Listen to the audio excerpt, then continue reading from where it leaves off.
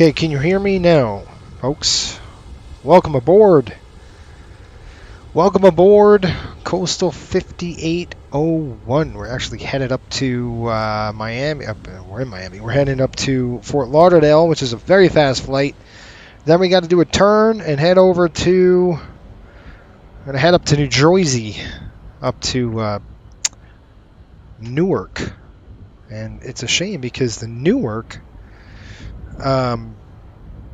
probably not going to be... The scenery's supposed to be out, but I don't see it out.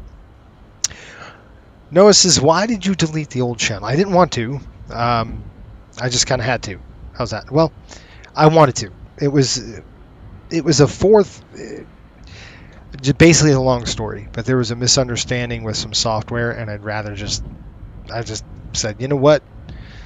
I'm just going to close it down, and then there was a potentially a conflict of interest with something else. So I said, you know what, I'm just going to be, I'll start something else, and that was it.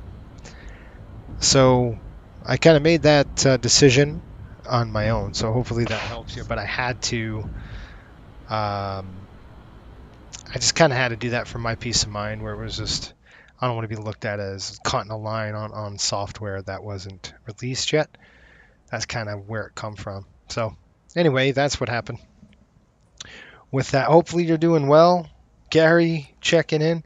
Sean, did the scenery release today yet? I was looking earlier. It said no. I was misunderstood what it said. You got to let me know if the scene released. If it did, I think when we land in Fort Lauderdale, I'm gonna drop this on. You know, we'll do that, and I'll get it installed before we head up. If it did release, but yeah, no, it was just it's a bad deal. I didn't want to do it, but I kind of had to do it for integrity reasons. You know, I just didn't want to be looked at as. And it was a complete misunderstanding. I thought I had a green light to show some software, and I didn't. And I was like, you know, okay, so this is what I'm going to do. I'm going to just delete the whole thing, and I don't want to be ever looked at like somebody who's trying to cut the line or make my, you know, I'm not trying to do that. So I thought I really had a green light to show it. So that's kind of where it come from. And instead of being that guy that everybody looked at like in unfavorable, I'll do something else. It's not that big of a deal.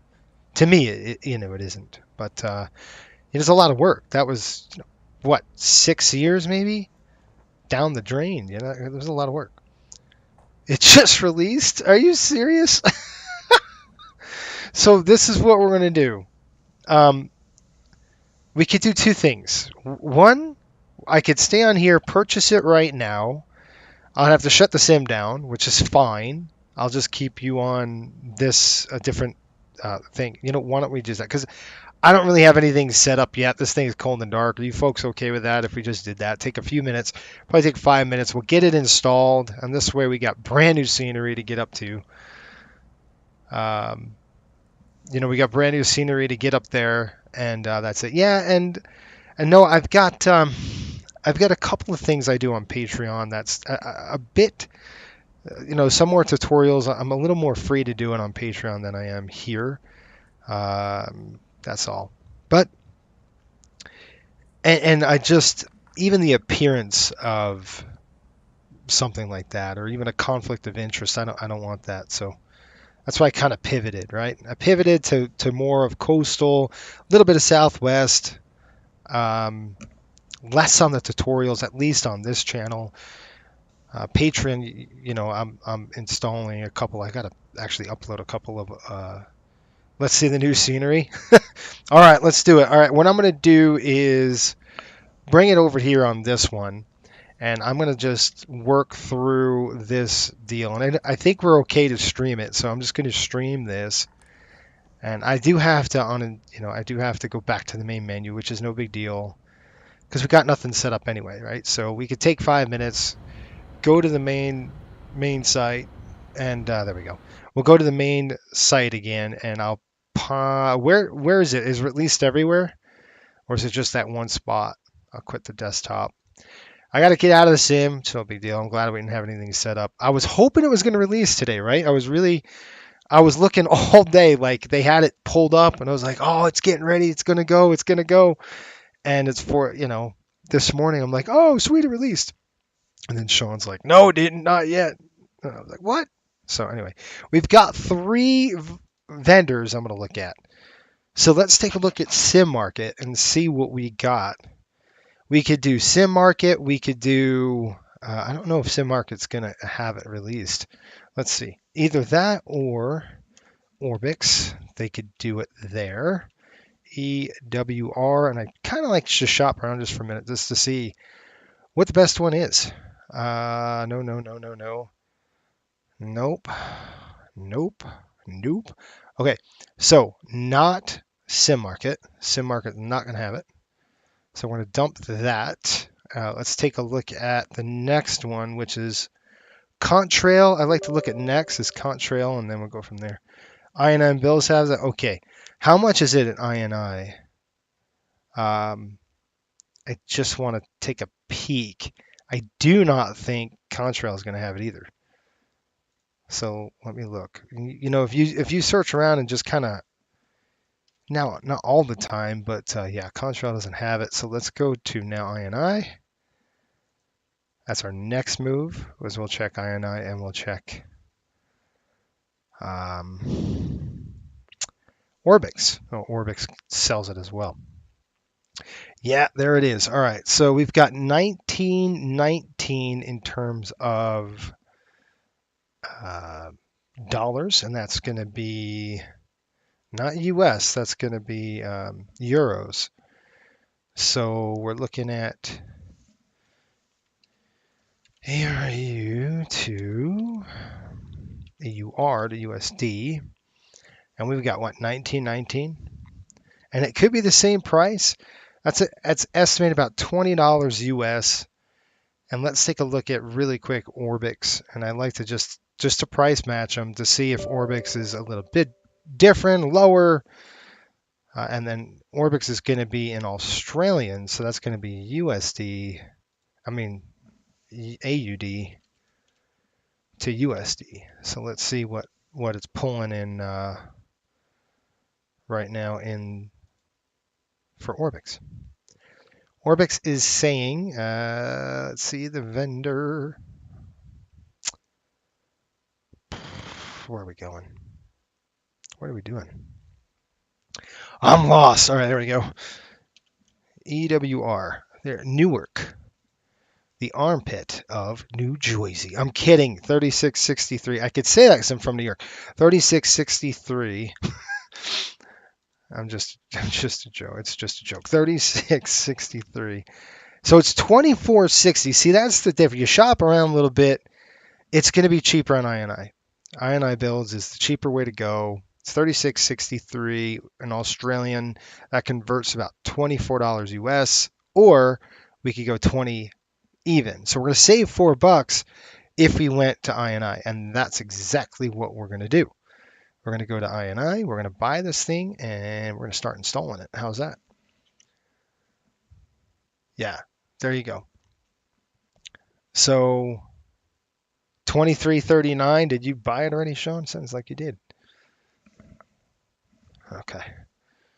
We've got this.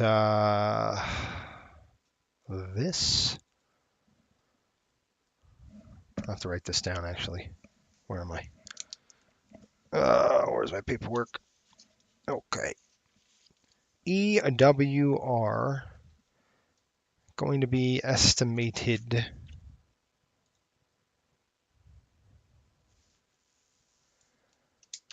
Oh, come on. Stand by. I've got to log in here really quick, and then we'll get this show on the road. How's that? So hopefully your week has been going well. I flew into Detroit yesterday. I got to tell you, I love it. Detroit was really cool. I really enjoyed it. And yes, Coastal Airways and Detroit, we've got that on radar for sure. Not only that, but I can see us really making moves over there. That's a really fun airport. It was really cool to fly into. Providence was excellent too. Flew into that yesterday. Okay, let me look. Okay. I got to do this.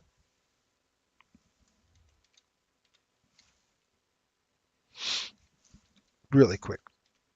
Put my password in.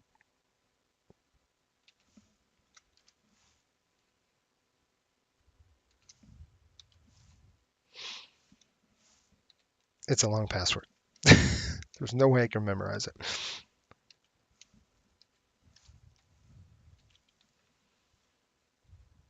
Hopefully I did it right. Dang! It didn't work. Okay. Try it one more time.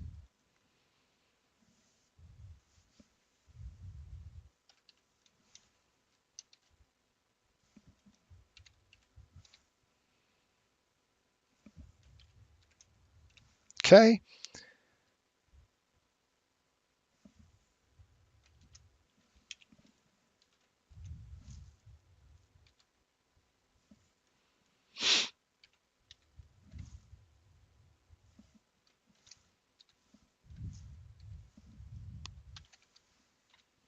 That worked. Cool. All right.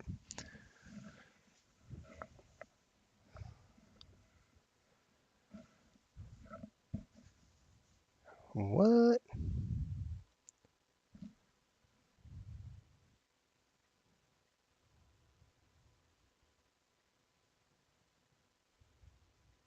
Just trying to see what we're going to do.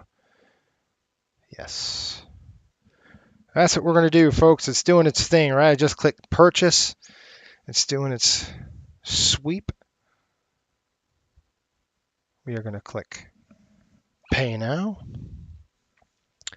Your order is being processed. So this is going to be cool because we're going to see Newark, brand new release scenery today. And we're going to go and click preparing. It's going to install. There's our email confirmation. You just purchased Newark, New Jersey. And now it's installing. Look what we do for you. And I'm so glad that actually worked out. That was cool because I was expecting default tonight. I'm like, we're going to fly in a default. It's going to be terrible. James, how are you? I watched a stream. James, which stream did you watch, my friend? And I think every time I was stream makes me want to go sim flying. Exactly right. Yeah, it's cool. It's fun. We're getting there. We're just installing new scenery for us, for you folks watching at home. So we get some good scenery. We're not looking at bland buildings and all that good stuff. So it'll be cool. We are hiring, by the way. We've got at least 2 new hire pilots coming in that we're going to reach out to this week, I believe, and start our interview process hopefully next week. That would be really cool to get 2 pilots hired before Christmas, and then we could start working them in the system and get them through training and that stuff. I got to tell you, it is not an easy task. It's time consuming. It's a grind. It is not. I shouldn't say it's not easy. It's it's a challenge. It's going to challenge you, but that's what we're going for. And Coastal Airways is not going to be big.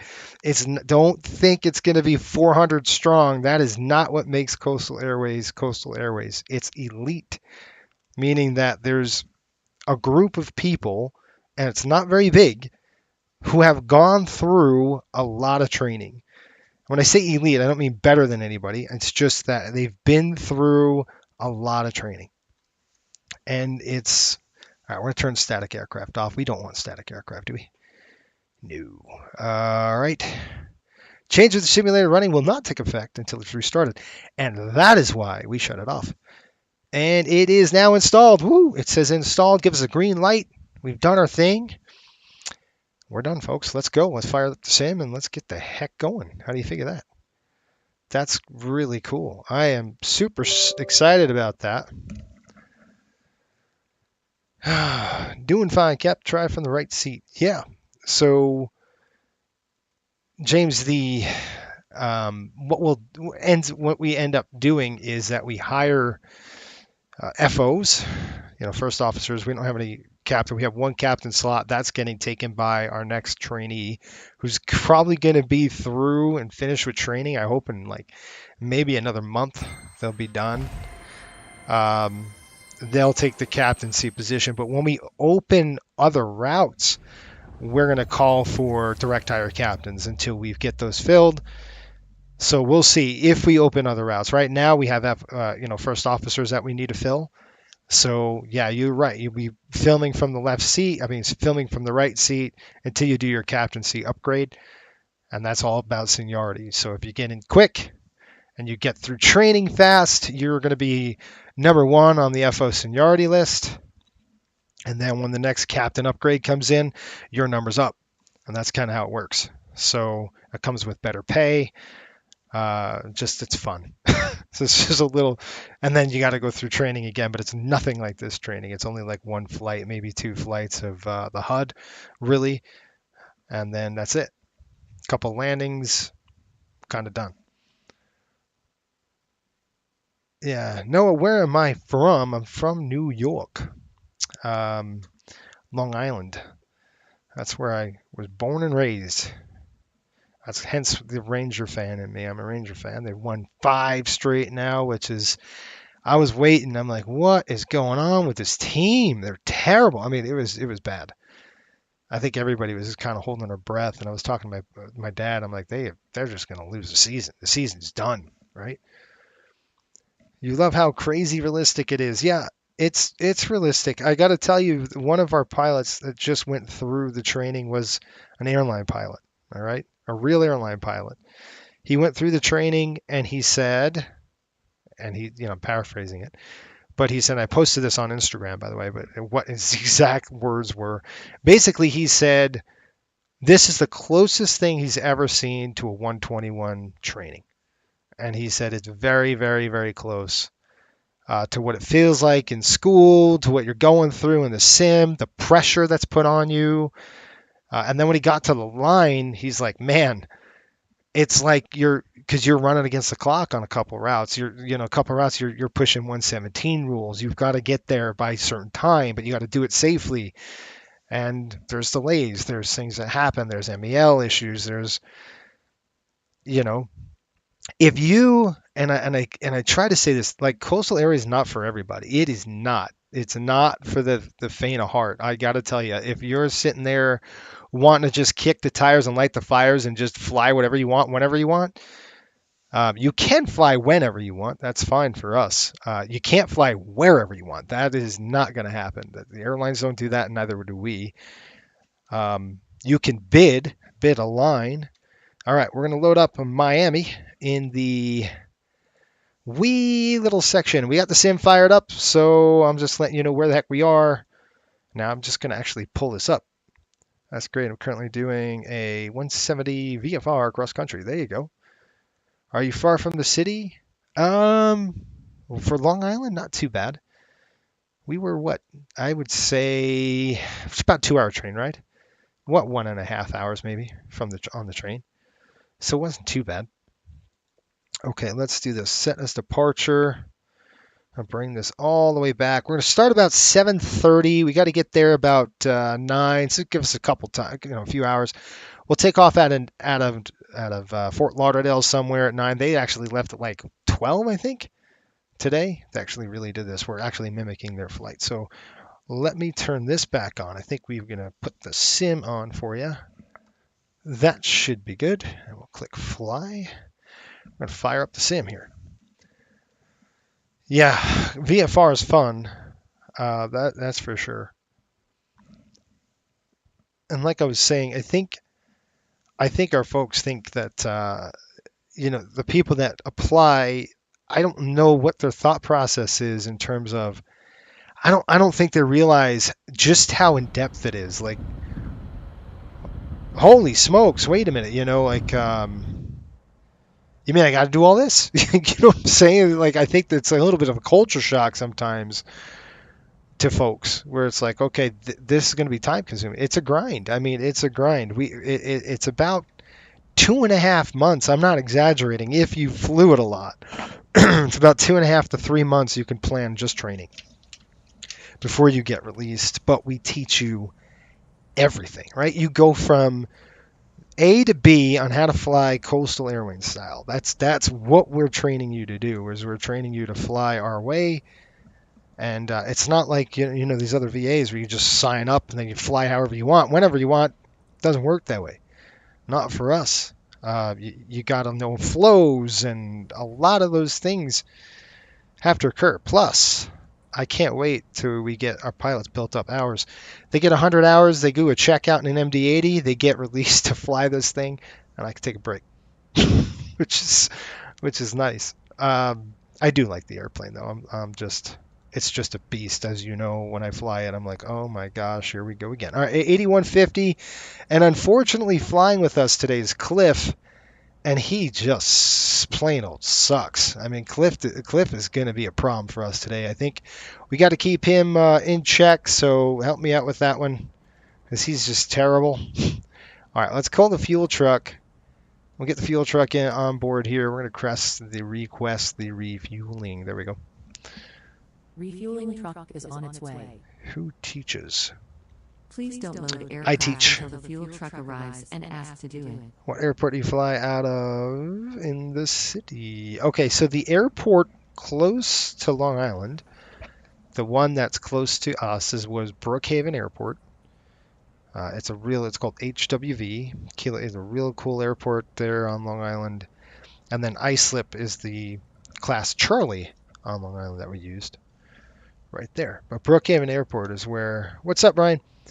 Gary says, can I get the job of the push tug? Gary, how many hours you got on that sim right now, bud? You've got to be... You got your computer back, I hope, right? You got your computer back. Does it take a lot of time away from me? The training? Actually, the training is done. So the cool thing about the training is all computer-based training. You're going to be filming your flights and stuff after you watch. So you kind of watch modules first. You go through a classroom briefing first, and then once you get through the classroom's about an hour long, usually speaking. It's about an hour long of classroom training, PowerPoint presentations, kind of what we're going to do, and then you get in the jet. I show you how to do it in the jet, and then actually you film it. And then you film it and send us the video. We watch it and then give you any constructive criticism, feedback, that kind of stuff. We don't like to criticize, but we'll give you feedback if there's feedback to have. Sometimes you're going to get a XT, which means extra training. Hey, that wasn't great. Let's do this again. That's okay too. Those happen. So, all right, I'm going to shut my yapper and I'm going to get in here and get this thing going. We've got FS2 crew today. We're going to pull that in here. And good old Cliff's going to try to kill us. I don't know if I want to start Cliff now. Maybe I will. We'll see. Cliff is crazy, though, so I'm just kind of hesitant. Do you make all the videos for them? Yes, they're already made. The videos are made. We're done. So all that stuff's already... Oh, Miami Center's online now, folks. We got Center. Woo! All right, so we'll get Cliff going. Fuel truck's got to pull in. They're going to start pumping the gas. Please don't load aircraft until the fuel truck. Please Good. use your airplane fuel system to set That's the going to design start of fuel doing it level. automatically because it's GSX. You can see it's going to start pumping into the main tanks. There you go. And what we'll do is we'll get the thing online first, and then we'll start this puppy like normal. First thing we're going to do is bat switch kind of come on. I'll flip it again to lock it. MD8 is weird like that, so you actually lock the master so you don't think it's the APU and shut it off. Douglas just said, hey, let's just put whatever we can on the overhead panel and make no just sense. Let's put it anywhere. You got a spot, you got an inch, let's put a button there or a switch. That's kind of how the design of the MD80 was. It's just chaotic, archaic. It doesn't make any sense to me, but it does when you start flying it. But still, it's very, like somebody outside looking in, you'd be like, what in the world is that? So what I'm going to do is call in our ground power unit. Let's see if we can get it going here. Additional services, I'm going to request the GPU. And the reason why I'm doing that is because I don't want to be burning all the gas right now, just burning APU. It's not cool. We're losing a lot of money when we do that, so let's not do that. Sneak peek of one of the training videos. Crazy how your sim flying is compared to mine and VFR Piper. I like VFR, it's fun. Ryan, hope you're doing well. My computer is not back yet. My son-in-law has it and will be ready next week. Every computer shop here in town too busy to look at it. Oh my gosh, they don't want the money, huh? Isn't that terrible? You're ready to give somebody money and they don't even want it. That's like weird. It's good for business. I'm kidding, it's really not, but it seems like, oh look, they hooked up the GPU. Thank you, dude. Let's get this party started, right? All right, GPU's online. Come up on the overhead. Take a look. You can see this light. It's saying that the GPU is ready to get online. Get on the bus. Get on the bus. We're gone. All right, let's tell him. Let's call Cliff. Cliff, let's start setting up. Roger. He's going to kill me, folks. He's just going to kill me. One of these days, we're going to die with him. He almost killed us in Boston. He's going to try to do it today. He always tries to do that. All right, let's check our loops. 1, 2, 3, 4, 5, and 6. 6 loops, good to go. Coming on, looking good. We got the master on. We're not going to have any air on. It's going to be hot for us, but that's okay. We don't care. We're just a crew. So I'm not worried about air conditioning or anything like that. We are going to climb up to cabin altitude of about 10 feet or so. It's not very big. I think it's that's a little higher than that. It's about 65 feet. So let's get that in there. 65 feet, about right there. We've got 293000. Let's just throw that there on the pressurization. We're not going very high. This is going to be an unpressurized flight, folks. Not even going to hit a cycle, which is fine by me. We'll keep it about 5,000 feet. Just get vectored all over the place, and we'll be good. Okay, that's kind of the plan, Stan. So we'll see how that works. EMR test. Let's go and check the EMR test right now. We'll do that. Did I get on VetSim? I do not know if I did or not. All right, let's go ahead and connect. disconnected me when I did that. Let's go up there. We've already filed a flight plan, so I'm going to kind of file that right there. There we go. Gary says, I'm sorry, Ryan says, doing well. Did some SWA flying company Tuesday and Cat 2 minimums into Denver. Pretty exciting. Until we hit the ground. Till you hit the ground? Was that like hit the ground intentionally or just until we kind of landed on, you know, was it landing or was it something worse than that? All right, we're going to do EMR test. We're going to go through the on position. Just going to check the lights, just make sure they're good to go. That's good. Bank angle coming down at 15. That's over here. I'm just going to drop that down to 15. Does anybody know why you want to limit your bank angle on takeoff to 15 degrees and not 30? Ooh, there's an American coming in. Altitude, we're going to gauge it. 1, 2. Fuck my shoe. We've got 30. I'm going to put that in right now. 3000. Straight up. 3000. Now I'm super excited. I'm super excited to see the scenery now. I am truly excited to see it. I was hoping it was going to release today. It looked like it was going to do something. I'm like, this could be cool. Okay, drop back down here. We're going to pull through the pneumatics on. Very different in the MD-80 than the 737, just slightly different. Taking a look, looks good on the fuel. Now, with the fuel started like this for us, now we can start our ACAR system. It's going to tell the company that we've got an aircraft ready to go. It's going to start tracking different things, and I've got to make sure that we're on. Wait a minute. Let's try this one more time.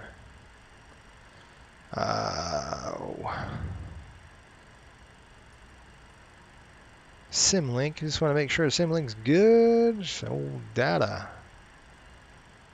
So I'm gonna open up my Symlink again and see if I can't finagle this thing to work.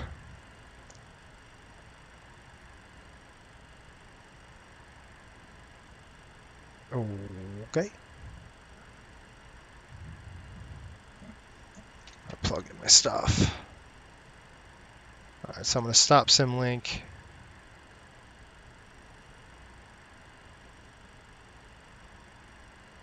Let's see if we can do this again.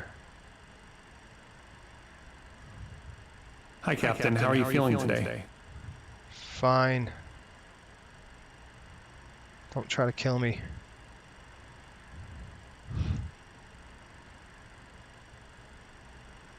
Hold on.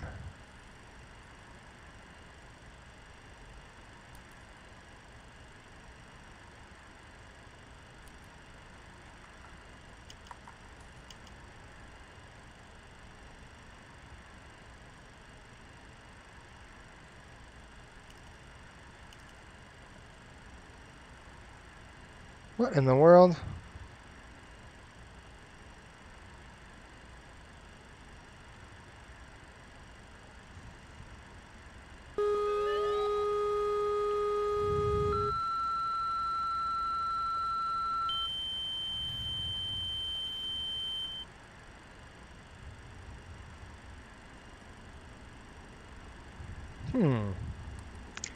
Very odd.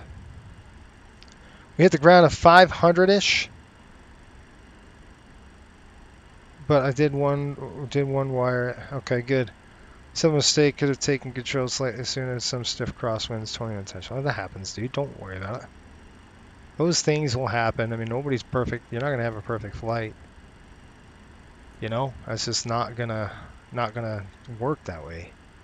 Sometimes I don't know why it's throwing me an error of an old code. All right, let's load it in. Looks like we've got starting the flight here in our flight plan, and we're good. It's saying we're boarding, so okay, we're good to go. I'll pull this in here. It looks like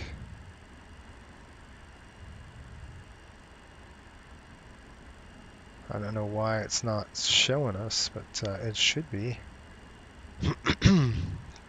Start the app again, and let's see if it can call in the data. Nope. That's probably because of the deal.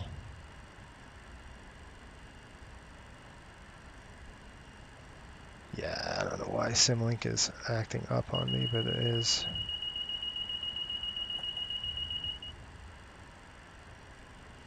I'm going to try quitting completely out of Symlink. Okay. And then I'll start it up again here and see if I can get it to kind of kick on.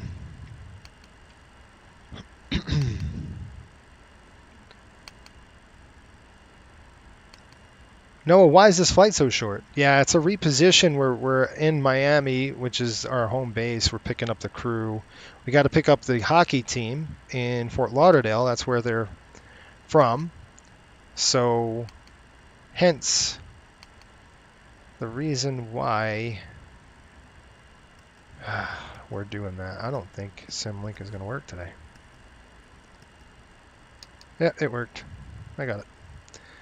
It was just one of those things. So anyway, yeah, that's why this flight's short, but the next flight won't be. The next flight's going to be about 2.5 hours because we're going to go from Fort Lauderdale up to New Jersey. All right, let's program the FMC. I got to shut up.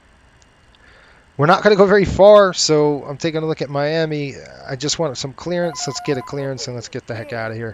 135, 175. I'm going to do that before I program anything because I think it's just going to be vectors. It's a beautiful day in the neighborhood, so I'm not worried about any of that. Looks like a few clouds at 5,000. Going to be VFR all the way. I'm good with it. We'll just get vectors, right? 135, 175. 135, 175.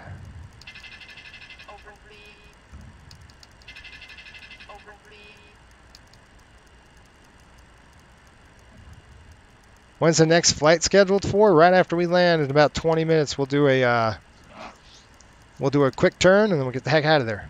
So that's kind of what the plan will be, at least. 135, 175, folks.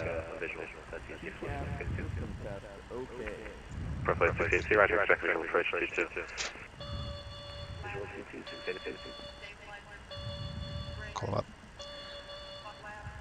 Miami Center, Riptide 5801 on the gate here at Miami, looking for clearance over to Fort Lauderdale. Code 5801, Roger. Right. American 7 Airborne, altitude 4,300. Looks like we're going to be taking whatever runway they want to give us. It's probably going to be 8 American right. 7 radar contact, maintain follow 360. So let's go ahead and plug in this. American 1396, ready speed at 210. 210. There's our gate. We're just going to put that last position in there, right there. Throw that in there. The GNS is going to start firing up. Now, the co-route, we're not going to do that. We're just going to plug it in, and we're going to get the aircraft ready to go for landing right away. So, because this is going to be such a fast flight, you got to get it going because you're not going to have time airborne. So, I'm just going to plug it in right now at Fort Lauderdale. I'm going to get the weather at Fort Lauderdale.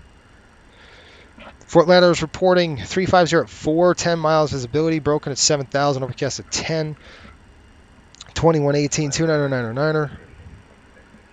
ILS approach 10 left, 10 right, departing runways 10 left and 10 Restart right. check I'm going to be 10 completed to the right. line. I'm assuming it's 10 Hi, right. the security and safety checks are all done. Are we good to start boarding? 8 left, Pacific, part of Cecil. Final Cecil, check on flight light, check 862. Yes, please. Shuttle 883, expect out, 28 right, and Palm Beach altimeter 3002. All right, we're boarding no one. It's like Expect 2 right, Palm Beach altimeter 3002. 10 right for us. It looks like we're going to go 11175. So what I'm going to do here is I'm going to go departure. It's probably not going to even be any departure. It's just straight up, you know, probably direct. I'm not going to even put up a departure. And he might give us a departure, but I kind of doubt that's going to happen. Same with the arrival, folks. You know, you're going to click the arrival, and we're not going to get anything. We're just going to go 10 right. So I'm going to throw that in there. Beezer is probably what we'll fly. We'll just go direct to Beezer. We'll activate this. We'll execute. Okay, fuel. We're take off with, we need 9.6. We have more than that on board. So we're not going to even get fuel here. I know you said, well, the fuel truck came out earlier, but that's because it doesn't sense the fuel. That's one of the requests I would love for this MD-80 to do. Is save the panel states. It doesn't. It'd be nice if it did that, because then we're good to go. 16,000. So we're going to have 16,600 slash alpha. Zero fuel weight, we've got 81,000 pounds.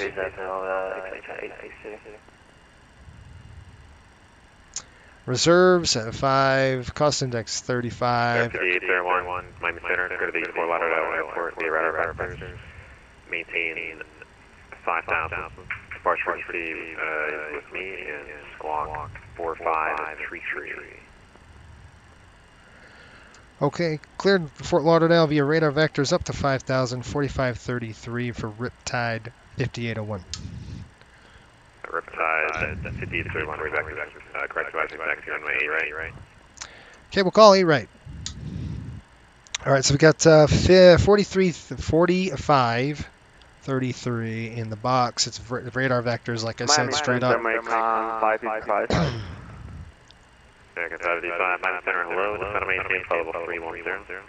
Also with FSB, it seems like there might be an echo. XP Aviation, what's up, man? There seems to be an echo with the VATSIM audio. What? Stand by. Okay, let me tell you if... Okay, let's... give me a second. I'm going to test it. Let's see if it works here. Is that better? Okay, I just made a switch. You just let me know if that's better. You shouldn't hear an echo now. Thank you, Sean. I appreciate it. So we got radar vectors straight across, cruise winds. We just don't even need to put anything in. Honestly, it doesn't matter because we're just going so not even close. So 244 at 12. Flight 682, turn right heading 250 for field. Normally you wouldn't even have to do this. It's pointless, really. Temperature, I'm just going to put in 14 as the outside temperature. That's what's going to be at 5,000 feet, folks. We are going to do our performance data, so we'll throw that in there.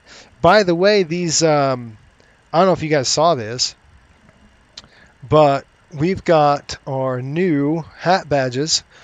Bonafide Coastal Airways hat badge. It's not plastic. They are actual metal. So pretty cool here. I love these things. We're getting the wings made up next. That's coming. Pretty pricey, but I think it's well worth it for our folks. Going to be cool. All right, so we're going Miami. Drive. We got winds. What we say the winds were? We're pretty calm here, weren't they?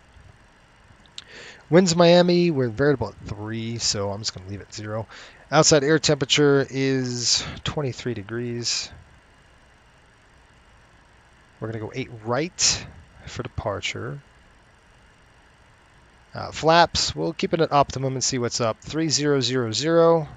Miami Center, Profile 682 and field site. Profile 682. Takeoff weight, what did we say, 97.1, give or take. Triple 1853, reduced speed at 210, then descend to maintain 3,000. There we go. Let's write this stuff down. We've got 118, 125. This thing's wicked loud. So that better? That seemed to clear it up. Thank you. I appreciate you telling me, Sean. That's what it's about, man. 8 right. Flap. What do we do? Flap 5.5. Turn right heading 180 vectors for the arrival. Cell temp will go 50 for sure. We're gonna have to go cell temp. We're gonna have to do a reduced takeoff. Because if not, this thing will be out of control real quick. So 118, 125. We're almost there, folks. 134. We're just going to throw our numbers in here, pull this up, get this thing going. And I got 81,000. Springs 1348. Expect the ILS.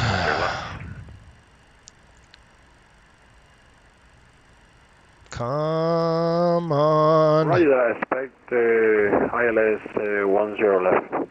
81,000. Oh my goodness gracious. It's like nothing. Nothing's in the airplane. Anytime. All right, we'll start once. Oh my gosh. This is so annoying. JetBlue 1853, turn right, heading 19 Hey Joey, what's up? We're in Miami. Correction, JetBlue 1853. So there we go. We're at Miami here. We're just almost getting ready to start the APU. We'll shut the doors and we'll head up to Fort Lauderdale, pick up the hockey team, and then head up from there. All right, we'll get a pushback. I don't think we can turn out here. We'll smash the wings, so we'll get a pushback out of here. All right, that's good to go. We got a gross weight of 97, which is about right. 3 arrival, or the Palms arrival. This guy's so loud in my ear. I gotta turn him down a little bit. All right, we'll check this. Coming over there. Let's check this and make sure this works. Is that a good position for you right here? You have the Frogs arrival or the this looks Palms good. arrival Okay. on board. Will we be streaming over Christmas at all? Yes. Really? I just landed at Miami after a 4-hour flight. Where'd you come from, Joe? 50, maintain 3,000 till 7. That was a long haul, huh? Right approach. 4 hours? All right, That's a the heading long was haul blocked flight. for JetBlue 1853. Coming up from the north somewhere? 50. Just guessing. 250 for JetBlue 1853.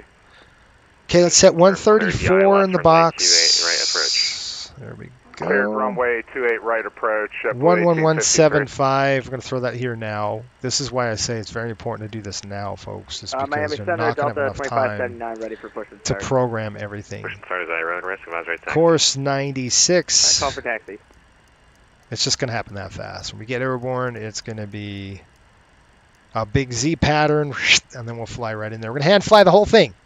No autopilot. Okay, so we're going to manually fly it, stick and rudder all the way through. It's going to be nice. We'll use our trim. We'll use our throttle for control, and we're just going to fly this thing straight on through. How do you think? Okay, I'm good. Let's go ahead and fire the APU. I'm going to do that right now after we'll do our quick pre-start check below the line. Me change to Frogs 3, Pre-start check below the line. That is correct. Covers and pins. You have that arrival. Removed. Roger, Aircraft log and documents. Checked on board. That's a yes or no question, Altimeters. sir. Set. Fuel, oil, hydraulic quantities. American 555. Checked and set. Have the Frogs 3 arrival, yes or no? Checked. Now, but Zero fuel weight. Set. So you do have the TRP. Frogs arrival. Now I have this to Set the Palms 2. 50. Yeah. Takeoff flex. Stabilizer. But you don't have the Frogs 3. now.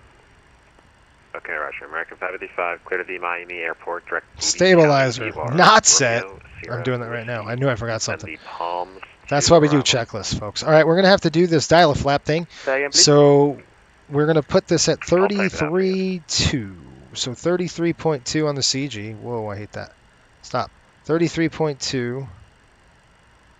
Very, very, very aft CG right now. So 33. That's runway 2 right, clear to land. Okay, look Straight at right, that. clear to land, JetBlue 1853. Handle's good on one way. It's good on the other way. 2630, that'll be Now I'll fine. do it with the yoke. 260 We're going to go American flap 5.5 on the flap. American 555, do you copy it now? Roger, clear direct to Romeo Sierra guys. Whiskey Here is the on the load rival sheet for bound you. to American 55. There we go. For flight 682, taxi to the ramp to your discretion, get a... 5.5, 5.5 on the flap. We'll set that here too. 5.5 on the flap. This is a dial-a-flap situation here. 5.5 coming up. Center, American 1691, fly level 280. Set. Good. Up to 5,000 feet. So we're going to go ahead on the climb, on the altitude. Going to throw it all the way to 5,000. And then with the MD-80, you're going to pull it out. It's going to throw it on the FMA. And that's what you want to see. Runway 1 to your left bridge. Art switches on. It's going to throw the bugs down. Good deal. One quick test first. We got a master warning here, and we're done. My dog wants to get in here. That's okay. Turning 1348, cross All right. call it as 5000, clear the ILS-10 left bridge. Set and checked. Flaps takeoff selector. Stowed. Speed bugs. Set.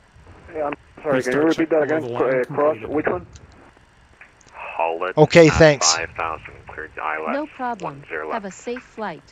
Copy that. Cross. Are you Haul ready it for at the departure 5000 briefing? And Go ahead. you're ready for the ILS runway 10 left. Can I do All right, 10 so right? we're here in Miami, folks. We're going to be Roger, flying spare wings 1348, proceed direct. 8 right. Bunker, We're going to get a north pushback bunker, out here. We're going to go 5000, nose to the 10 right, and then we'll taxi probably down, I Okay, guess, cross November bunker, 5000, clear on ILS one engine 10 because right. we're Thank you so pretty much. darn late. So we'll go November down to Mike 555, descend on 8 maintain, right, follow outbound 1240. straight out on the climb.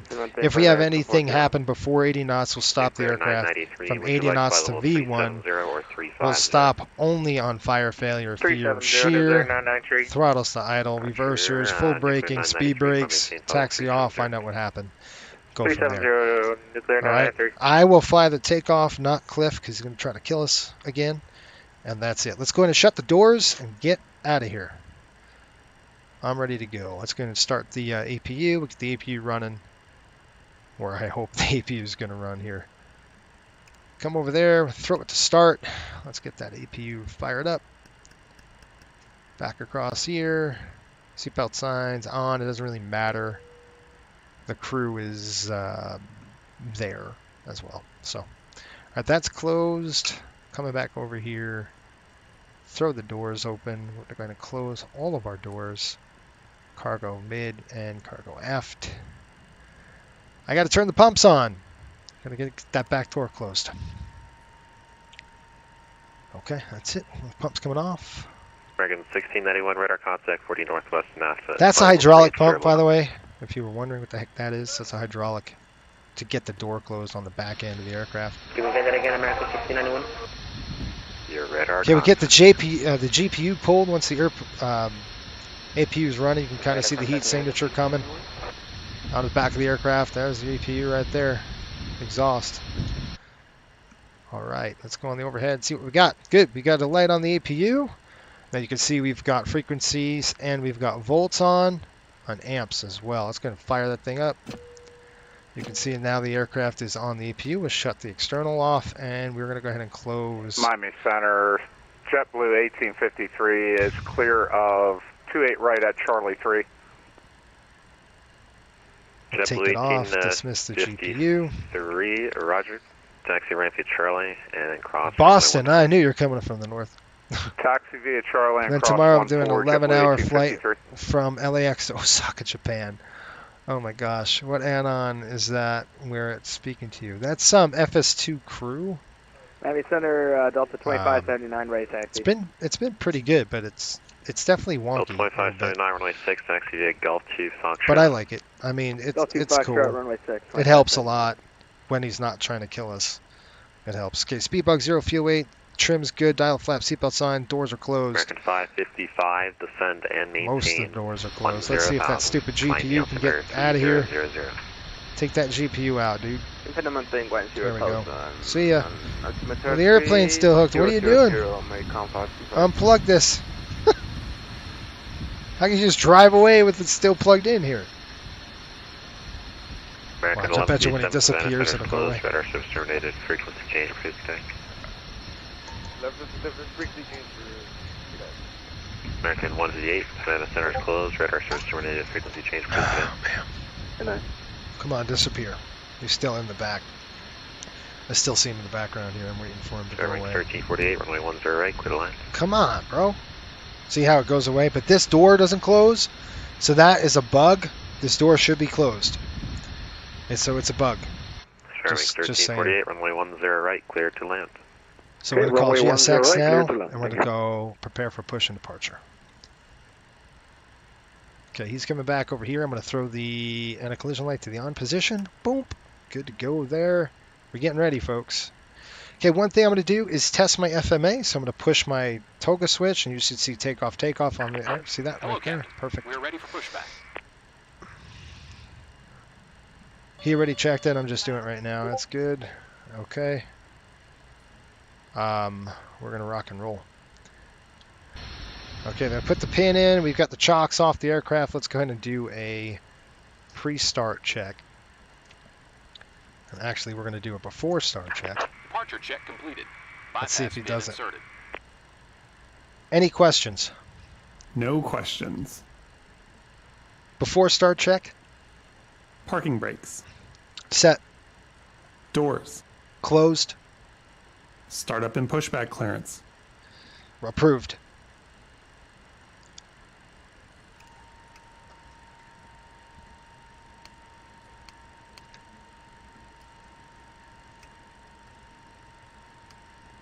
Before start check completed. Ready for engine start. All right, so the door tricked him. See, that door's still open. When we get both engines lit, that door will close. So sometimes he won't start and go, well, what do you mean the door's open? It's like, no, it's not. What's wrong with you? All right, we're going to go nose to the right. Didn't we say that? We want to nose to the right. That is correct. Release parking brakes. All right, I'm going to pop the brake. Let's go. 862, contact Jack. On the way, folks.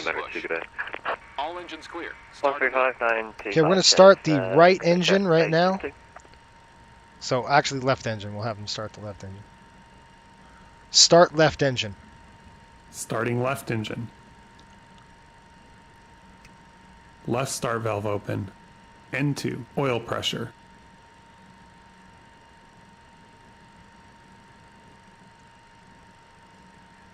Miami Center, good evening, American 1720. N1. American 1720, Miami Center. American 1720, Fuel on. we're on ground at Fuel on. 1070 with 80 Delta, request to push on to Victor. 1720, push on to Fuel Victor. flow, start the EGT. Clock's Left start on. valve closed. Roger, push on to Victor, approve runway 1 left, American 1720. Delta 2579, fly runway heading, runway 1, crashing runway 6, clear for takeoff.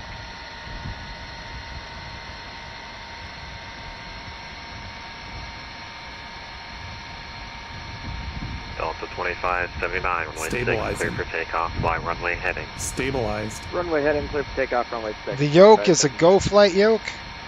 It's a 737 Go Flight yoke, if you're wondering. Got a good stabilized engine on that. We're going to hold on the... Miami Center, JetBlue 1853's arrived at I the wonder gate. if we Thanks could for the do- ATC. Good night. Good night. We can do after start check, maybe. I'm just trying to think. Set parking brakes. Okay, brakes coming set. Brakes are set. Where are you? What if we do an after start flow? Will we do an after start? I'm going to try it. We still got to fire up number 2, but I wonder if we can just do an after start. After start check. Radio check is loud and clear. Huh? ATC, can you hear me? I was hoping I didn't have a hot mic. All right, so he won't do an after start check. Obviously, we are going to do our taxi ourselves, and then we'll kind of taxi over if we can. I don't want to start 2 engines. If we start 2 engines, folks, it's going to be really bad. This airplane gets way out of control. It's because it's so light. It's super light. So Disconnected. Bypass pin removed. we're just going to have that 1 engine lit, and then we'll do our own Left is taxi clear. flow. That's Right is clear. good. That's good. Miami That's Center, on. Delta 2579 off of And then we'll RW just leave everything else the way it 4000, is runway heading. for now. Delta 2579, radar And contact. we'll clear go back to ahead the and shell, fire. Maintain flight level 3. We'll fire the engine here. We're 360 going to go direct dim. shell for I am going to set the 2579. flaps just so I know it's set. Center close, radar service terminated, frequency change approved. We're going to drop it down. Yeah, That's the slats. Of Unicom, American. There we go. There's the 5.5. We're going to go ahead and get a taxi clearance right now, and then let's do that. Miami Center, Riptide 5801, taxi, please. Riptide 5801, Miami Center, runway 8 right, taxi via Papa.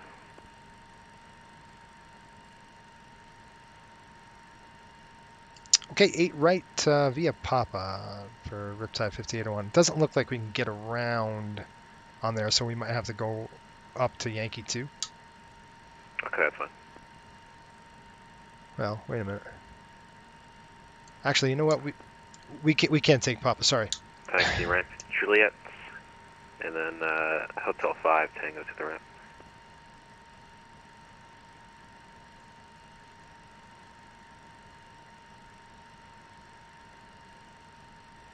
What was that? Was that for us? Hey, can you repeat that again? There was somebody talking on top of you.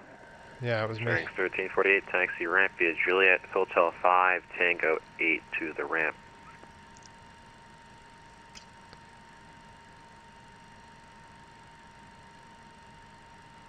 Hey, taxi via Julia, the Hotel 5, Tango to the ramp, I believe that's what you said, right? Yep. Thank you so much. Oh, we're going Papa. American do 585, Papa, expect vectors, ILS, runway 9er approach.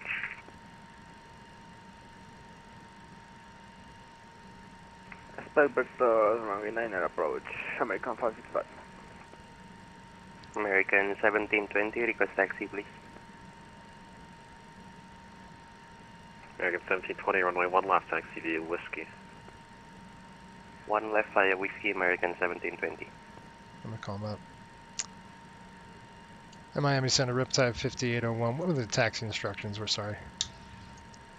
Drive 5801, taxi left Yankee 2, left Whiskey, right Papa, 8 right. Left Yankee 2, left Whiskey, left Papa. Okay, we got Yankee 2, Whiskey, and Papa. Yep.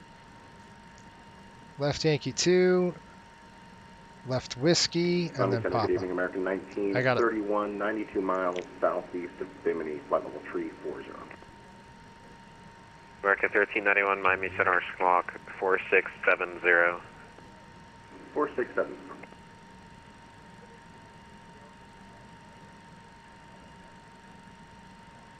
Seven, 757 or smaller. Let's go ahead and push the throttle up just a little bit. Start this thing on the turn here. See the MD-80, how big it is? I mean, how long that aircraft is? And look how she's not turning. That's so annoying. Oh, it's so annoying. Yankee Delta 20 Romeo, runway 9 right, taxi via Echo, cross runway 13. It's probably because of the asymmetrical thrust, but it shouldn't be that bad on these airplanes. I wonder if I can push this rudder in there. Yeah, okay, it's opposite rudder. The dumbest thing in the world. That's not what I said, sir. Runway 9 right, taxi via Echo, cross runway 13. So we got left Yankee 2, Whiskey, and then we'll go to Papa. So we'll make a couple lefts here. So this is Yankee 2 right now, and then we're going to go ahead and turn Good evening, November. left Miami Whiskey, Center, good evening, and then Delta right 311, on the just Pop. push back from Hotel 8, looking for taxi 2, runway 8 right, please. Delta 311, Miami Center, runway 8 right, taxi via Papa. 8 right via Papa, no, Delta 311. Miami Center, American 2286, spot 14, information Victor, ready for taxi 8 right. American 2286, Miami Center, runway 8 right, taxi Yankee 2, Whiskey, Papa. Yankee 2, Whiskey, Papa, American 2286. My gosh, what in the world? There's a lot of controllability Runway issues. 9 is right. American 555, expect the ILS, runway 9er. Okay. All right, and then we're going to make a right Papa.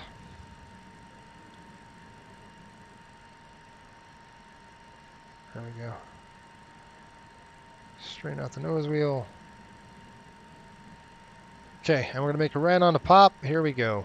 And once we get on this straightaway, we're going to be a little bit better for us. We probably could have made a 360 the other way and just rotated through it. Probably would have been easier. Just kind of made a left instead of a right. 1391, radar contact 60 Next southwest. time we'll have to do that. 340. Descend via the Vice 2 arrival, landing east, Miami altimeter 3000. All right, it's going to be device 2 arrival. See what I mean? This is one engine, and look at it's just singing, and we're not even pushing the throttle up very much. Miami Center, this is America West 11. It's going to start. To Start right engine. And going on the runway. Starting right engine. Approval. Right start valve open. 11.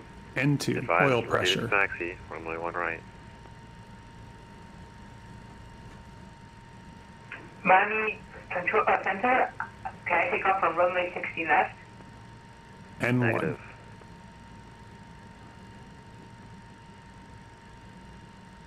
Fuel on. 1720, flag runway heading. Fuel coming on. Clear for takeoff. Runway heading 1 left, clear for takeoff, American 1720.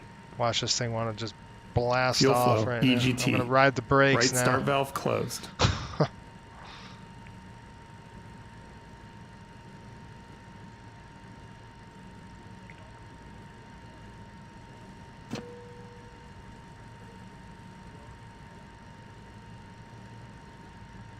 After start check.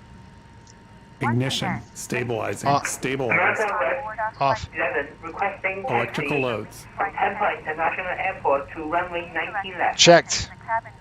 Air conditioning Papa supply. 11 Miami Center, runway 1 right, taxi via Echo, Closed. and Juliet Delta, cross runway 28. Checked and set. Set and checked. Galley power.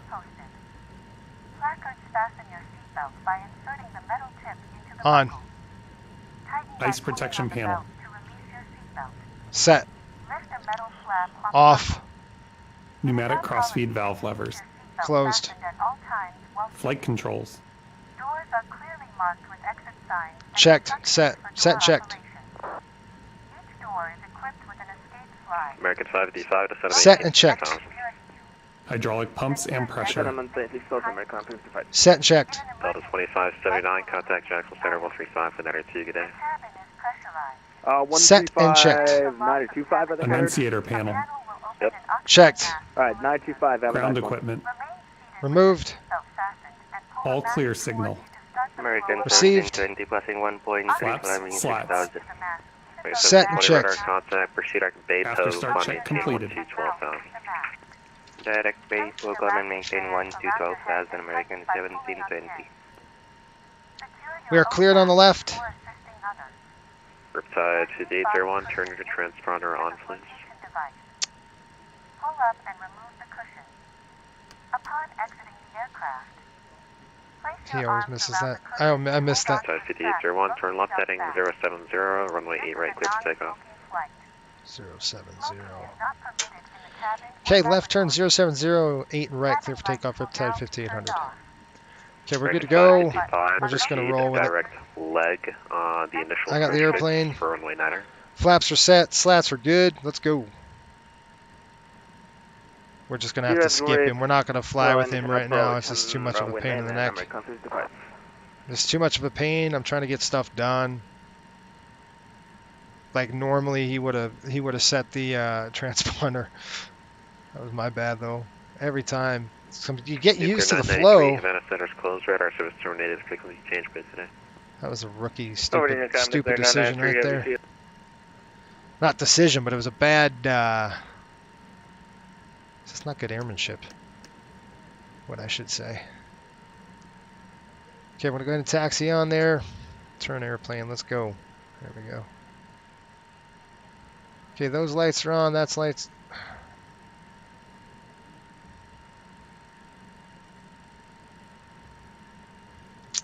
Alright, lining up. American I got 8 right. 555 to set 18 to 4,000. 4,000, American 55.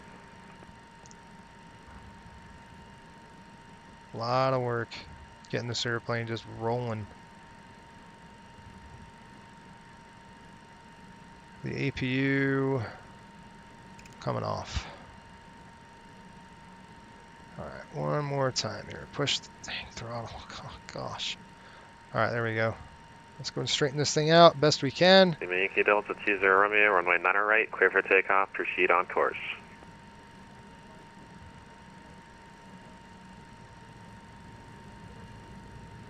Alright, I got the airplane. Auto throttle's on. 070 on the heading. And we got it. Go thrust 070 on the heading. 11, you just taxied on the runway, sir. 80 knots. American West 11, sorry I didn't notice that. I'm now at D2. V1. Notice you're on an active runway. Rotate. Sorry for that. Just began the game. Okay, make sure you don't enter runway because there can be an aircraft Positive rate. there. You're up. Runway 1 right, clear for takeoff. Turn right, heading 040. Gear up. Lights out. 070 on the turn. Not anyone navigation. Not what I said, sir. I need a full readback. Cactus 11, runway 1 right, cleared for takeoff. Turn right, heading 040. I need you to say those exact words. Roger that. Runway 1 right, clear for takeoff, heading 040. Is that correct? Yes, it is. And Cactus 11, since you've updated your call sign, squawk 4527, please. Okay, my plane. Take the auto throttle off, please. 3000 to ILS runway 9. I got the airplane. Flaps up. American 555, are you direct leg? What? I cleared you a direct leg about Slats. 10 minutes ago. Are you direct leg? Slats retracted. Yeah, direct leg. That doesn't sound very enthusiastic, sir. You're 20 degrees left of course of leg. Is it a yes or no? Are you direct leg? Yeah, I am leg. The waypoint leg. Lima, Lima, Echo, Golf. Yeah, that waypoint. Okay, I'm going to go vertical speed and heading hold.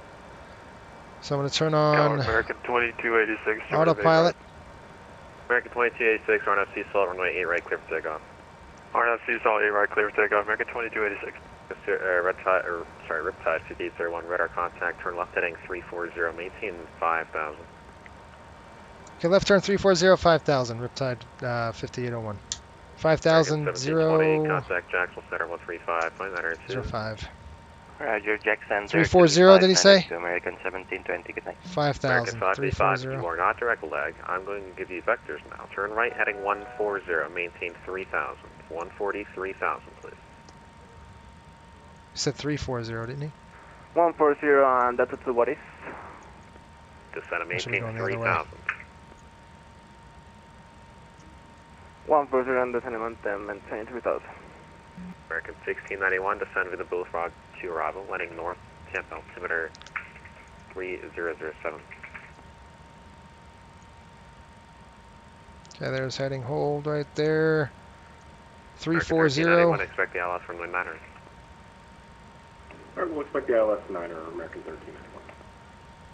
American 555, turn left heading 120, join the localizer for runway 9. 120 and join to long 9 on runway 9. Miami Control, check has taken off, now heading 040. Request for an altitude. Cactus 11, radar contact, clear direction Gandhi, climb and maintain, flight level 490.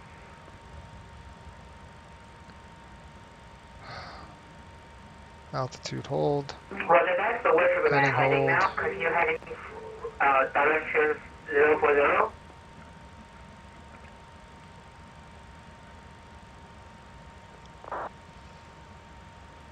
American 555, 2 miles from Grit, maintain 3000 till established localizer, cleared ILS, runway 9 approach.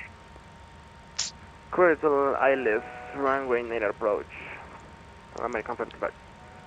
Delta 311, runway 9, crashing runway 8 right, left point.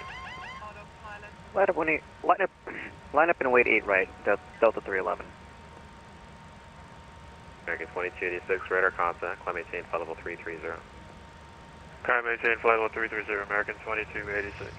Sir, correction, Riptide 5801, turn left heading 320, descend maintain 3000. 320 down to 3000. If it helps, we got the airport. Perfect. Riptide 5801, clear visual approach, runway 10 right. Visual 10 right, Riptide 5800, thanks. Alright, I'm done with this. Delta 311, RNAV, this is sea salt, runway 8 right, clear for takeoff. Clear for takeoff, runway 8 right, RNAV sea salt, Delta 311. Slats out. Slats extended. Brakes over. Riptide 5801, runway 10 right, clear to land. 10 right, clear to land. Riptide 5800.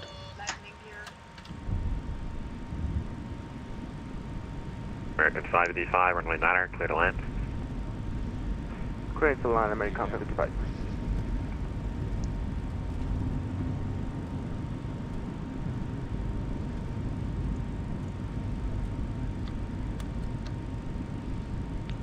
Flaps coming down. Speed brakes armed. I want a base leg. Airplane's yelling at me, that's okay. We'll square it up pretty good, then we're just going to drop it in.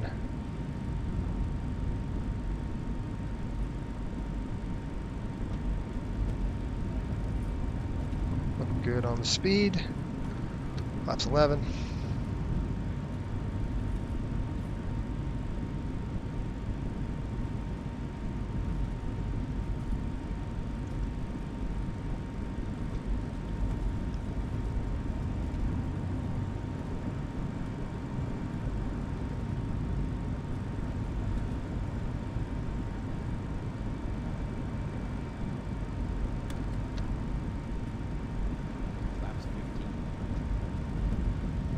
Flaps 15 set.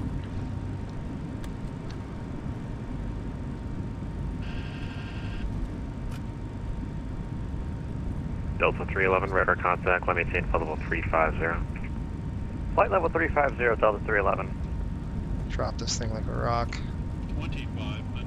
Set.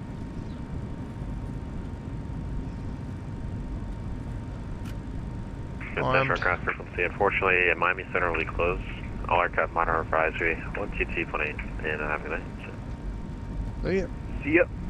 Have a good night. Lights are on, gear is down, 3 is green, we're set, we're ready to go. Hard switch is off. There's the hard rock. Line her up. We're still a little fast. I'll throw another notch of flap in there, really get it down. Flaps forward.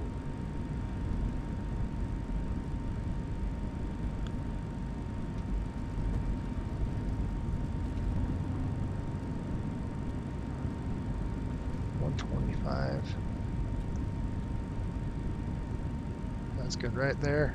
1000. Got it. We're stable, pretty stable. I mean, for the most part. The speed's a little high, so the speed will start dropping though.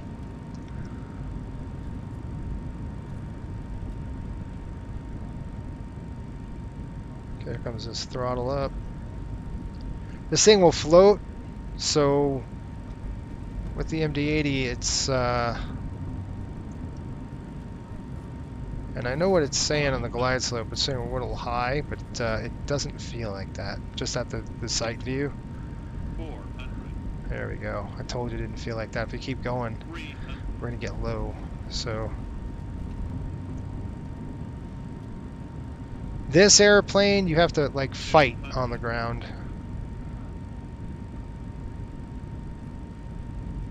100. 50. 40. 30.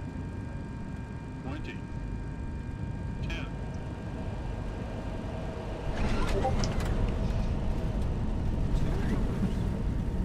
Get on. Up the hill. Reverser's out. Climb up the hill now. Welcome to Fort Lauderdale. Reverse lights out. Brakes. 60 knots.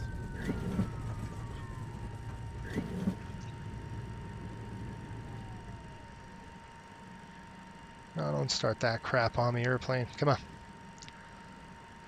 Don't start turning all stupid. Gosh. Ah, Ming. You know, sometimes when your hands are full, you know, the co-pilot's screwing around. You're trying to get the airplane to do what you want it to do. Just take over. And you know, I had to screw out the autopilot, dinking around with that. And I'm like, nope, done. That's why I just shut it off. And then I said, you know what? I got the field. That's all I need. Good to go. That's it. Get the gear down, get the flaps set, and everything else is done. If I keep going this way, I'm going to go off the cliff. And I don't know why, but the controllability is jacked up in this airplane. And I don't know why it is. On the ground, I'm having a real hard time with it. All right. GSX coming out. We're going to go gate 42. We'll board the aircraft. We'll start up Cliff again. We'll get Cliff going to where he's, you know, not screwing around. He's a little coherent. And I've got to shut number 2 down right now, folks, because if not, it's going to be a nightmare. I can already tell it's going to be a nightmare. There we go. Come on. See? I mean, I'm pushing rudder. I've got it kicked in. Here we go. Let's try that. Okay, good. Stupid Cliff. Cancel checklist. Cancel checklist.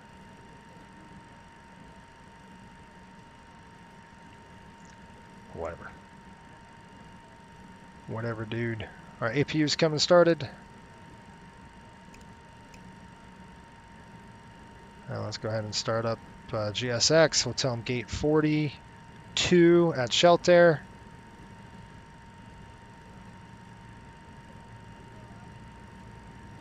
Flaps coming up.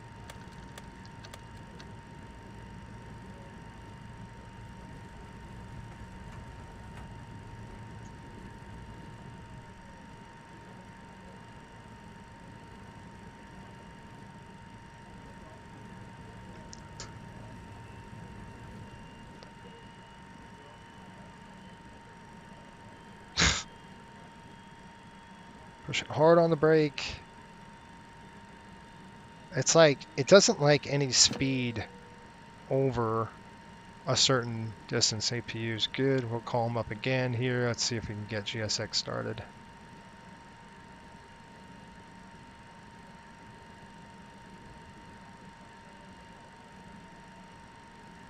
Where'd it go? Did I not start it up? Let me try to restart GSX. Here we go. All right, shelter straight ahead. That's where we're going. Best place to go is through here. Turn in. Come on, airplane. Now I've got the nose wheel. See, the nose wheel here is just cranked, and look at how it turns. It just barely turns. See that?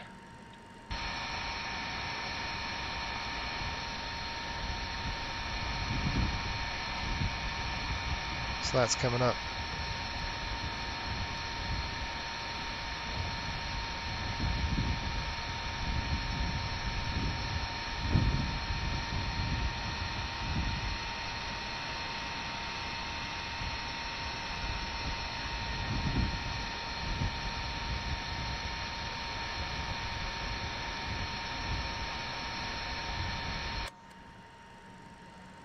Push the throttle up just a little bit. Start turning the airplane. Let's call. There we go. Parking 42 is our shelter parking spot. The chosen position is too small for your aircraft.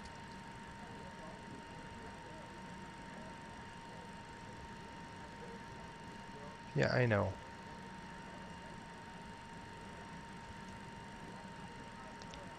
Let's see if it kicks in. See?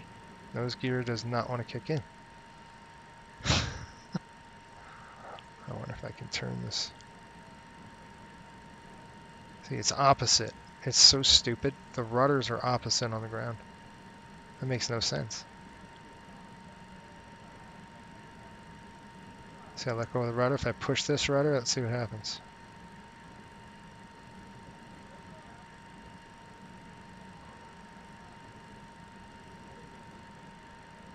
There we go.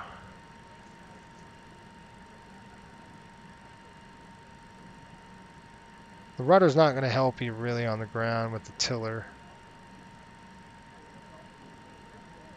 It just does not like to turn. It's very annoying.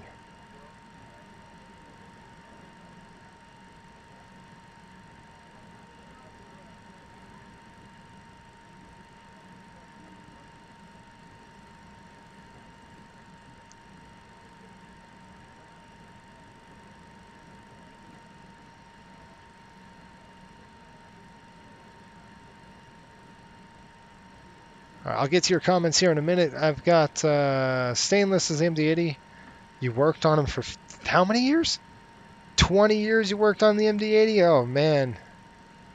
Do I have questions for you? So, were you a mechanic or were you a ramper? What'd you do with the 80? Or something else? Oh my gosh, come on, airplane, let's go. See, now it just... I'm just going to do differential braking, just slam the thrust up a little bit.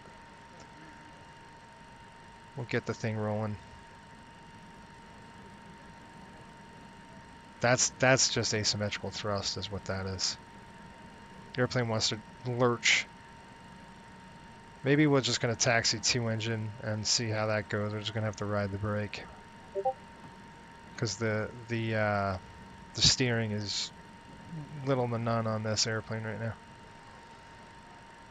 So I have to go really slow to get in. There we go. Let's try it like a low power setting and see if we can... See, I've got the nose wheel kicked all the way over. Let's see what's happening, right? Barely turning.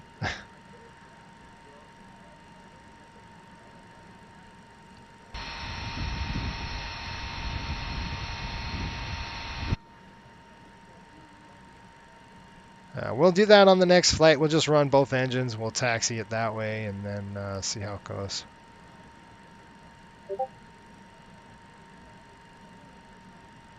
All right, dude. Let's go. We got a hockey team to pick up.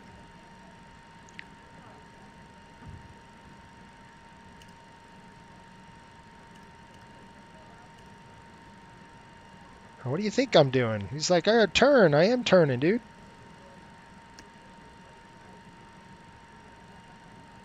Such a long airplane, so you have to like go like this and then get your body in there and then we can turn it in. See? I knew he was going to be able to do that. He's probably going to stop us very soon. Alright, right there. Straight out the nose gear. Brakes on. Good. That is good. Throw the engine off. Man. What a nightmare that was. Lots of fun.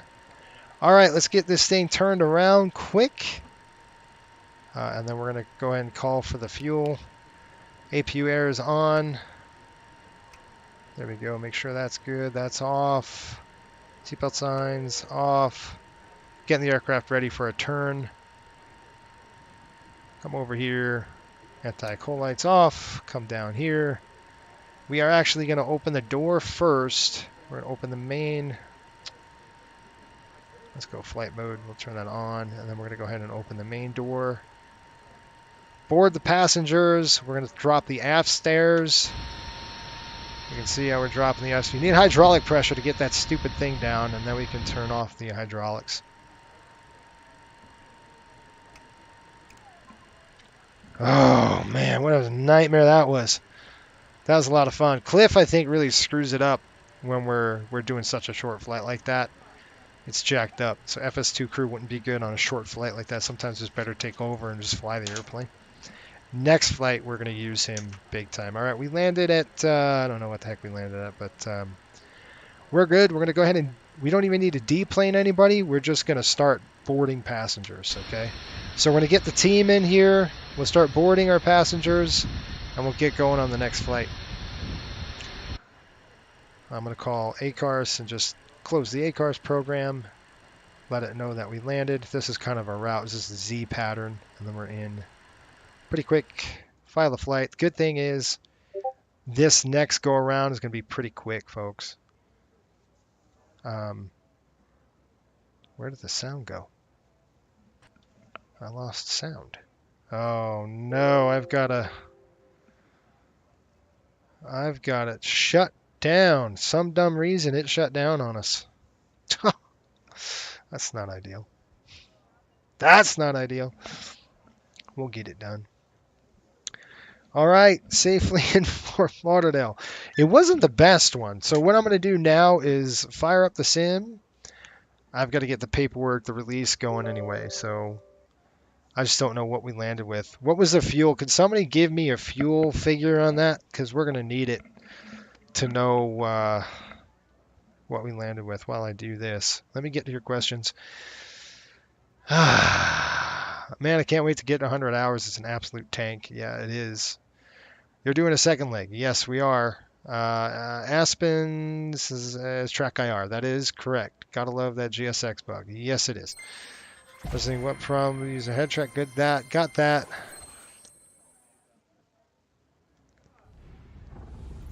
Yeah. I'm tracking you on Volanta. Thank you, Joey. Thank you, sir. Anyone know the yoke he's using? Okay, got all that. All right, good. So I'm going to go ahead and start getting ready for the next run. And that's going to be, I've got to go to our system. We will continue in normal mode. And if somebody gives me a fuel figure, I don't know if you can rewind the video at all, but if somebody gives me a fuel figure on that, that would be just fantastic. Hold on. I know why. Okay, I'm going to come to that. There we go. While you guys watch this, I'm going to go ahead and get the next release going. And we'll be good to go. How's that? I got to get weather too.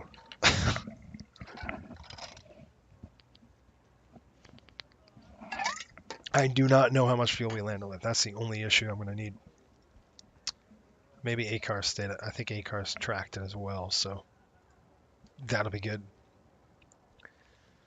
Yeah. Okay. Sean's already hooking it up with the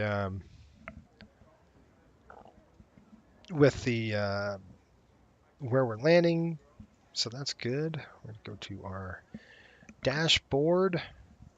You can't see what I'm doing, but just know I'm getting my release going. How's that?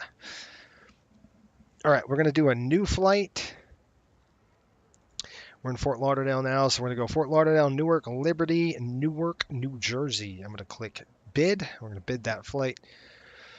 Gonna go to my bids. You can't see what I'm doing. That's okay. I'm just on the back end here. Let's take a look at the weather really quick.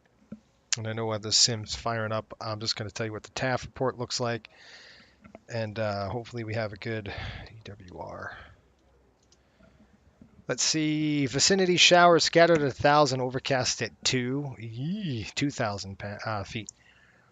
Let's see. What time is it now, Zulu? We're looking at 3:27. By the time we take off, it's going to be about 4:30, 4, 5, 6-ish. 270 at 12. Greater than 6, scattered at 25, scattered at 5. We do not need an alternate. It's an hour before to hour and after. We're going to look to be in good shape, folks. Greater than 6, scattered at 35. So it's a bunch of scattered clouds. That broken layer is going to give way. Right now it's marginal. With the TAF report is saying 8 miles visibility, broken at 2,200. So it's marginal, but it's still good. We don't need alternate airport, which is what we want, which we don't want. All right, so I'm gonna have to do this again. I don't know why that crashed on me. I think it might have been the ACARs messing up. I don't know, it was really weird. So back over here, we're gonna go Shelter Air Spark 42. That's where we were. We'll click depart. And the time was, I want to say it was about 10:30-ish right there. We're going to be probably try to get out of here about 11.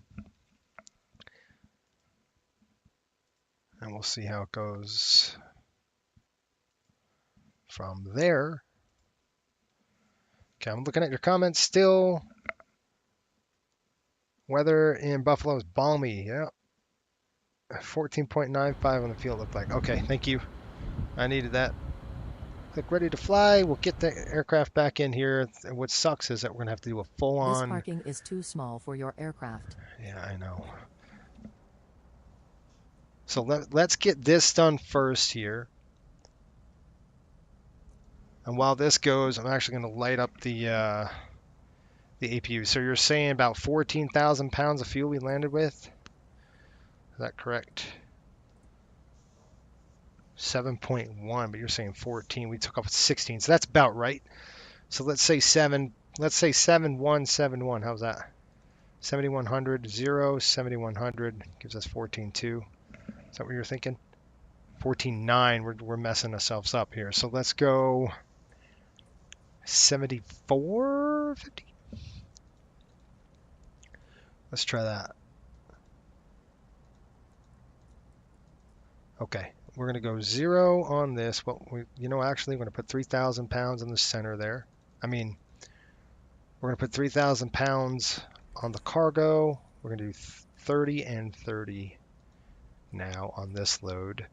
And I'm going to call GSX. They're going to come in and start filling up the aircraft to this amount, and then we'll have to do it again as we get our fuel load in. Does that make sense? This parking is too small for your aircraft.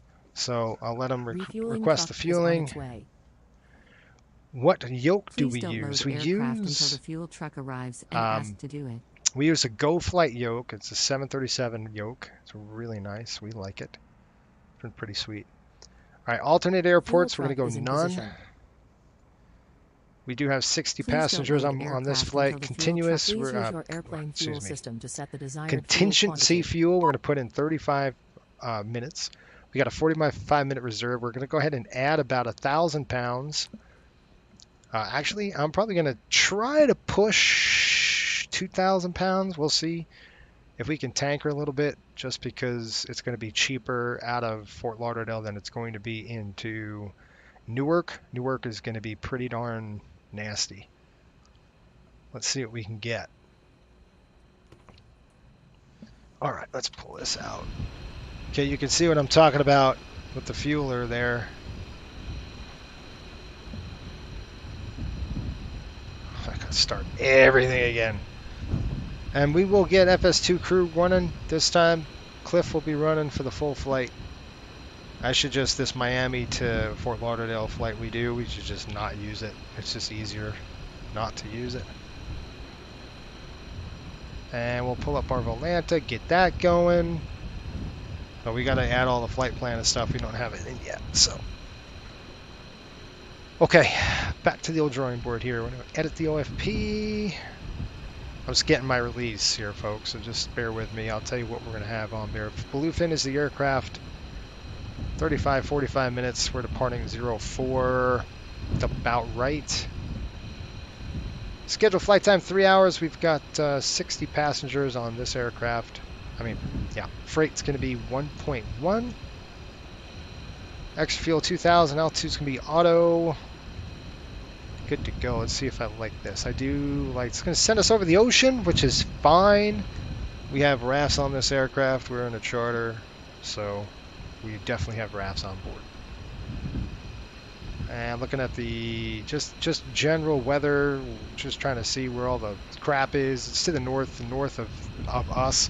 It's going to be a beautiful ride out there. It might be a little bit bumpy in the jet stream, but it looks pretty darn good. Jet stream is at pushing it at 35. That's not going to be advantageous for us to ride the jet stream. It's pretty much a crosswind. We're not going to really see much. We'll see a slight tailwind if we get a tailwind at all. But this aircraft's going to be pretty loaded, so we're going to have to stay pretty darn low for it. I'm going to click generate the flight. Yes. Sorry you can't see me, but I'm working on this. You just see the side of me right now, so it wouldn't do me any good. 23.6, landing weight's going to be 106. That's perfect.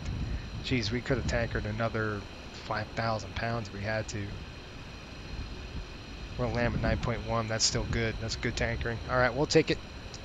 I like what I see. I'm going to click download and update the release. Good. Now it generates that. I'm going to go PDF document. We'll download that into the system. We'll go ahead and upload it, and I'll show you the paperwork and all that good stuff. How's that? And then we'll book it. We'll get Cliff running. We'll see what Cliff can do. I'm going to take a break, walk around for a minute once we get the airplane configured and ready to go. Charter release. And by the way, we've got new scenery coming. Fort Lauderdale to Newark. Click OK. Excellent. Okay. I think we've got a good thing going here. All right. You know, the fuel truck drove away. That's a good thing for us. So I'm going to come down here now. I'll click my sim brief.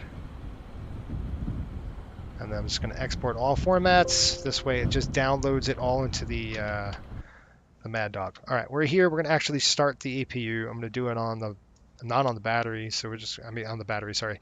Start pump on. So I'm going to go bat switch, click that. Start pump's coming on. We're going to turn the APU on. And before I do that, let me go to our ACARS program. It says it's already running.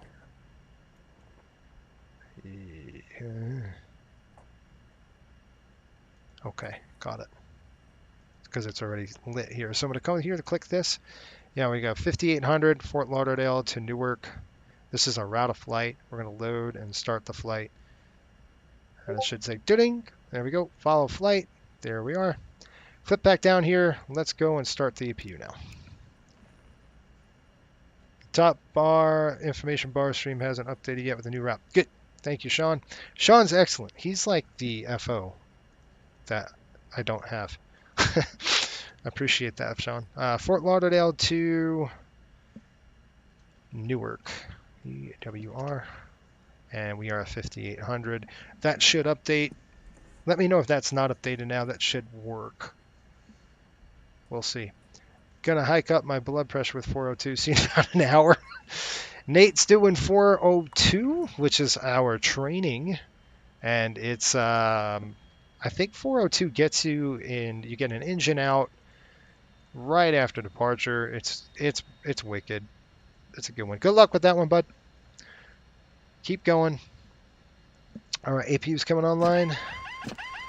Beautiful. All right, I'm going to throw the air on, and then I'm going to throw the right on here. Unfortunately, that was a weird kind of a crash thing that we had going on. That's so odd. I'll have to check the loops again. And I'm going to get this guy rolling here. The APU is burning, so as the APU is burning like that, yes, we're spending money on fuel, which really sucks. All right, I'm going to get Cliff going. Reluctantly. Hopefully better than Cliff. Cliff is such a clown. Dude, that guy. Covers and pins. What? Let's get started. Cancel checklist. Roger. Let's get started.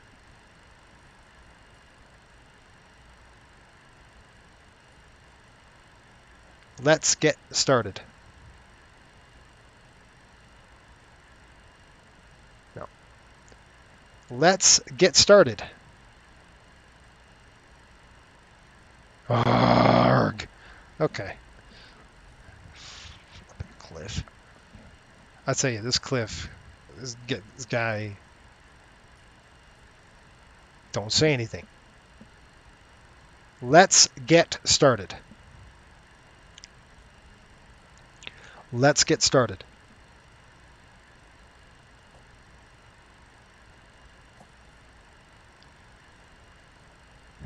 Let's get started.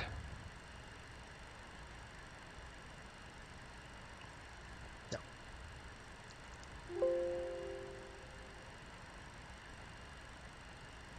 Let's get started. What? Let's get started. No. Cliff is screwing it up. Already we haven't even moved. So how's that? What in the world happened there?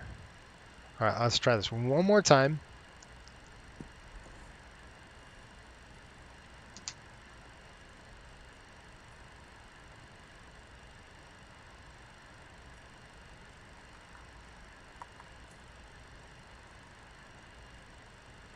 Let's get started.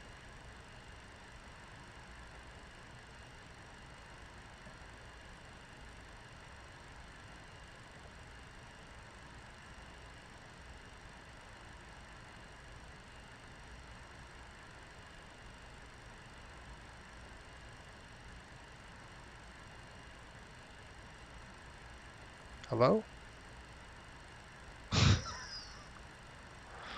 Let's get started. I didn't say slats. I said let's get started. He doesn't understand what I'm talking about. This guy's a putz.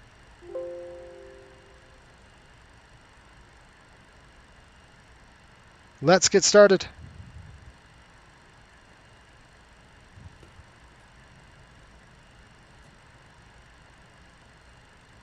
All right, what I'm going to do is turn that off. I'm going to make sure it's shut down. And I'm just going to keep it off for a minute. I'm going to run some checks, and then we'll start it again and see if that idiot can do his thing. All right, while that does that, I'm going to look and pull in my data. I think I updated it in already. Fort Lauderdale, Newark, I did. We're going to go ahead and pull that. I'm going to show you on my air server. We'll get the paperwork going. I'll show you all the stuff that we need.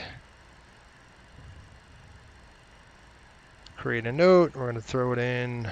Coastal charter releases, import.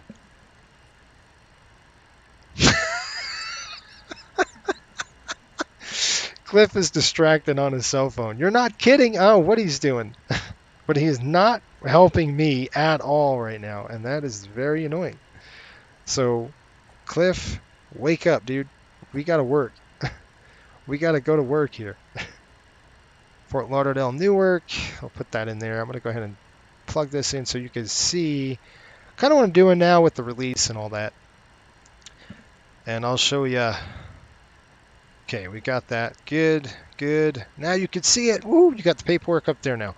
Okay, folks, we're looking at 23,600 pounds of fuel that we're going to get. So we're going to have to throw in 9.2. So let's get his paperwork cranked away here. This is the old one we just flew. So we're going to go to a new line, and we're going to go flight 5800. We're departing Fort Lauderdale, Miami. Oh, nope, we're not doing that flight. Fort Lauderdale to Newark, EWR. Departure time, probably, I'm hoping at about 11:15. Packs are 60. Bag weight is, I believe it's 1920 with 1080. And the cargo, it's just 3,000 right there. Station is Fort Lauderdale, 497 Charlie Sierra. Date today is 12/16. 12/16/22. And fuel minimum, maximum, we got to get all those numbers here in our release. So our minimum fuel 23.6, maximum fuel 23.6, minimum takeoff is 20.8. So 23.6, 23.6, 20.8.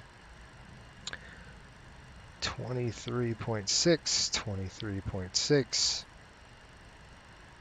And we are in shelter. We landed with what? The problem was I couldn't write it down.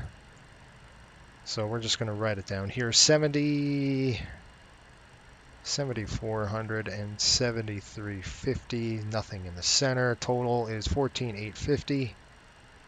Give or take. Good. That helps us. That really does.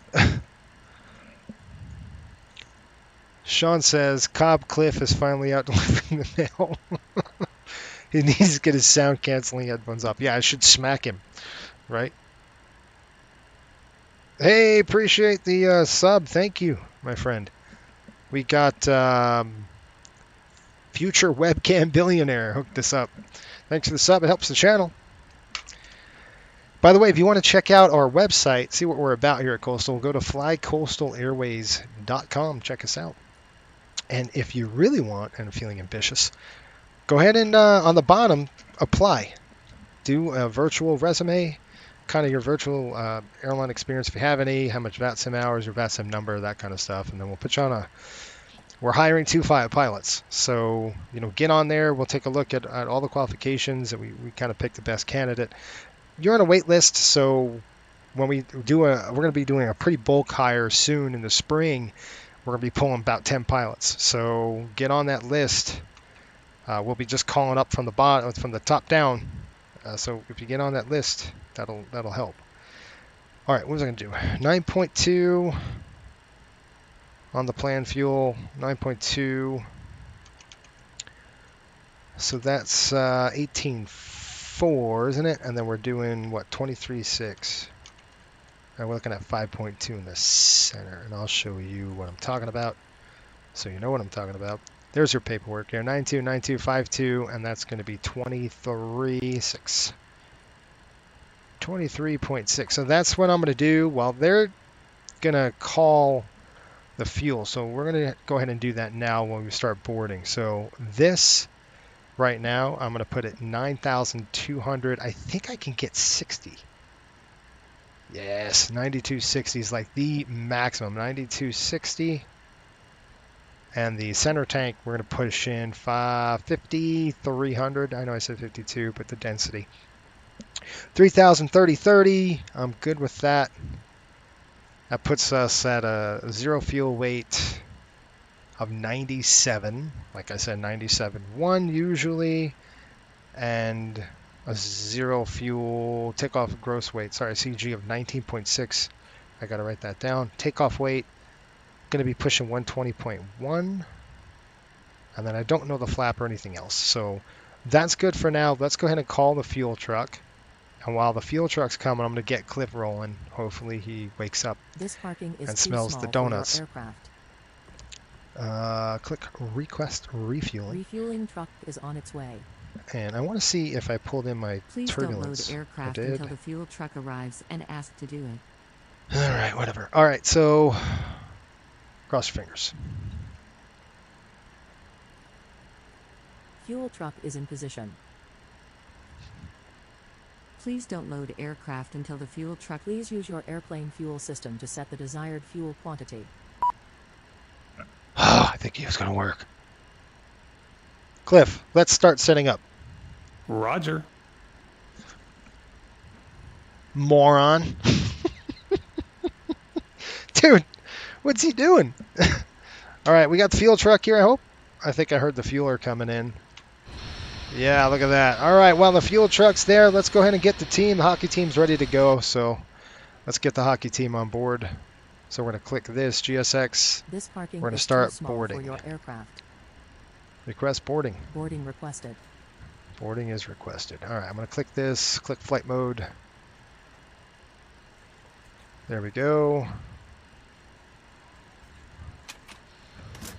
It's such a nice day out there. We'll open the window. Do a full-length takeoff. Like the last time I flew out of here? Are you trying to be funny? What do you mean by full length? Like full power? Help me out. You know, I did one full-length takeoff out of Miami where I listened to the numbers, and I shouldn't have. Because it almost killed us. Like we scraped the cars on the other end of the runway. It was interesting. I don't know if you remember that, but I sure do. It was like I think we were going to Cancun or something on a Delta flight, and I listened to. I'm like, sure. These performance numbers, they know what's going on. Nope, they don't know what's going on. Why did I do that? Because I'm just gonna have to. No, I don't. We're on board. Just nobody. Get the passengers going here. Thank you. All right, so let's click performance. We'll get a performance numbers in here. Airport, Fort Lauderdale. Dry. The winds in Fort Lauderdale right now, folks. I've got 3506. I'm going to write all this down here. Fort Lauderdale. That's the thing about airlines, right? Paperwork is a thing. I hate to tell you, but it just is. It's the reality of life. 3506. Passengers Okay, boarding wind, we got started. 350 at 06. By the way, my background is in aviation safety, so if you're just coming on, it was in the NTSB. I worked for the NTSB for a little bit. Got my experience there. Plane crashes is what I kind of love to do. Sky conditions are few clouds at 3,500. And then I was a 737 instructor for angle of attack for a while. All right, 21 over 18. So I just like to do this for fun now. All right, so we've got a 30 like you. We like to do it. We're going to do 10 left. How's that? Departing runway 10 left. 10 right, 28 left. They're noise sensitive until 6 a.m. All right, how's that? So we're going to go 10 left on the runway. And the gate's shelter, like I said. That sounds like they're coming through the cockpit. Okay, so that's all good to go right there. Cell temp, I don't know yet, so we'll figure it out. Winds, we'll plug in our winds. I have definitely got to get up, stretch my legs before we go on this next haul. 350 at 6.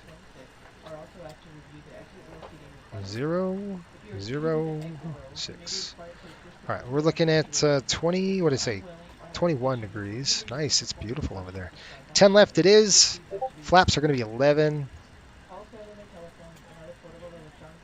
We're looking at 3000.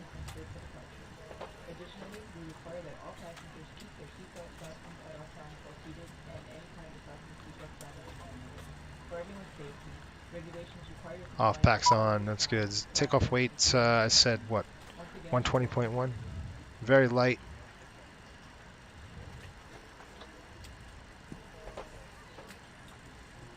What the heck are they beeping at? Alright. Whoa, what are the passengers doing? They're all over the place. Look at them, they're in the tail.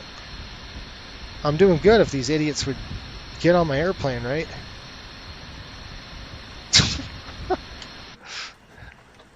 Just try not to kill me, Cliff. That's all I'm saying. Let's have a good flight, all right, buddy? All right, we've got so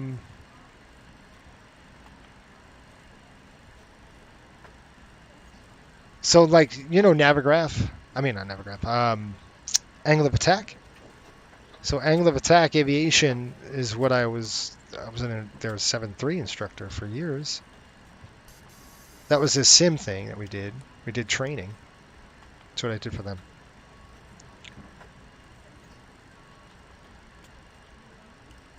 What do you use to draw on the paper? That's a really good question. I use an app. This is our iPad. And this is an iPad app. And the app is called Notability. It's really cool. I love it because you can import all your PDF documents and you can annotate anything. It's really, really nice. Especially like in applications like this when you're trying to do all those things. Flap is, what do we say, 11 on the takeoff. Cell temp's probably going to be 50. We definitely want to reduce, folks, just because it's so much power if you don't. We got 126, kind of gets you out of control. 131 and 140. We're still relatively light. I mean, we're 120,000. That's pretty darn light. That's like landing weight stuff. So we're pretty light. So 26, 31, and 40. Cell temp's going to be 40. V slat is going to be 182, which is going to be the slat retraction speed. That's kind of what we're thinking right there. All right. So I'm good with those numbers. Let's come over here. We're going to go to this. Let's make sure I got my crap together here. I just want to make sure we've got the flows down right. Park brake, bat switch, fire loop test. We've done that. APU air is good. We didn't do the FA emergency test. Let's do that really quick. Emers on. That's good to go. Standby is on. Transfers off. All right, we're going to come in landing altitude. up to Newark. I believe it's probably going to be relatively low. How about 17 feet low?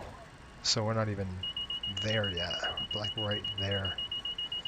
3000, I'm just going to set that now. We have no idea what it's going to be. Set the rate, there we go. They're checking the power. Seatbelt signs coming on for us. Did we get the fuel on? Or are we still fueling up? Nope, they're done with the fuel. So with that, I'm going to go ahead and check the fuel and just make sure we've got enough in the tanks. All right. So there's our notability app. We've got 9250, 9200. It's burning fuel out of that tank, by the way. And then 5250 in the center. Good deal. So that's good for us. I like those numbers. Glide slope. Glide slope. Pull up. Terrain. Pull up. We're slightly over, which is fine. 23,700 pounds. Don't know the gallons delivered. We'll get all that here in a little bit. Headwind, shear, headwind, shear, headwind, shear. Obnoxious Wolf, that's cool. I'm new to your channel. Just found you last week. Hey, what's up? Thanks for signing up, man. Thanks for subbing. Appreciate it. Hopefully you're having a great week and you're going to have some fun and laugh. That's what we want. We're all about three things on this channel. Do it right, learn something, and have fun. That's kind of what we're about. So, we'll do that. We'll try it. Good warning there. That's coming off. That's... Oh, don't do that! No! Uh-oh. Did that just discharge? Oh, no. Oh. No! How do I get this back in? I might have to reset that. Hang on just a minute. Let me see. Hold up. Let's pull this up right here. How do I get that to reset? Is it tab? No. No. No. Oh no, I just blew a fire bottle in the engine. That's all I need. Let's see what we got. Nil. Alright, how do I get this to work? Hello? The squibs weren't armed, right? How about that? Could we say the squibs weren't armed? Could anybody know how to push this back in? Alright, we're going to have to get creative on this stupid thing. Oh my gosh. The security and safety check are all done. Are we good to start boarding? No. What do I tell them? I know it didn't blow. I know it didn't. Yes. Okay. Alright, I know the good news is we didn't blow the bottles because they're not armed.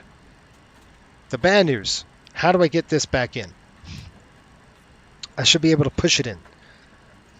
There is a way to push this in here. And... Oh, there's two of them. Jeez. No.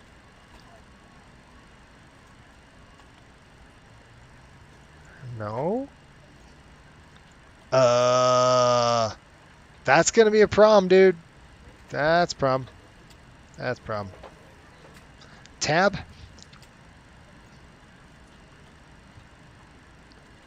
Oh my gosh. No.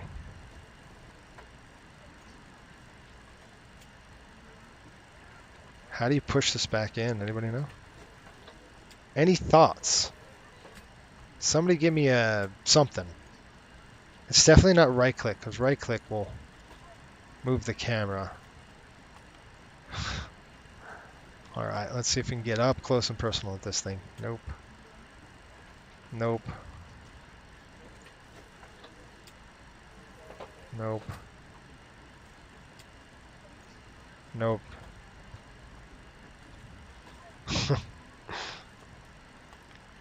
That's in. Bell off. Out, out. Let's try that way. Nope. Dang! Ah, this is not good. It won't start like that.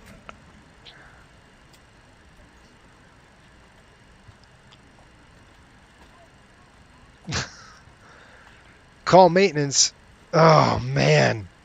Well, the thing is, the fire bottles didn't blow because they're not armed. The squibs are not armed. So there's nothing to, you know what I mean? So that's good. The problem is we can't start the engines like this because once you pull it, it disconnects like everything. It shuts everything down, all the valves and stuff. So I don't know what we can do to get that back in. It says it doesn't have any failures on it, which is good. We could try to fix it. I mean, let me try to pull this up again here.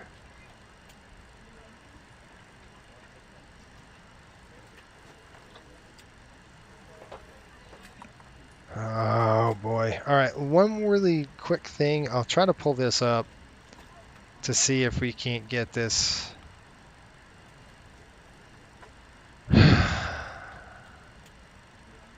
Nil. I'm just going to click fix and see what happens. Nothing. Because there's nothing wrong. That's the problem. There's nothing wrong with the airplane. Well, let's see if it starts. I mean, worst case scenario, it doesn't start, and then we got to figure out what's going on. Look, best case scenario, we have a flame out at 35,000 feet. And then we're going to be like, how do we get this thing back in? I don't know.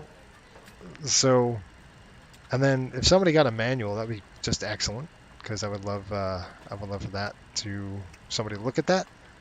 We're going to need it. Takeoff flex coming down 50, and I'm just going to plow through this until we figure something out. Can you map the control to a switch on your yoke? Oh, that's a good. Pneumatic cross feeds. They're back here. I don't think they'll work. We'll open them up. Let's see if we can get them. Oh, look at that, dude. Wow. Good job. Good job. Who said that? Jeffrey. Excellent job. Excellent job. I guess that was held by pneumatics. I don't know much about that system yet.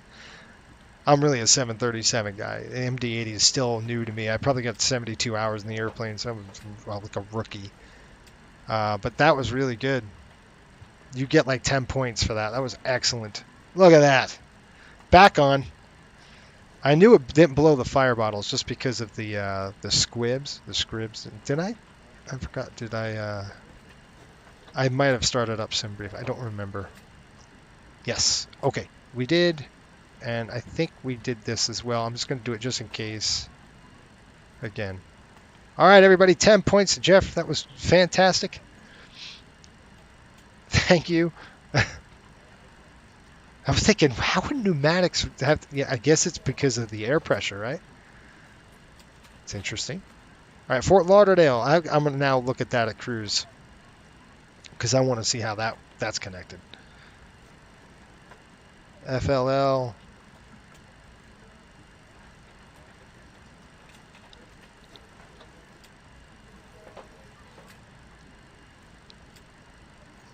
RTM. All right, we're going to go last position. We'll plug that in here. And Fort Lauderdale to... Where are we going? Newark. So we're going to put their Fort Lauderdale down here. We're going to go Kilo EWR. All right. We're going to co-route in there. Our runway, departing runway. We're going to be taking off out of 10 left today with the... Felix 2. Is he still... Okay, I was going to say, is he still doing his thing? He's waiting for me now, I know.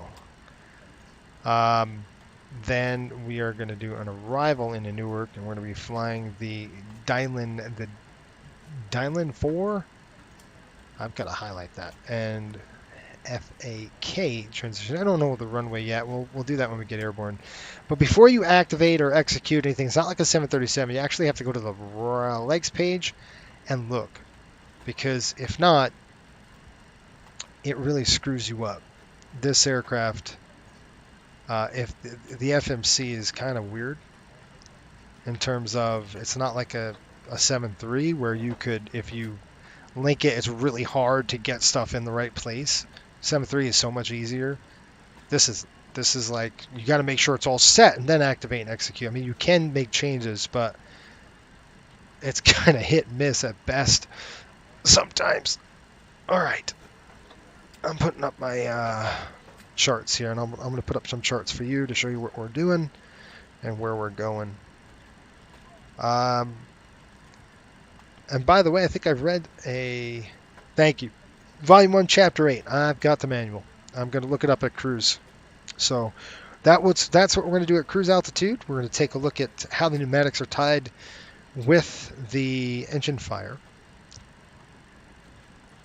It's just like a Boeing pilot. I'm like, how in the world is that connected? That's not a thing in a 737. You pull a fire bottle, it's just blowing, right? As long as the squibs are armed, it's electric. Pop, it's done. It's weird. There's a mechanical link. Anyway, all right. Let's. What was I doing? Charts. It's going to show you the departure. So we'll talk about the departure out here. Let's pull up the chart, and we'll get that going if I could find it.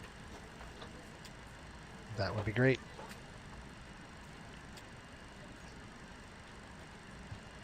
Okay, I'm going to pull up the old trusty Navigraph charts. By the way, I work in safety now, if you're wondering. And I work for an aviation company as well. But, more than that, let's go to... We're going to click this. We're going to click the Felix 2. We'll hide this. And I'll show you exactly what I'm looking at here, too, so you can see the same thing we're looking at. All right, departure is pretty much out of here. We're going to go straight on this runway here, 0906 to Marley, which is there. Then we got Mimsy, then Felix at 4,000.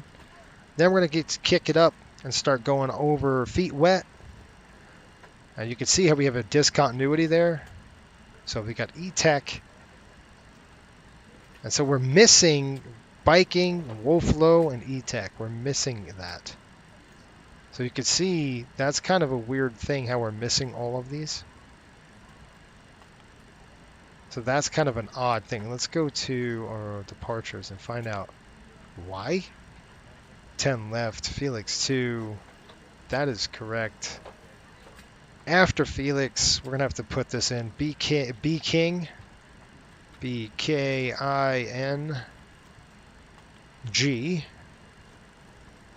So we'll throw B-King in there, next page it, and then we've got Wolflow, W-O-L-F-O,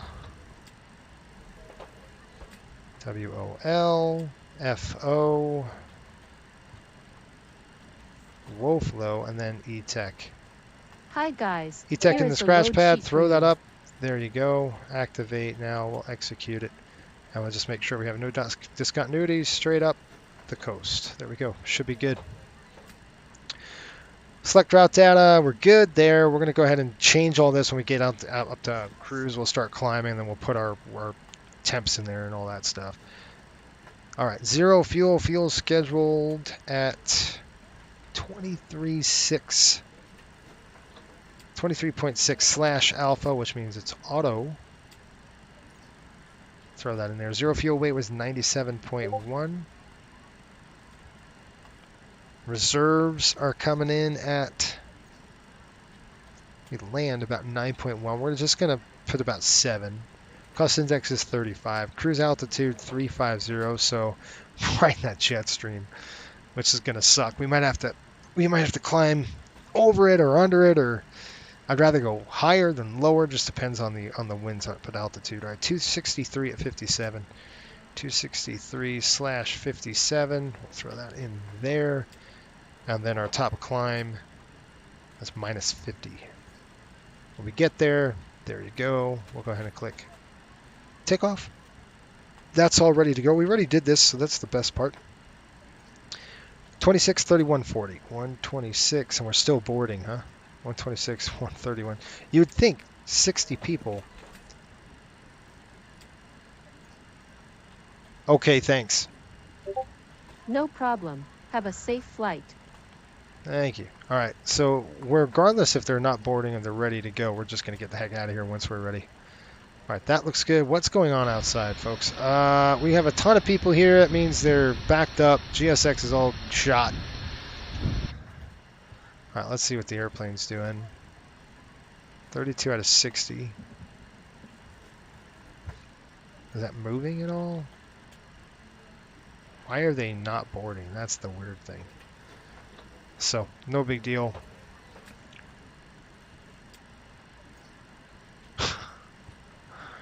What's the meals being served? Brewskis and brats. That's exactly right. Schedule normal and alternate normal. Draws down the center tank first. Alternate draws down the center and wings in balanced manner. Yep. Those are what the A and N means. Sweet. Yeah, that's what we want. Normal. McDonnell Douglas world is very different. It sure is. It sure is. You know, the first thing I'm a 737 guy, right? So the first thing I noticed when I got into a cockpit on like the MD-80, I went, did Douglas just put like switches anywhere they could find a spot and just say, hey, let's just throw a switch here? It's just weird. It's just odd, you know. There's nothing else we could say. It's just definitely weird. It's cool though. It's a cool airplane. All right, we flex down. There's 50. All right, let's do our stab trim and stuff. 19.6 on the CG, so it's pretty darn high. 19.6-ish. It's not too bad. I'd say about right there. That's the suitcase handle. Make sure it goes down both ways. That's good to go. Like a Douglas does that too. In the 7.3, it's like, you know, the spin wheel. All right, and we're going to go ahead and put in dial a flap, and we're going to flap down to 11. That's going to be our takeoff flap.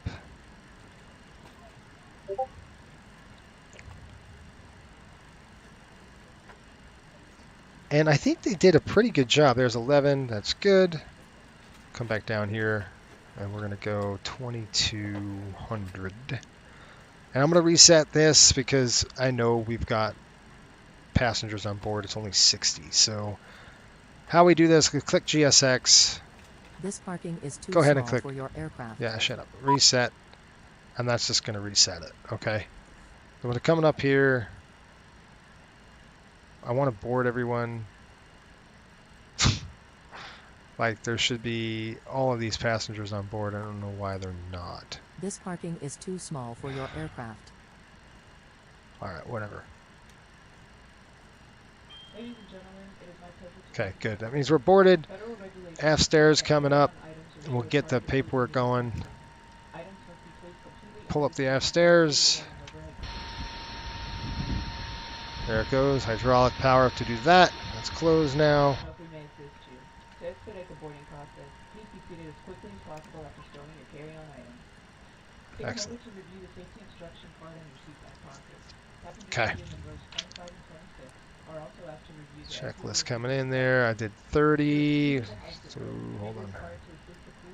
That's 15. That's set.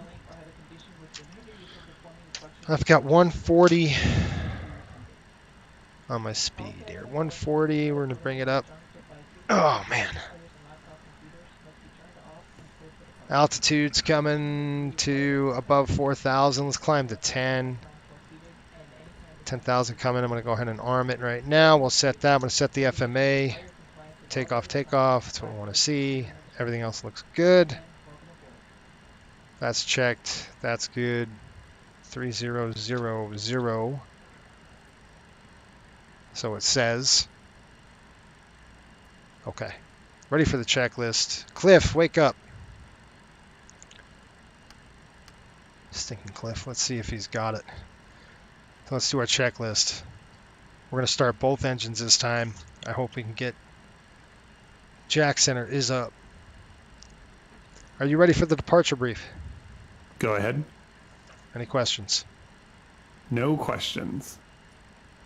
And I briefed you already on what we're doing. The taxi I didn't talk about really quick, so let's just talk about the taxi while I'm here.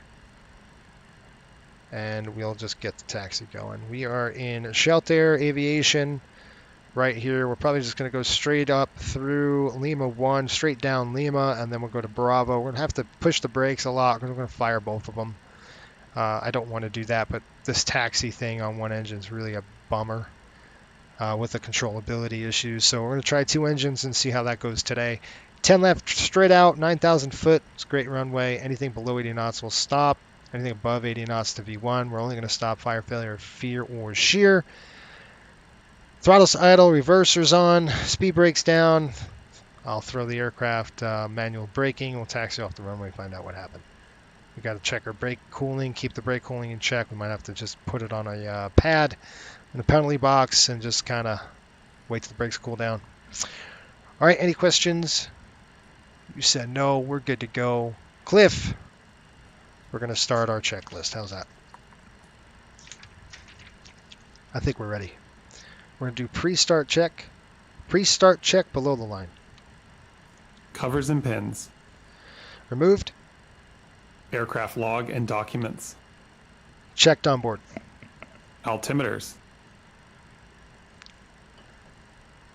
Set and checked. Fuel, oil, hydraulic quantities. Set and checked. Zero fuel weight. Set. TRP. 50 takeoff flex. Stabilizer. Set.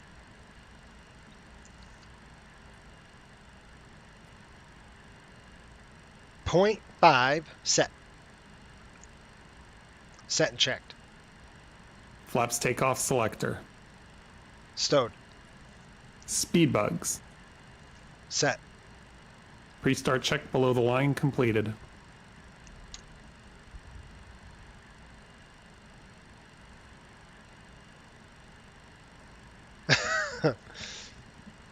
I love it. It's total chaos. The black knob on the windows from the DC-3. I read that. That's awesome. That's pretty cool. I mean, this is old school. I like the airplane. I mean, the airplane is crazy. They call it a Mad Dog for a reason. All right. I should have walked around the aircraft while they were boarding, but we didn't have time, so it looked good. Let's just say we walked around before. How's that? We got to get rolling. Okay, the doors are closed. Everything is good. Let's do a pre-start check. Actually, we're going to do a before start check. How's that? Before start check. Parking brakes. Set. Doors. Closed. Startup and pushback clearance. Approved.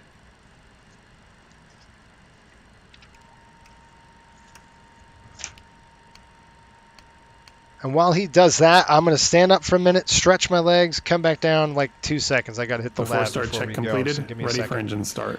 And then we're going to start him up. So while he does that, I'm going to go ahead and turn this on. The auto and a collision light is on. That's good. I'll let you get outside. I'm just going to hit the lav really quick. And then we're going to get this thing going. Place your smaller items under the seat in front of you to provide more room for larger items in our overhead compartment. If you need assistance, contact the flight attendant. If you are unable to accommodate any item in the cabin, please bring it to the boarding door and we will check it for you. Also review the safety instruction card in your seat pocket. If you are seated at an exit seat, also review the exit seating criteria.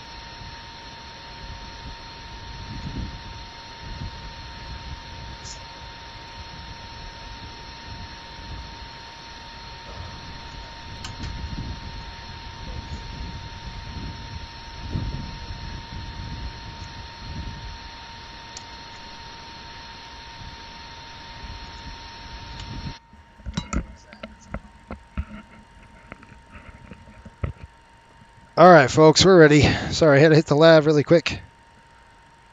And I did want to talk to you, Jeffrey, about the dispatch reliability of this aircraft. From what I've read that this airplane is a tank, from what I've read. And we said we're including it in the VA. Yeah, it's the reason why is we got it for dirt cheap. I think we got it for like $9 million. So it was dirt cheap. So we picked it up. We're going to use it as charters, just for charter ops. It won't be a line flying aircraft, but because it burns a lot of fuel. All right, we're going to start right engine first. Sorry, we'll start left engine. Starting left engine. Starting left engine. So, what's going on with this guy? Star valve open. Oh, crap, don't do that. Into oil pressure. Don't do this, track IR. Do not do this on me. N1. No, it did it. I Fuel lost on. it. Dang you. Fuel on. That means I have to do this old school. I don't have my track IR now. Fuel flow. EGT. Left star That's valve gonna closed. suck. See, it won't follow my head now. I've lost the tracking. There's nothing I can do to get it back either. Very annoying. Very annoying. So I got to do it like this, old school. Stabilizing. It's all right. We'll fly it. Stabilized. All right, starters Left up. star valve open. N2. Oil pressure. N1. Fuel on. Fuel flow. EGT. Left star valve closed. Dude, Cliff, what is Cliff doing? This guy is crazy. Thank you, Cliff. I appreciate you starting the engine for us. Can you start the other one? Start right engine. Stabilizing. Stabilized. Starting right engine. Right start valve open. N2. Oil pressure. I like it. It's a good one. This is a good one. I've got this kit for the MD-80. I like it. It's got an MD-80 kit to it. It's pretty cool. N1. Here comes the fuel. Fuel on. Fuel on. Timer check. Let's go. Fuel flow. EGT. There we go. Right start Light valve off. closed. Listen to those JT8s. Love it. You know what that means? It's charter flight time. Here we go. Feels like I'm missing something. I don't know, but it feels like it. Stabilizing. Stabilized. Welcome on board our flight today. See? Oh, this is so annoying. Does it ever happen to you with the track IR? You lose it? It's very annoying. Okay, we got volts. We got frequency there. Good. Coming across, that's good. APU is off. Please coming on. Get some air going. Good to go. DC is good. That's good. Galley power's coming on. They need that. They'll scream and yell if the coffee's not working. Seatbelt signs coming on. All right, let's do after start checks, please. After start check. Ignition. Off. Electrical load. Checked. Air conditioning supply. Auto. Galley power. On. Ice protection panel. Off. Pneumatic crossfeed valve levers. Closed. Flight controls.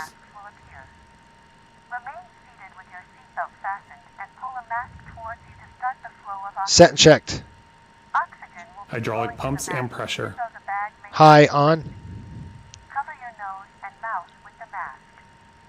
Place the elastic band around your head and tighten by pulling on the end.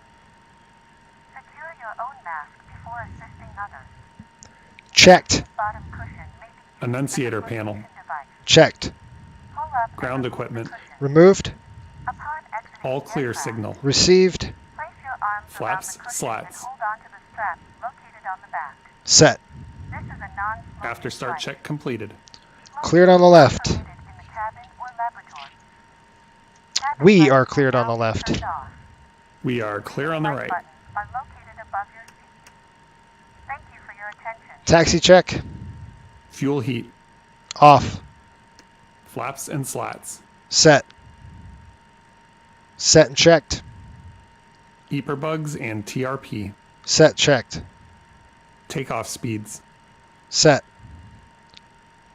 No changes. Takeoff briefing. Complete. Performed. ATC flight guidance systems and nav aids. Set and checked. FMS. Pre-flight completed. APU air and master switch. Both off. Brake temperature and pressure. Checked. Taxi check completed.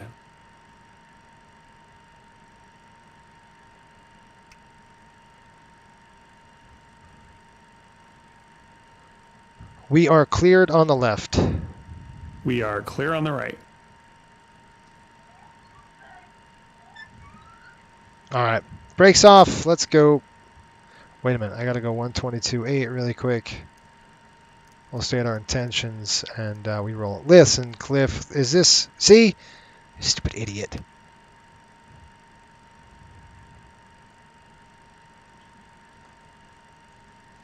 We did taxi, didn't we? Taxi check. We've done that already? Yes. I'm just making sure. Stupid idiot should have turned our flipping thing on. Now watch this airplane take off on us because we got two engines lit. It's going to suck. All right. Let's call him up. Lauderdale traffic, Riptide 5800, taxi runway 10 left via Lima. And something else that I didn't have my chart up with. Whoa! Come on, dude. What are you doing? We'll go Lima Bravo. Via Lima Bravo. Fort Lauderdale. Now, I'm telling you, I'm going to have to ride the brakes. I'm just saying.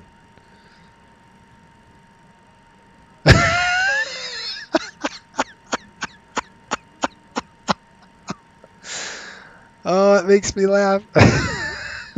Nate had the pleasure. Nate is going through. He's one of our pilots for the VA. He just went through one of the modules that really it'll test you. like I said, you get through 402. You got 403 is the gauntlet. Once you're done with 403, it's smooth sailing. 404 is nice. It's easy. You got to get through these next two. You know you're on easy street after these next two, but good job. True, before the cabin retrofit, the armrest still had ashtrays. That airplane is from the days when the no smoking signs had a purpose. That's exactly right. That's funny. I do love it. It's a fun airplane to fly. I like the how you've got to stay on your toes. You can't just you can't just fall asleep on this airplane. You know, it won't let you. Well, it will, but it's not going to let you do it. Just because, see how the airplane's just wanting to go, folks? It's just because, when you're running two engines like this, it just wants to go, right? And wants to take off on you, just because. That's why I like to run one engine. But the reason why I'm starting two is because the way it turns. There we go. The way it turns is on one engine is not great in the sim. And in real life, it's not like that. But in the sim, it just didn't want to. And this is an MD-80, so you have slung, you have two pipes in the back, very close to each other, close to the center of the aircraft, longitudinal axis. So you're not going to get a lot of adverse yaw. Not like anything like a 737 where you blow an engine, you blow a motor on a wing, you're going to know it. In the MD-80, it's you'll know it, but it's not going to be as pronounced as the 7.3 will. The 7.3, you're on it. You got a problem. So that's, the adverse yaw thing on the aircraft here. You know, when you push it up, yeah, you're going to get a little bit, but I mean, to the point where we couldn't turn the airplane, I think it's a little ridiculous. Let's tell our crew to do something. Request taxi clearance. Ground, good morning. Eagle Flight 5800, ready to taxi. Cleared to taxi. Eagle Flight 5800. Cabin crew be seated for takeoff.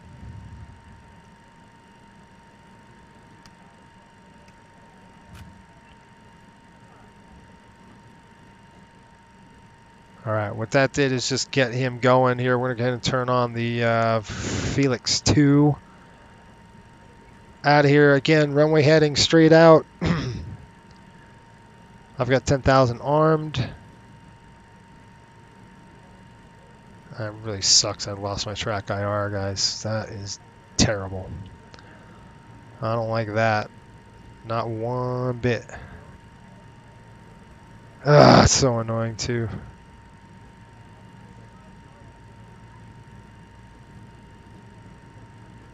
It's a joy to land. So so what'd you do on the MD-8? I don't know if you answered it. I don't know if you saw that. Were you maintenance, or did you fly it, or something else? It seems like the airplane, from what I've talked to a couple of pilots on this thing, and they said it was a disaster. They said the landing is, you're fighting the airplane like all the way down, which is true to the sim. The sim's the same way. You're just sitting there just muscling the thing down because you're flying trim tabs, which is awesome. Okay, I'm going to stop the aircraft right on here. We'll set the brake, and then we'll we'll actually do our checklist today. How's that? Lineup check. Cabin. Secured. Windows. Left side closed. Right side closed. Annunciator panel. Checked. Ignition. Set to alpha. Air conditioning supply.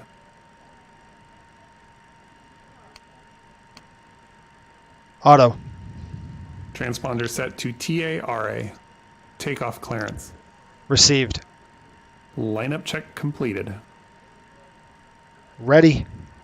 Ready. Timing. Idiot. This is Cliff. He puts the I don't know, whatever. Anyway, you guys ready to go? None of the above, just long time. Oh, sim flyer, and I got you. Good, so you know the airplane well. Awesome. Good. That's what I've heard. This thing is an absolute tank, from what I hear. You know. Okay, we got weather radar. I don't know if it works. We're gonna try it. Why not? I think there was an update on it, so we'll definitely check out and see if it's going to work for us. I know it will light up, which is cool.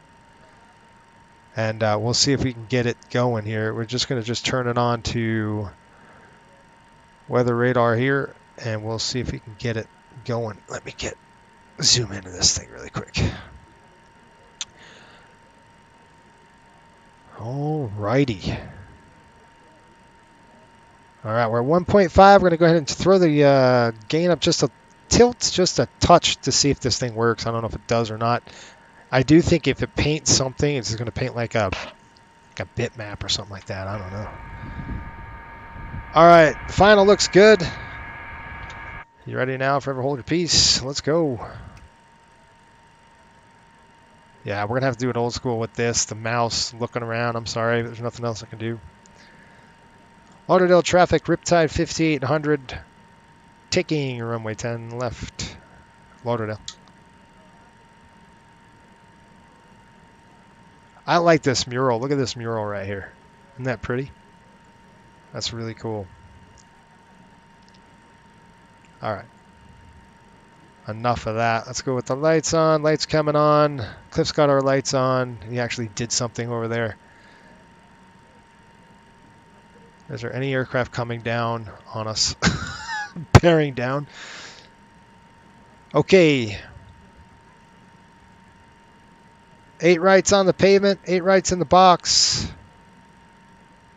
With the rocks. Alright, we'll line it up. And stop that. We'll run there. We're good there. We're going to line this thing up. Nice and good. Here we go. I need to get down the... There we go. Okay, I'm going to take this off and shut up until we depart. How's that?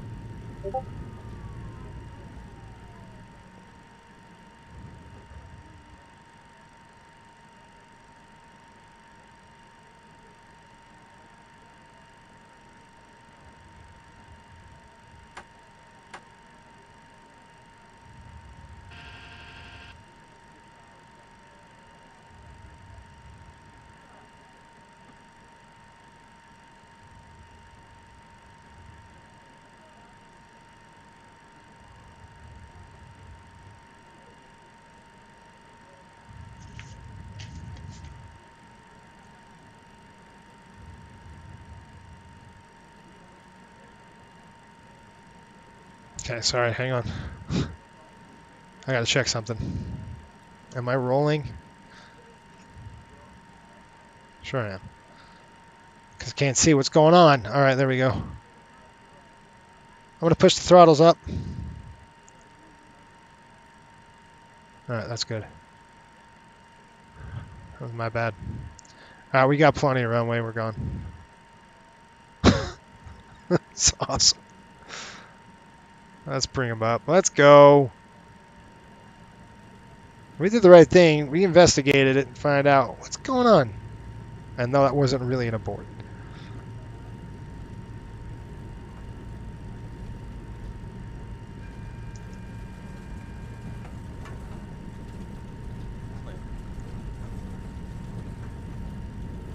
$80 knots.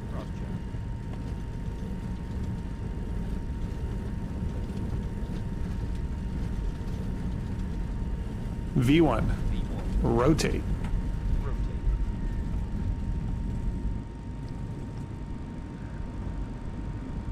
Positive rate. Gear up. Gear up selected.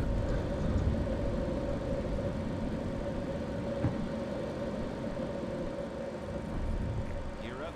Lights out.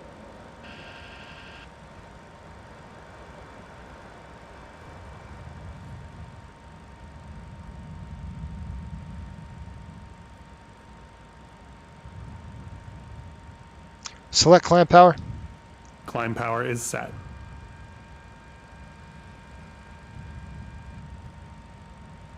Climb thrust set. Engage VNAV. VNAV is engaged.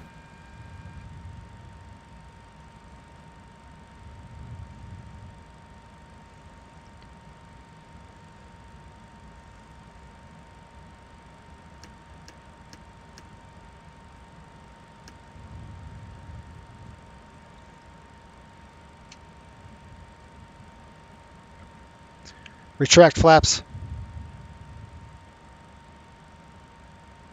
Flaps up.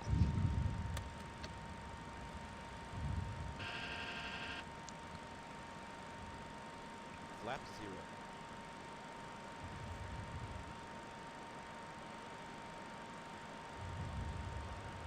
Slats retract. Climb check. Slats retract.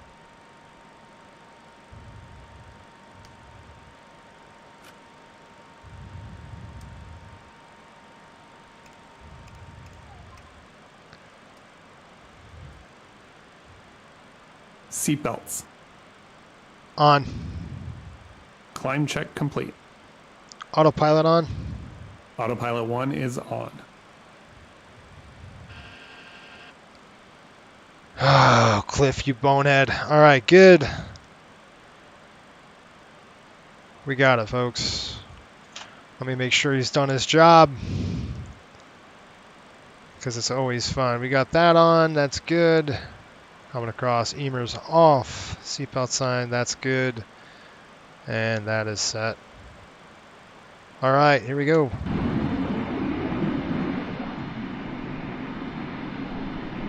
It's always a wild ride.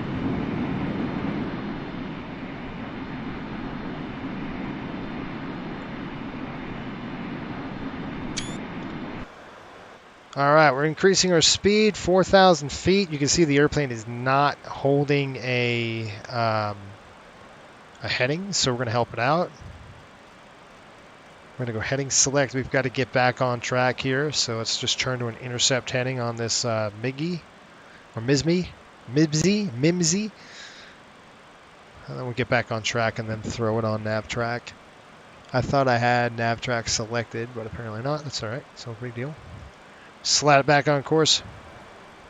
There's no mountains to eat us today. It's just the ocean.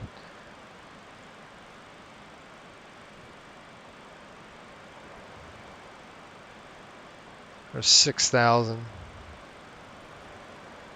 So now we got heading select. So we're going to go ahead and put in nav in and see what it does. Let's see if it takes over. Nav track's on, and it has intercepted the nav track, so that's perfect. Cool. Yeah, with this track IR business, you have to reset the sim, and there's no way I'm doing that right now. It took us long enough to get here, so nope. Okay, flaps are up, slats are retracted, just checking everything, making sure this dude's done his job. Through 8,000, nice and stable. Okay, heading up to Felix. We're going to go ahead and keep her climb in until 30, all the way up if we can get it. We got to call Jax. 35,000 is what we're going to want to fly. So let's go ahead and change that. 350. 350. We're just going to select the arm position. All right. Now notice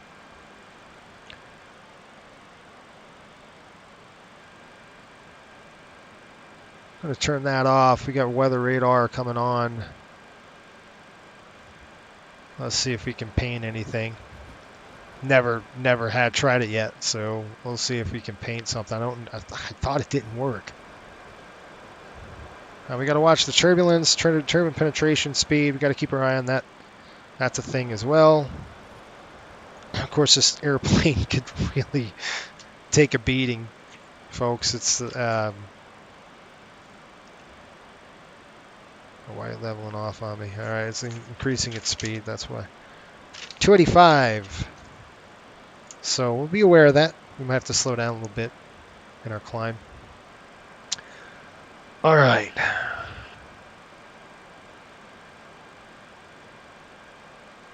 Digging the coastal swag, by the way. Cool. Your airplane volume is low, is it? We need to hear the GT8. So I'll show you the GT8. I'm with you. We need a really good one. How's that right there, huh? Pretty. Let's get a nice shot of that. She's a beaut, Clark. Hey, dog.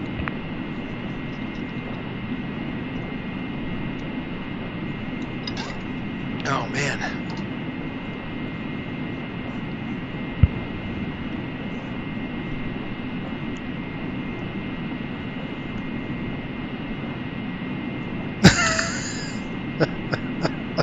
That's hilarious. Me and Cliff need to have a talk. You're not kidding. Anyway, take a look at this. I'm going to show you the store here. And this is our company store. If you go check out our company store at flycoastalairways.com/myspreadshot.com, and you can see we're level at 10,000 feet, and I don't like that. So I set that to 35. We're going to go VNAV. It's going to go VNAV climb. Here it goes. And we've got climb bugs are set. What's the matter, dog? You gotta go outside? As my passenger is knocking on the door. And you know what? I'm gonna let her out before we get into Jax, because Jax is coming. We've got plenty of miles, but we just departed. So I'll let her out here in a minute once we're stable through 18,000. Stand by, dog. She's awesome. She's a good dog. Yeah, I'm with you. I wish somebody would do like a full-on JT8 like sound kit. It'd be fantastic. Did I push this to 30? I don't know if I did. Okay, there we go. Okay, good.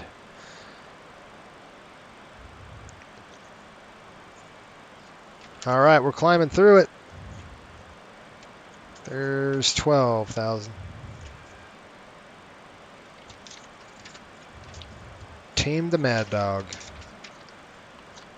He performs poorly every time of it. I like the palms and the shark. Very Florida. Oh yeah, of course.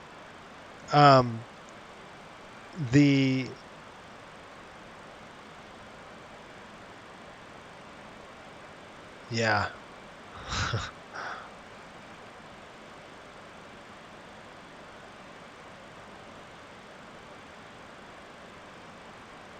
Yeah, we only fly the 737-700 and this aircraft for now. This airplane, like I said, we bought for a steal. It was truly a steal, and I got it for the fact of the MD-80 is pretty sweet. Plus, we know what the cost is going to be on it, right? So we can factor in our direct costs. We know what the indirects are. And it's really easier to make money with the airplane on a charter flight than a line flight.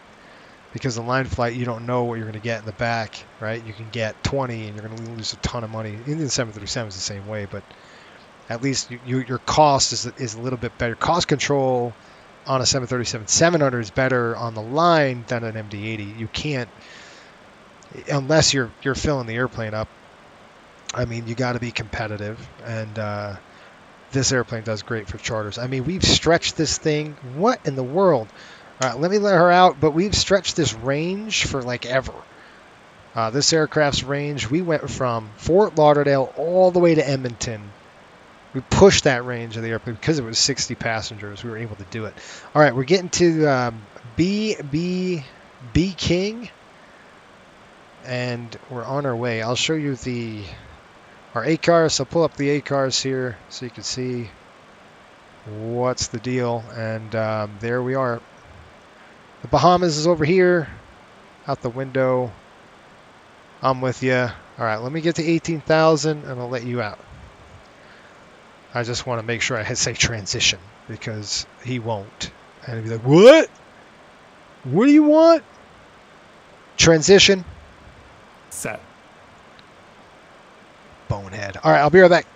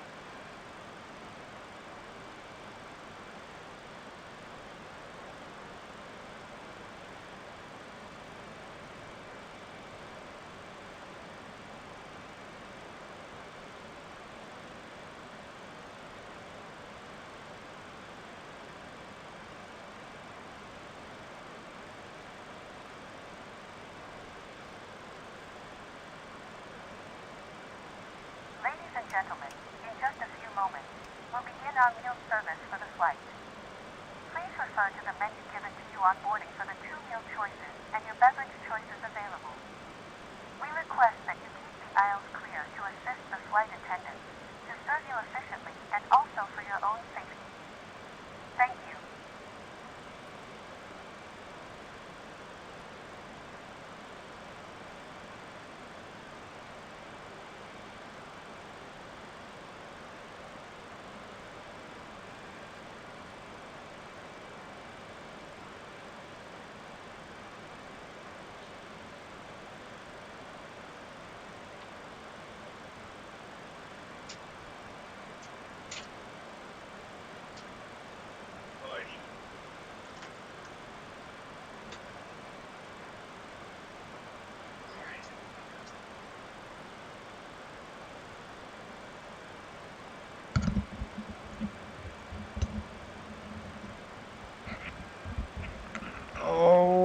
righty.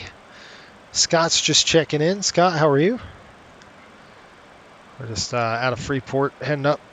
Track IR is broken.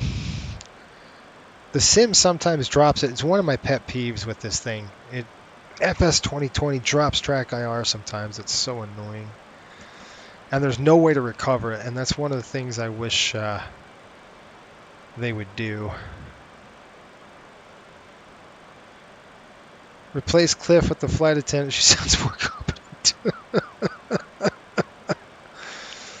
Tell us more about that ACARS client. Yeah, so this is our ACARS client. It's just gonna... Yeah, that's... What? Oh, okay. I turned my landing light off a little quick. So it's gonna dock me for that. I gotta keep my landing light on with above 18,000. Landing lights must be on below 18,000. They were on below 18,000, dude. Not my wing lights. These things will rip off the airplane and turn them off. So I've got to work on that. But that's our ACARS client.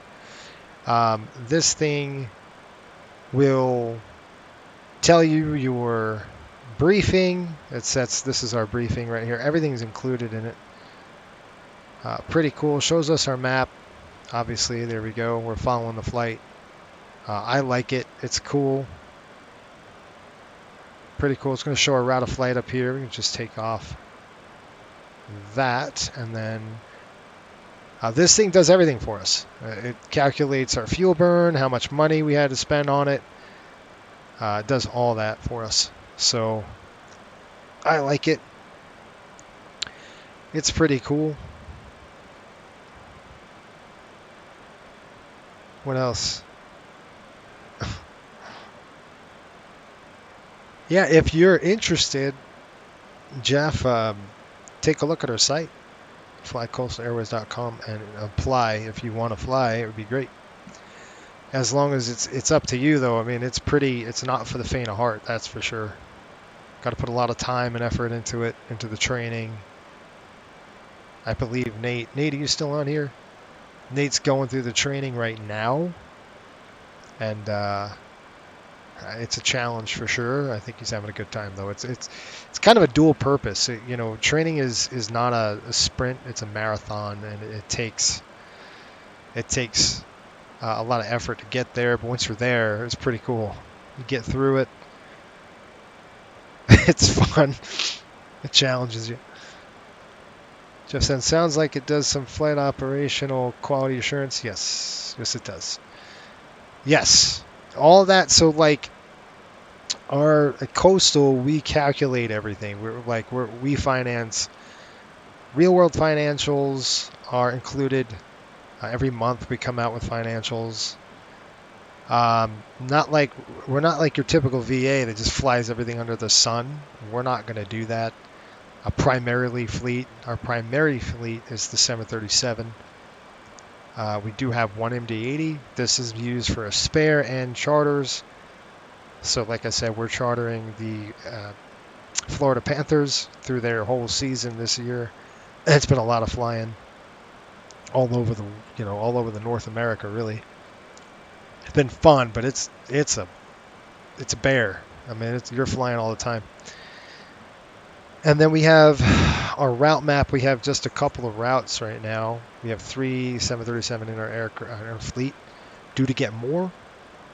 Coming up here in February, we ordered 6 old aircraft, so we're going to get them delivered. A little older. One's repainted into Jamaica-1. I don't know if you saw that. Check it out. It's on the YouTube channel, and that's going to be our flagship series. We're going to be opening Destination Jamaica, Montego Bay. So we got a couple of new destinations opening up soon, which is going to help. And really, once you get on the line, like John was saying, he was telling me it's like you're working, because he's like you're pushing a schedule because you got Part 117 issues you got to deal with. Whoa, look at that bump, huh? That's an update, and all that stuff. So all that stuff really helps, kind of with the realism, I guess, of it. Some routes are better than others. Some routes are laid back. Some are not.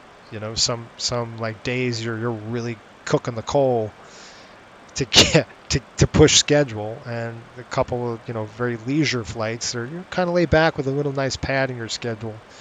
which I like. You know, the 20, 30-minute pads.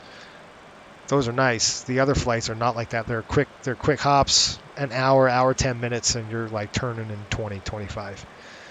You're rolling. We have one route that way. It's good that you're going slowly. Keep it real. We are, yes. I saw that promo video. Good job. Thank you. Looks like you're branched out on your own from Southwest. Yeah, I'm still doing Southwest flights. I'm still with the VA. We're with virtualswa.com for sure. We fly once a month. I actually flew a Southwest flight this morning. To tell you the truth, I didn't film it or anything, but I filmed it. I flew it for the VA, and we'll fly. I think we'll fly our Southwest flight at the end of the month here. We'll stream it, or it's coming up. I believe it's next week. Anyway, so I'm still with them, but.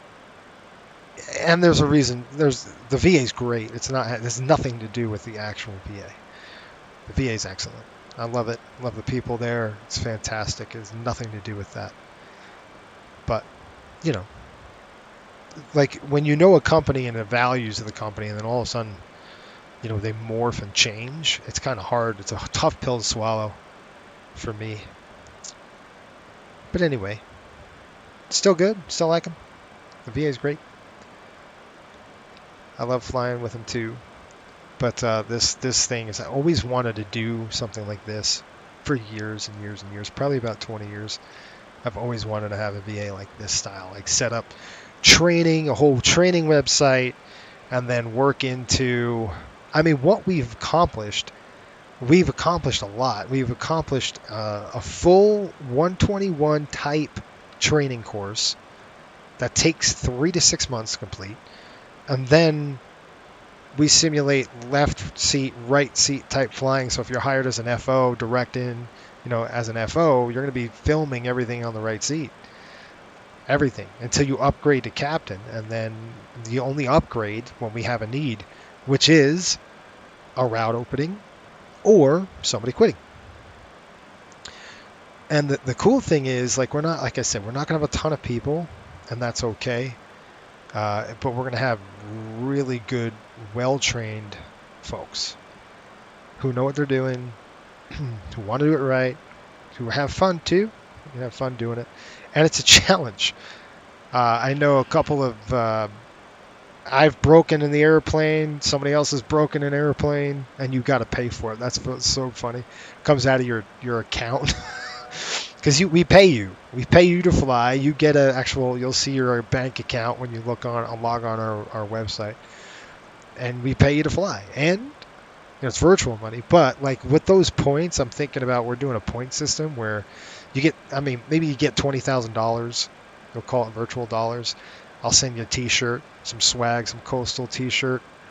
Something like that. Really cool surprise. And that's just a thank you.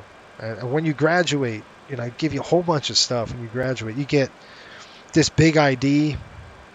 Well, you'll get this small one. This one right here. This is your ID badge that comes. This lanyard and the other big ID you got to pay for, but that's only $10, which is cool. And then you get a metal bag tag. We send you that. That's free. Tons of stickers, pins, a certificate. I got to send John a certificate. Anyway, a whole bunch of stuff. You get docked for that sort of stuff. Yeah, soft landing inspections, hard landing inspections, you're paying for it, man. Coming right out of your account. Which I think is hilarious. We've all done it. That's the funny part. I had a couple softies. John has a couple softies. Yeah. It also makes you slowly start to be repulsed by the Airbus. What do you mean slowly repulsed? I'm already there. I don't know what you're talking about. Like that ship is sailed, my man. Yeah, it's all good. I'm always razzing the Airbus. It's a good airplane. I just don't like it. All right, cruise. We're good. We're nice and stable. Let's go ahead and turn off the seatbelt sign. Let the coach yell at their players. We'll take a listen to those JT8s. 217 Alphas. nice engine. We already blew a CSD on one of these things.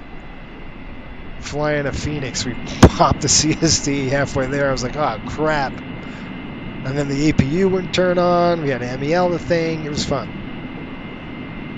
We got it repaired in Phoenix. They had an extra CSD for about $2,000, so that wasn't too bad. And all that's paid for. Like all of the, like everything that you, we don't do anything, which is cool. Like we're going to be paying for stuff. Like, you know, just say, oh, give me 10 planes. And there's no recourse to that. No, we got to pay for things. And so we pay for everything. So we got these new we got 6 jets. That cost us $99 million. So out of the account. We had Series B funding at $164 million, which we got to pay back to our investors, and they'll get stocks, and we might go, again, we can go public. I mean, all that stuff will be simulated. It's pretty cool. But right now we're private.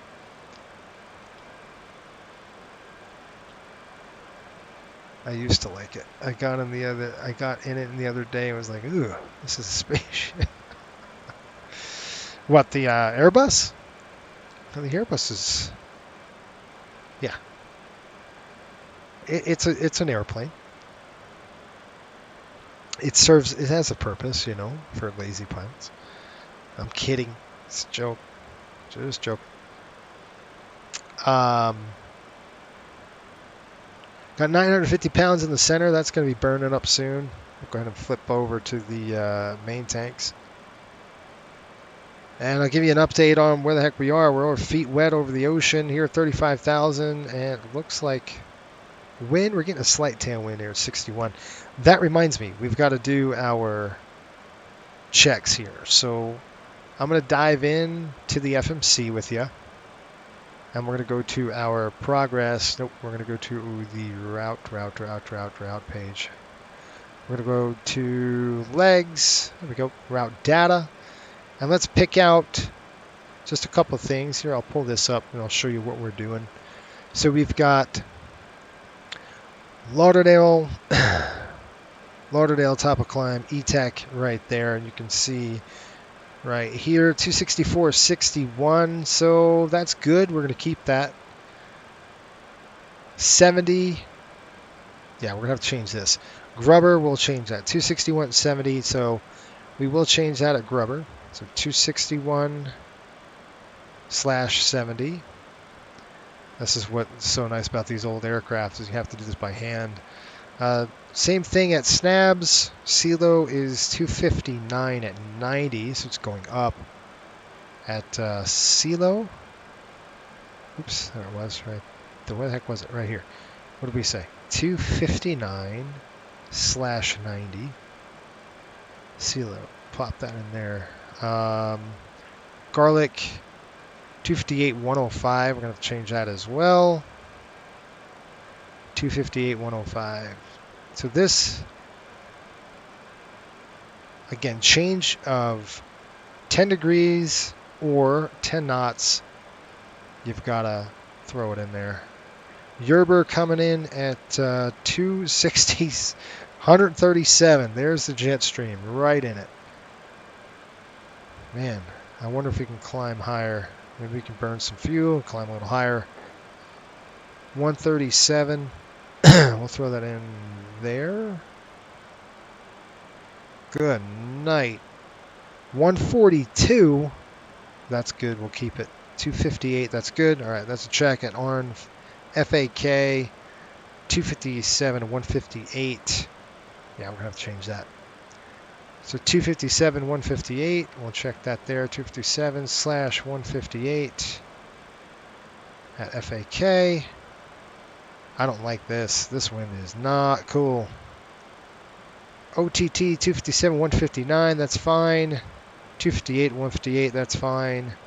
PEDS 258/158. Good. 258/158. 260. It's fine. 116 is lower. DQ something. All right. Well, we don't need to worry about that. So everything else is good because that's all descent stuff. Good deal. Progress coming in here. Okay, Nate, I'm going to hop out for a bit again and wrap up 402 now that I'm rehydrated, reenacting that one scene from Airplane. Blue setup. Yep, we'll see you, Nate. Hey, man, I'll take a look at your video when you submit. Keep going. Good stuff. All right. That's it. Sit back, relax. We've got Jack Center coming online here shortly. And that's what we got. So, just kind of settle in and relax. Scott, hopefully your day is going well.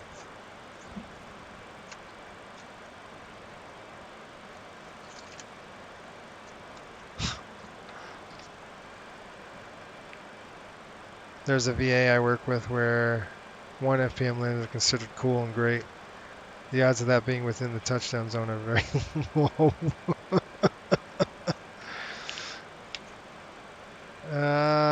Yeah, that is not kosher, actually. We do not think that that's a good thing.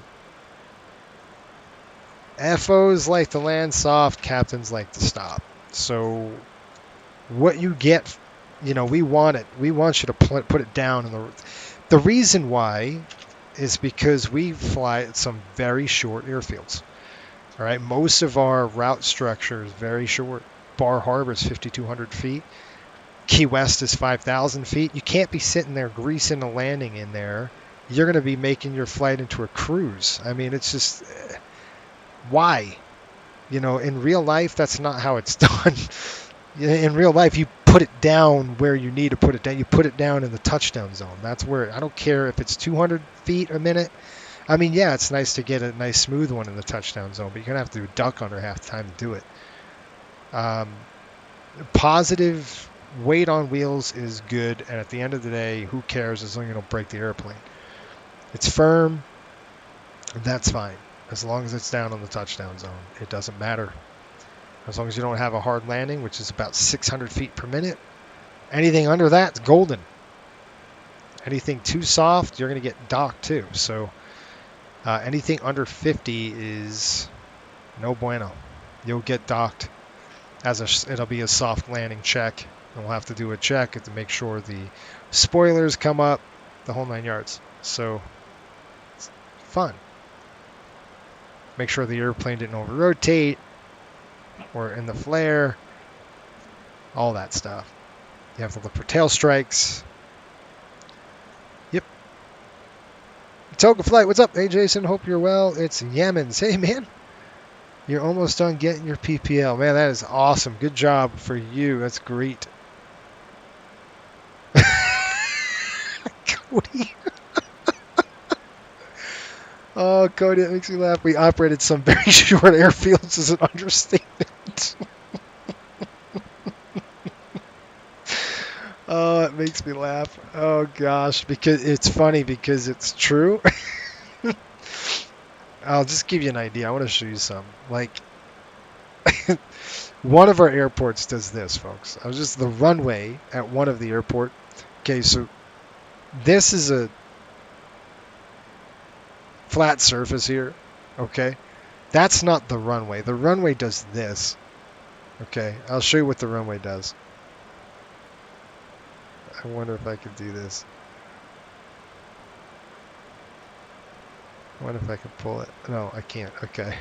All right, this is what the runway does. So the runway is, and that's 5,200 feet. And it's a bowl like this. Okay, so this is ground level. It's a bowl like that. So as you're coming in the flare here, here's your airplane.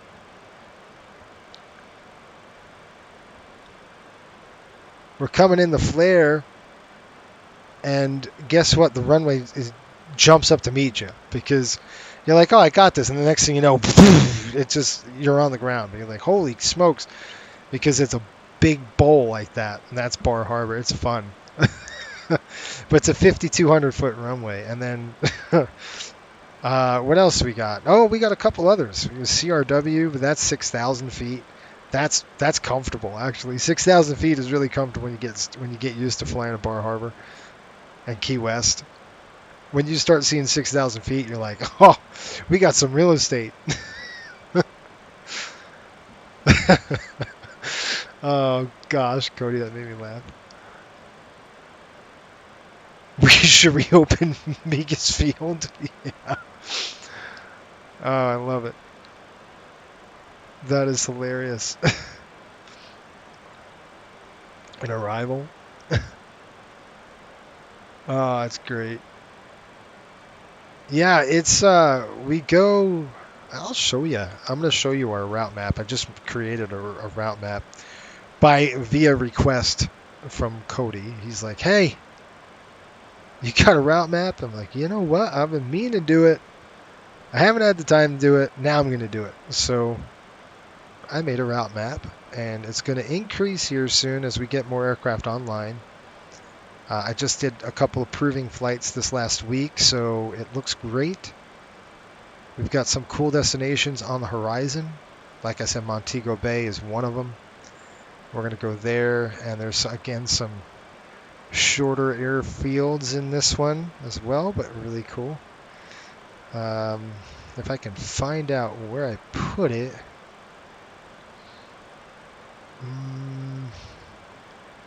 I think I know. I think I know. I'm going to show you here in just a minute what the route map looks like. Yeah. Here it is. All right, let me pull it up. There's our route map so far, folks. This is what we've got. Like I was saying, we have a couple of interesting routes. Oh, we got a master caution. It's just the fuel pump. Give me a second. I'm going to throw the center tanks off. 1, 2. Center tanks are off. Good.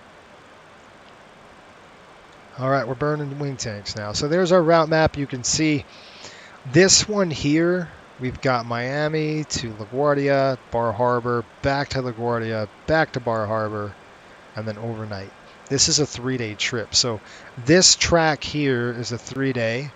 So you go Miami, you start at 7 a.m. in Miami, you go to New York, LaGuardia, do a turn, Bar Harbor, back to LaGuardia, back to Bar Harbor overnight. Then you fly the next leg, you go Bar Harbor, LaGuardia, back to Miami, do a turn, St. Thomas, back to Miami, and you're done. Nope, sorry. Day 2 is Bar Harbor, LaGuardia, Miami, St. Thomas. You're done. You overnight in St. Thomas, which is nice. After that, you go St. Thomas. Day 3, St. Thomas, Miami, Birmingham, Alabama, back to Miami. And that's a night flight. So you're pushing like 2,300. I think it's 1 o'clock in the morning you land back in Miami. So it's a late trip, but you're done. That's a 3-day schedule on that one. And then we have a 2-day schedule, which is obviously out of Miami. Everything's out of Miami. So Miami in the morning, day 1, go to Myrtle Beach. It's about an hour, 30 minutes to Myrtle Beach. Do a turn, quick turn there. It's about 30 minutes. Myrtle Beach to Charleston, West Virginia. Again, the airport is tucked in the Appalachian Mountains. It's really pretty. Blue Ridge Mountains are gorgeous up there. And it's kind of tucked in a valley on a plateau. So really fun. Cool looking airport.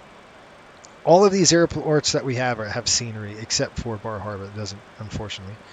But Charleston, then we go from Charleston, quick turn, Buffalo, overnight Buffalo. And then the next day you take it and you go Buffalo, Charleston, Myrtle, back to Miami, Key West, do the turn, back to Miami, you're done. So there's your 2 days. And that's what we've got so far. And we're working, like I said, we're working on a new route with these new aircraft. We're going to get 2 online here shortly in February, and we're going to open new destinations starting soon. Kind of what you see here. Rhode Island's on the list. Rhode Island, Norfolk, Virginia. And then we're going to do Norfolk down to where do we go? Norfolk down to Miami, and then we go from Miami to Jamaica. Back to Miami, and you're done. So that's day 2. Day 1, you would go Miami, Norfolk, Providence. Then we go from Providence to Detroit, back to Providence. Now, I'm still waiting on Detroit, folks. I've got a request at the airport right now. I'm requesting their finances as we speak. So everything that we have on the back end is real. I mean, I've reached out to airports. I've requested financial data to see how much they charge airplanes every time you land in there. What's your cost for gates? What's your cost for turns? Sewage dumps? You name it, it's included, and that changes every month. The finances fluctuate, and they're very fluid, just like real life. Fuel is all over the place, so we're subjected to fuel pricing. I mean, it's really cool. Yeah, I mean, that's kind of what it's looking like right now. We'll see. Detroit. Super impressed with how, I mean, Detroit's pretty expensive. It's probably comparable to Miami. Our most expensive airport we operate, though, is LaGuardia. That is a killer. That's like $3,500 just to touch down. It's an absolute nightmare to fly into there. In terms of pricing, our margins are real low out of LaGuardia. It's the nature of the beast. But it's cool. Patrick, what's up, man?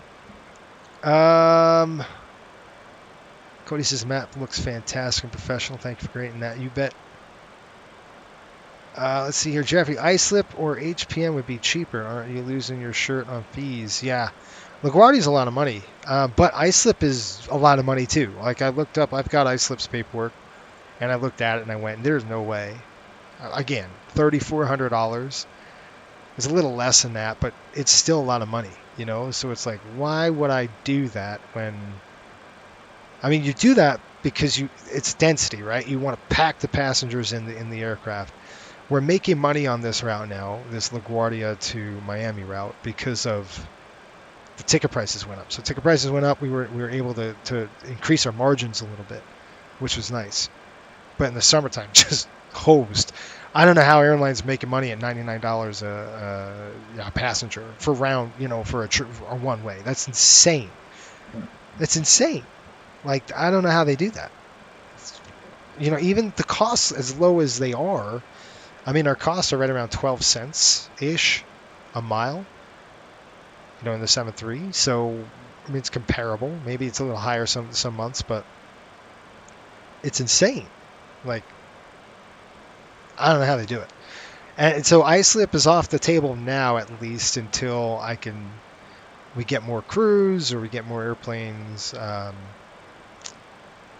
There's just a lot of competition, right? So that's another thing I'm looking at is competition from New York to Miami or New York to Florida. That's cash. That's like a milk run for a lot of airlines. A lot of airlines are doing it.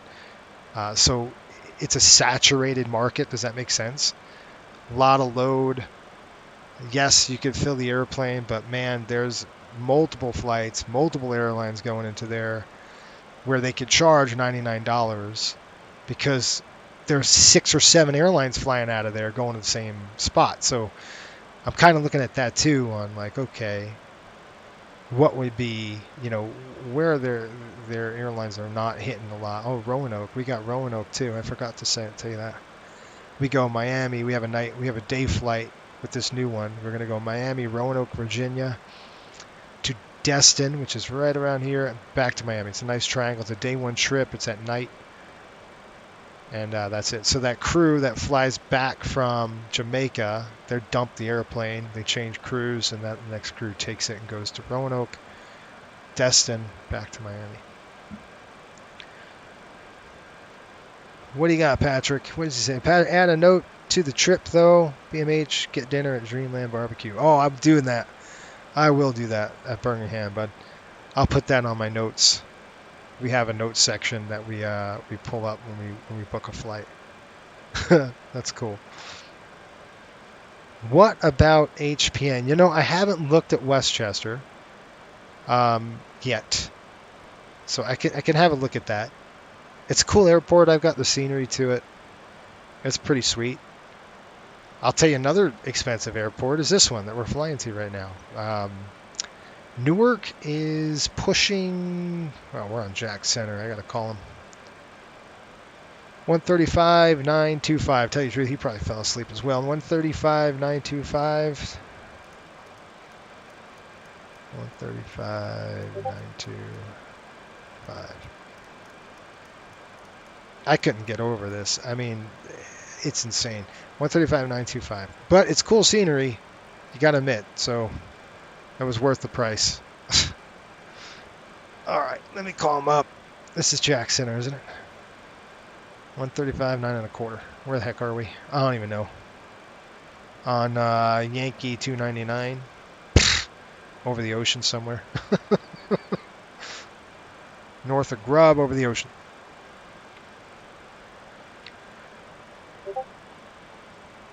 Jack Center, Riptide, 5800, flight level 350, over the ocean, Yankee 299. It was 5800? Yeah, it's Riptide.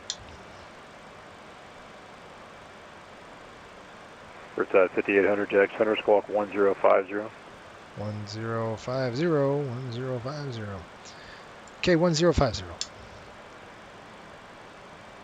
1050. 10. Come on, dude.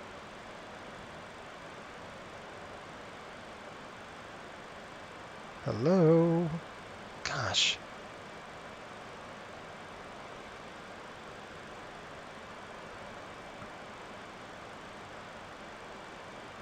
Squawking it up, dude. What do you got for me, Howard?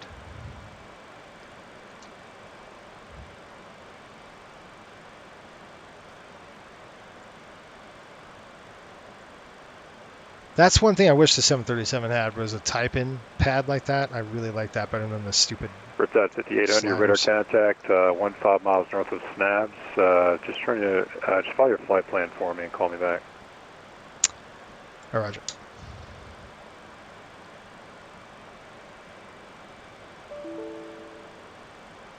No flight plan on the server. Isn't that nice? Cliff, was he supposed to do that or what? Idiot. We got all goofed up with the turning and burning there. Let me disconnect. I'm going to disconnect them really quick. I got to do that. Departure flight 1018 is going to maintain 1,600. Pirate denied. I was telling Patrick I had a pirate denial earlier. Flying to Southwest, flying into, where did we go? Austin, right? So we get to the gate. I shut the APU off, and guess what? I didn't have on the ground power, so everything just went dark, and I went, oops. Oops.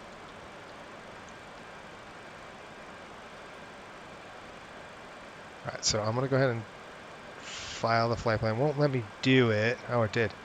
Okay, so let's go flight plan. Nice. Hello, There we Jack go. Center, Work 1874. We have an SMS message that we're going to be unable for 250 at Conroe. Looks like we're going to be under. For 1874. It's Cliff Pirate tonight. Yeah, Cliff did it. No problem. Thank you. Hudson Valley might be good. Not Flight sure 1018 doesn't look like you started to descend. Just turn right heading 150. Just going to maintain 1,600. Johnson accepted FO position out on Van Nuys and a 737B to J for VA. Good.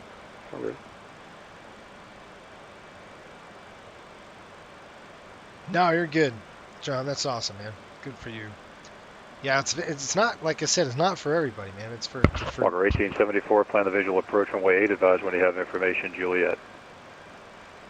Plan visual runway 8, advise when in possession, Juliet. And plus, you like to fly corporate stuff, so that's right up your alley, man. Let me call him back. Jack Center, Riptide 5800. How's that? Descent. Oops. I stepped on him. Don't know if you heard me.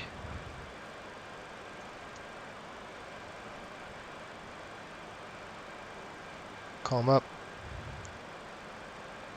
And Jack Center, Riptide 5800. We went ahead and resent that flight plan for you. Riptide 5800, thanks a lot. Maintain level 350. 350, Riptide 5800. Departure I flight got busy. 1018, turn right heading 270. Cliff can't even file the flight plan properly. The guy's a bum. Patrick, remind me, I gotta send you a link. I gotta send you this link. You're gonna laugh so hard. I gotta send it to you. You're gonna love it. I'll tell you when. I think it's an hour and 8 minutes into it. So.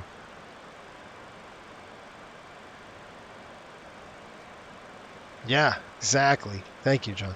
Flight 1018, turn right heading 330. I gotta send this to you while I'm thinking about it, Patrick. You absolutely love it. You will laugh really hard because it was really funny. But I gotta find it myself, so hang on.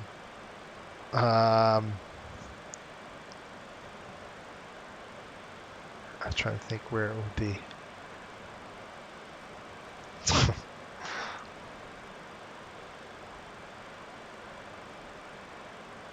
Wait a minute. American 710. I'm looking for it. Hang on. Descend via the baggy. Do you have the baggy arrival on the aircraft, or are you just going to baggy direct? We can program in the baggy arrival for American 710. That's okay. American 710 cross bag yet, maintain 15,000. The Charleston altimeter is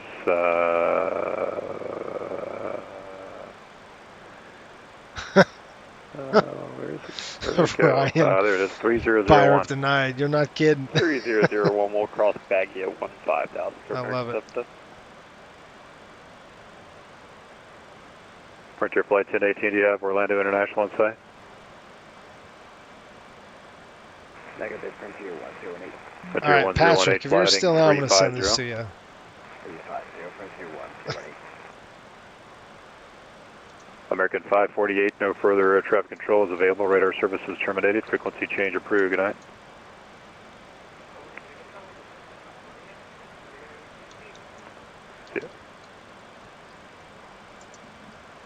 I gotta get your reaction to this one.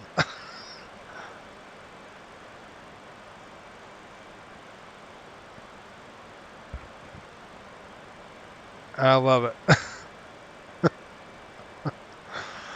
And Patrick started laughing. Of course, I pull in the gate. He's like, "Pirate denied." 005. 005, Frontier 108. I love that. Cody, I don't know. Cliff is kind of skillful. When you have Orlando International inside. He's successfully demonstrated short field climb power on stall.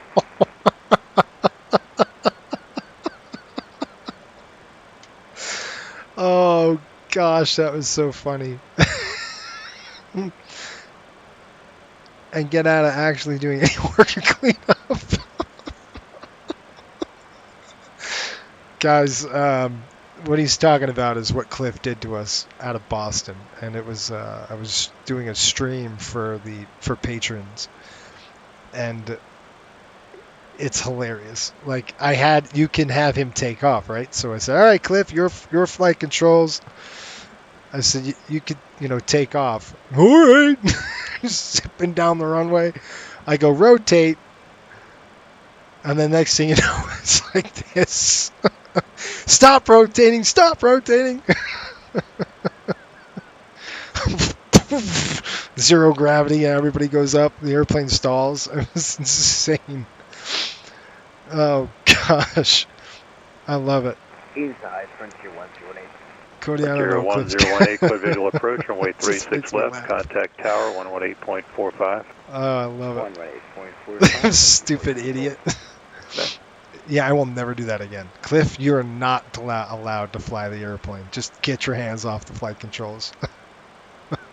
Yeah, Center, American 2932, passing, flight level 300, inbound. American 2932, yeah, let's look at it. Squawk 1045. Let's go check it out right now. 1045. Jeff, while Patrick looks at that. Have you given Cliff an opportunity to do a slam-ding? 2932, ready to attack about 20 north of the Columbia VOR, Columbia maintain level 30. No, he is not allowed to touch the flight controls anymore. 30, American Cliff will 2932, not cleared direct touch the flight Leopard. control. Guy is a psycho. Matter of fact, he puts his hands on the flight control. I gotta see him take his headset. Ding! Pull it and flip his ear. Nope. Can't touch those flight controls anymore. Oh man, cleans the lab. He probably can't even do that right. He probably get himself flushed down the toilet or something like that. Burn up the motor. Absolute disaster that guy is. That makes me laugh though. That's funny.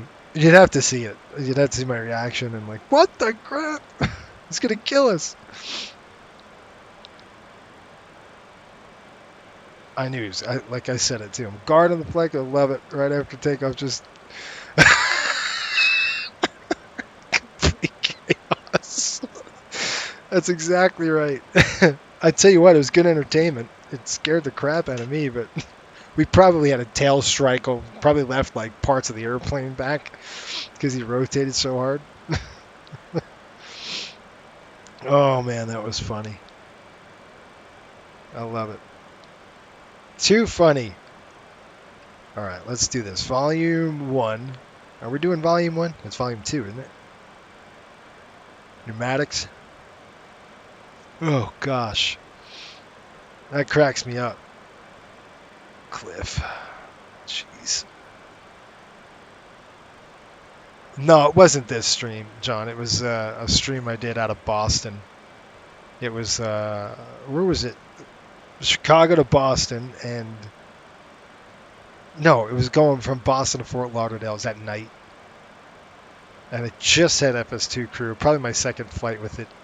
So I was still getting used to it. And I'm like, all right, he could take off. I'm like, go ahead, clear takeoff, your flight controls. My flight controls. We're zipping down the runway. He's probably staring at Boston. Oh, look at that. Just pulling up. I mean, we went like this to like this in like a second. That's how crazy it was. It was insane, man. It makes me laugh, though. Gosh, that's funny.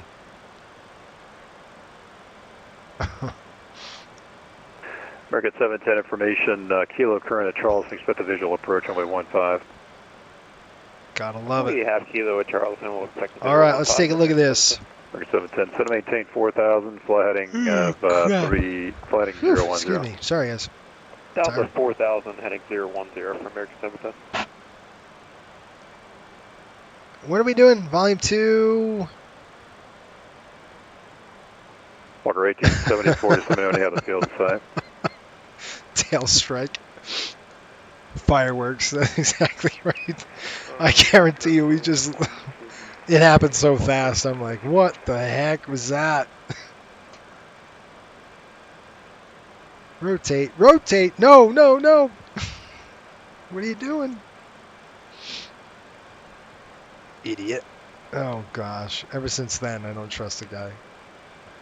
He's tried to kill us way too many times. Chapter 8, thank you. I was looking for the chapter. I'm like, what the crap is this thing?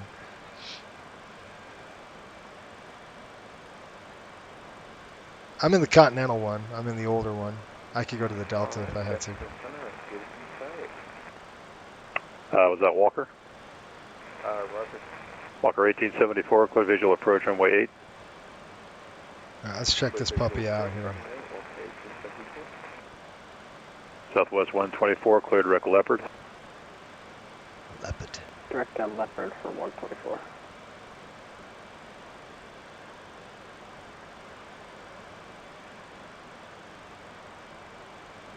Where is this thing?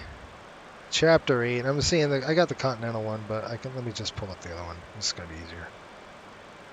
Volume 1, Chapter 8. Let's go to it. Oh, let's figure out what we can do with this thing. It's probably some like suction feed or some crap like that they got going on.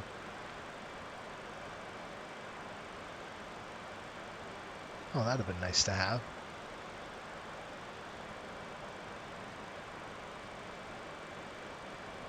She's in volume 1? And the systems, yeah, it is.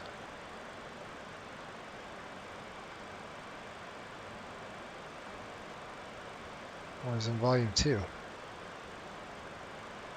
It's with the systems, isn't it? Oh, I see. I'm sorry. I was looking at the real thing. I'm looking at the real model. I'm like, it's got to be in volume 2. Yeah, let me pull that up really quick and see what's up.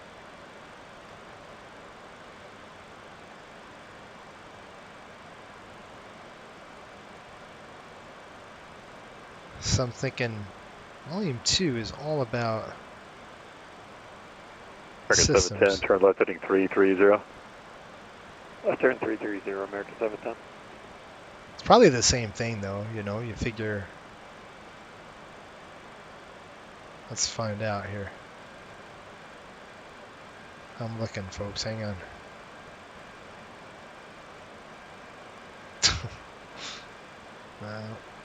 Nope.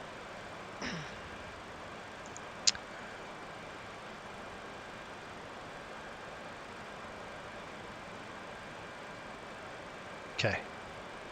What chapter is it under? You should make a compilation of Cliff's best moments. Yeah, no kidding.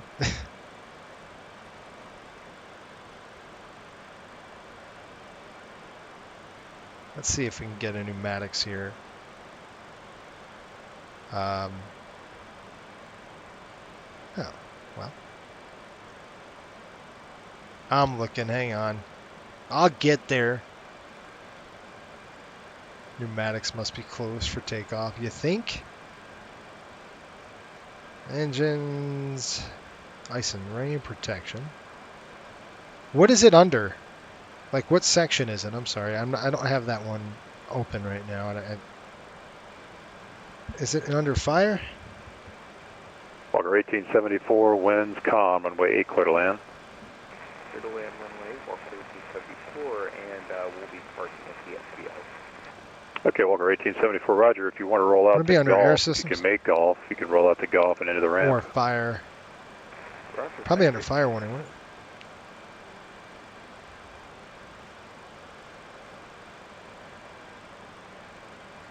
No.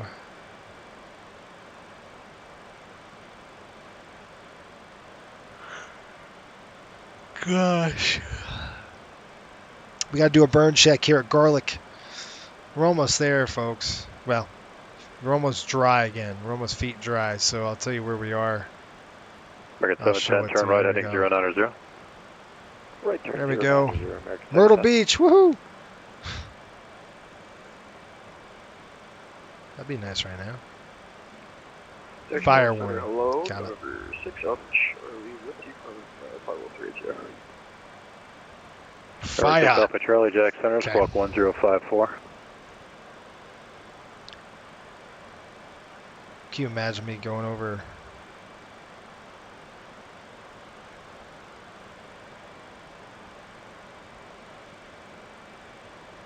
On the Boston, November 600. Gosh. Okay. Fire warning protection. Contact 20 south of Columbia. Climb and maintain level 380. 380 for 600 chart.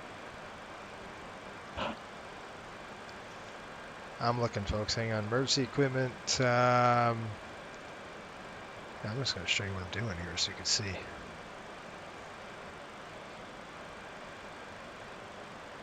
Cricket 710, turn right, heading 120. Right turn 120, American 710. All the alerts. American 710, you receiving the localizer? Not quite yet. I'll let you know, American 710. American 710, try to maintain 3,000. Down to 3,000, American 710.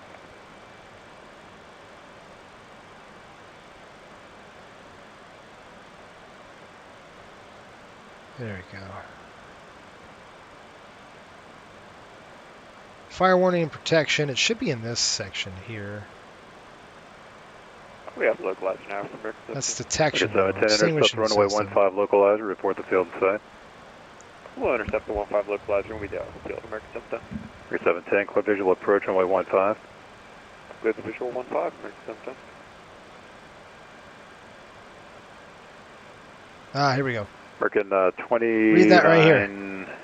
Engine fire handle left and right provides fire warning indication. Radar services terminated. Frequency change is approved. Have a good evening. Frequency change approved over Unicom, American 2932, thank you. If you try on this route, means get busy. Centers closing. Radar services terminated. Frequency change approved. All right, Howard. Have a good night, man. That wasn't me, was 6 it? Alpha Charlie. No. My positive, 6 Alpha Charlie, over to advisory. See you later. Southwest 124, Jacksonville Centers closing. Radar services terminated. Frequency change approved. Unicom for Southwest 124, have a good night. Good night. Riptide 5800, Washington's offline. Radar services terminated. Frequency change approved. Okay, over to the dark side. Have a good night, Howard. We'll see you. See you later, man. All right. American 710, I'm going to be closing up. Radar services terminated. Frequency change approved. Nobody on the ground or in the area down there at Charleston. Have a good night. All right, over to Unicom. You have a good night as well. American 710, happy holidays. Same to you, see ya. Walker 1874, Alpha Golf to the ramp. Have a good night. Alpha Golf to the ramp, thank you. Good night. Control aircraft Jacksonville Center is now closed. Monitor Unicom 122.8. Happy holidays. See you, dude. All right. Back to the old drawing board. Hang on. Now I got to get this set up right. My stupid track IR crap down on me, too. Look. Land ho! What's Cliff doing? What do you think Cliff's doing right now? I'm trying to go over systems with him. He's probably falling asleep. He's probably sitting there eating chicken nuggets or something. All right, let's go right here. This is what I'm talking about. So lights within the handle are turned by engine fire detection system. We know that's pulling the handle will silence the alarms. Trip the generator control relays. Shut off engine fuel and hydraulic pump supply. Obviously, it's going to shut everything off. And close the pneumatic crossfeed valve. Ah, there it is. It closes the pneumatic crossfeed valve. So it's, you see in the 737, the pneumatic crossfeed valve is a solenoid, okay? So it's an SOV valve, it's a shutoff valve. It's electrically operated. All right, so this isn't. This is like a cable connected in the back. It's very archaic and chaotic, which is weird. Never anything like it. It's just, it's instead of electric, it's like a cable. It's crazy. So you know it'll shut that. That's why when we threw it back and through the cross feeds, it popped it back in. That's interesting. Now I want to see the schematic of this. So it's one thing to read about it. It's another thing to look at the schematic, and I want to see the pneumatics on how that works, so to speak. Your squib lights during the test. That's what we do during the test. We look at the squib lights. But really, I want to see how the pneumatics are working. So it's one thing to know, but I wonder if we can go. We got flight controls. Let's go to air systems. Whew.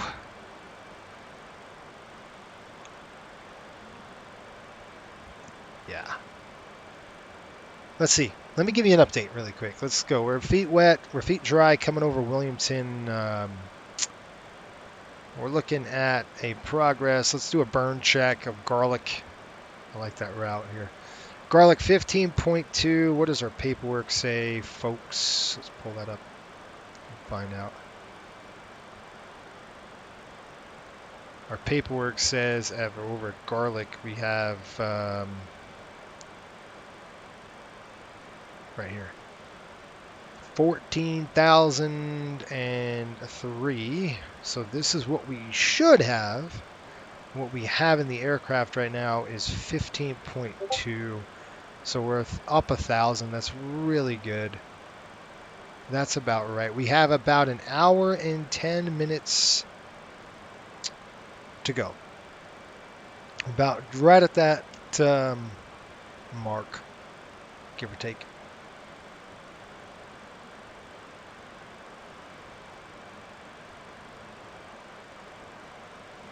Good stuff. All right. So 5.2, 1,000. That's pretty good. We're getting close. Let's see here. Top of descent. I'm going to start working on descent figures here in a minute. Got about an hour and 10 to go, so I'd say maybe about 20 minutes we'll start looking at some descent. We probably got, it's calculating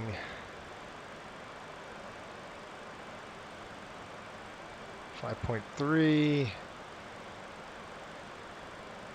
Okay. Just doing a little health check. It's good and important to do that. Let's go ahead and check the top, make sure we're good here as well. Our CSDs are looking good. Constant speed drives. These are our generator drives. They're looking good. We'll flip it back and forth. We're reading good volts.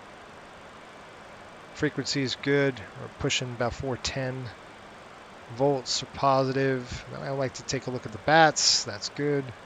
Good on the volts. Bat amps drop to 0. That's good. That's what you want to see. All right, that's good. Our DC load.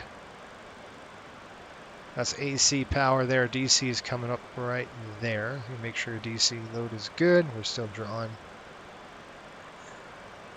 Pressurization's looking good as well. You have your differential here. We're about 7.6 diff with about 7,000 on the cabin altitude.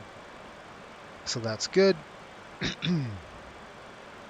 In the cabin's looking good as well. Call that, reset that thing. And our temperature is just about 70 something degrees. I'll go ahead a little colder. I'll help them out a little bit, get it down a little bit. And everything else is good to go. So far, so good.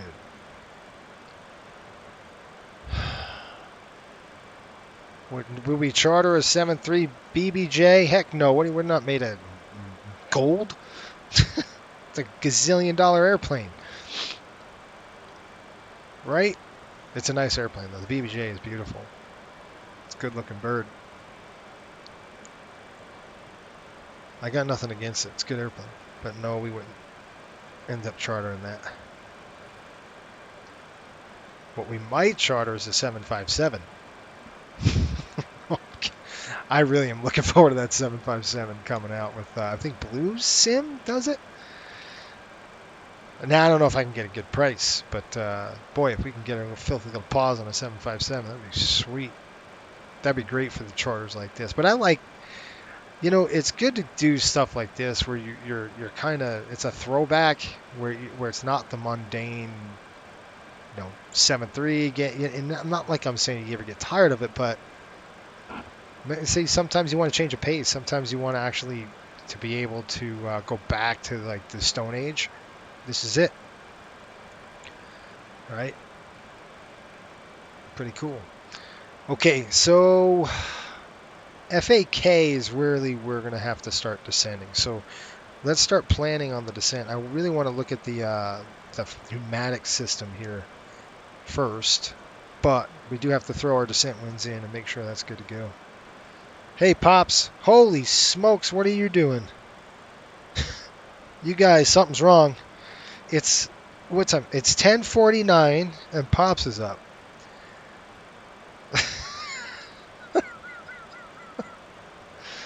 What about a DC-6 for cargo? That is not going to happen. Oh, gosh, no. I love it. I love a D6. Trust me. I think it's fantastic. But there's no way. Are you kidding me? Now I got to spend money on avgas? That's worse than jet fuel. And the maintenance. Oh my gosh. Can you imagine the maintenance costs on a DC-6 on a Wasp radial engine? Oh man. If you don't see a puddle of oil under those radials, under those Wasp 1000s, it doesn't have any oil. So that's one of those things. So am I. When the 7576 comes to I'll start looking at the sim. Yeah. That's cool. 30,000 charter even. Yeah, it's probably 30 grand to charter one of those, right? John? probably $30,000 an hour. This airplane cost them $20,000 an hour to charter, and that's a realistic price. So they're getting a good deal because the 7.5 is a lot more than that. That's pretty good.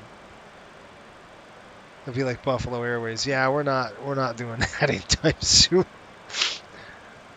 I can tell you right now that those. Did you see? By the way, Pops, did you see the game yesterday? The Rangers played Toronto, and they're starting to play hockey a little bit.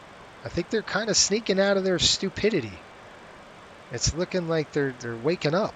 It's about time, because, man, I mean, I'm still not. I don't think we're out of the woods by any means, but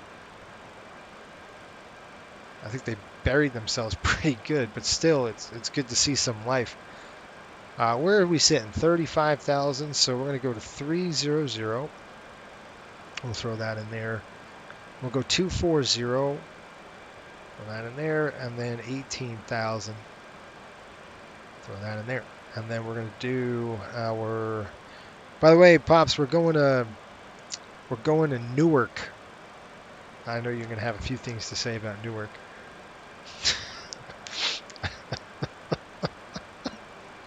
If you've never been to Newark, folks, it's interesting. I chuckle because it was the funniest thing in the world. I was at an event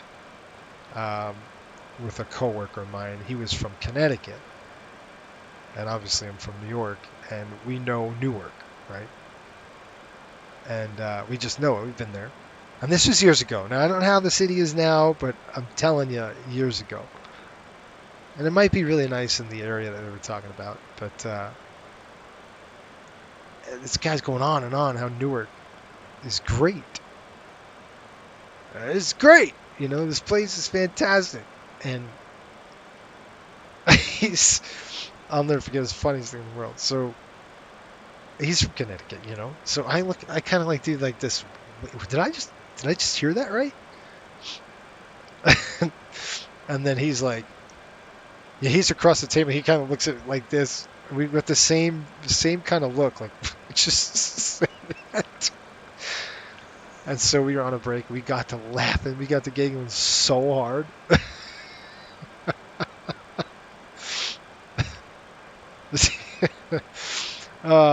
It still makes me laugh. Every time I hear Newark, I just start cracking up. Like, wait, you mean the place you got to wear a bulletproof vest in, that place? Oh gosh, it's too funny. There's new scenery coming out for Newark. Yes, John, and guess what, buddy? You're going to see it because I've got it. We downloaded it right before this flight, so it was very fortuitous that it came out. I got to adjust my seat. Oh, that's awesome. AN2 coming out next year. And AN2, and are you talking about the Antoniev? Is that the Russian-built aircraft?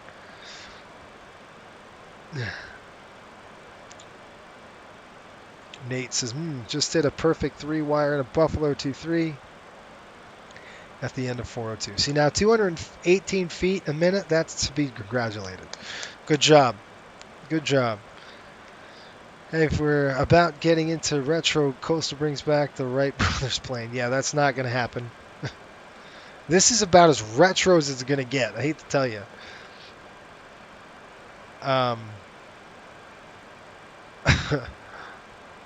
Yes, great game. It was a good game. The biplane.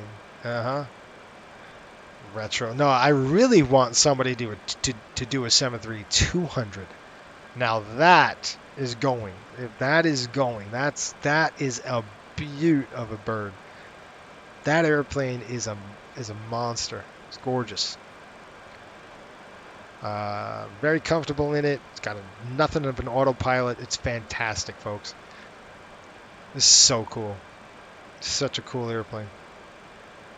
I really want somebody to do a full-on 200 with an FMC and a, MCP package. That'd be sweet. All right. I got to do this. I got to shut up and see where we're at here, top descent-wise.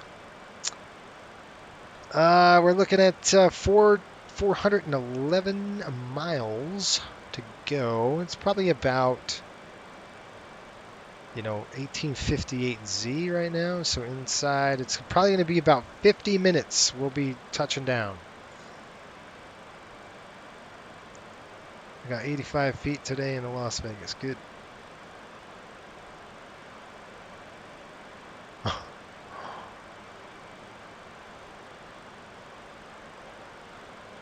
All I'm saying is if we get a 200, I'm requesting an NDB approach and whatever. I can beat that guy. That's right. That was a funny meme that you sent. That cracked me up. NDB approach. Yep, I've flown them. I know it. Okay, I want to go back to the drawing board here on the pneumatics.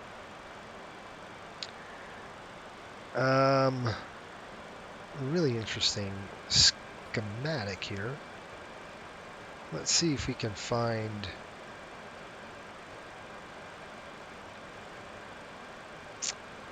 it's air systems. So if we can just pull up the air systems, we might be able to find this thing. Air systems. I mean, I'm only looking at 1,200 pages. How bad could it be?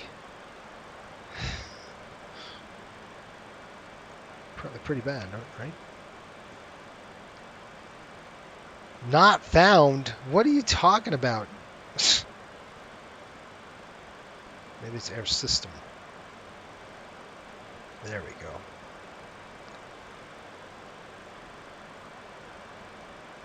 The heck is this? Yon Amper. Ram air switch.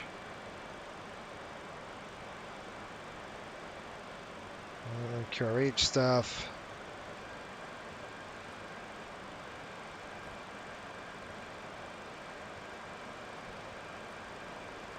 I think it's just going to give us a loop. Dang it. You said chapter 8. That's a bummer. Hang on. I'm trying to find a table of contents. Maybe I can get it there. Oh, no. Emergency procedures, no. Checklist, no.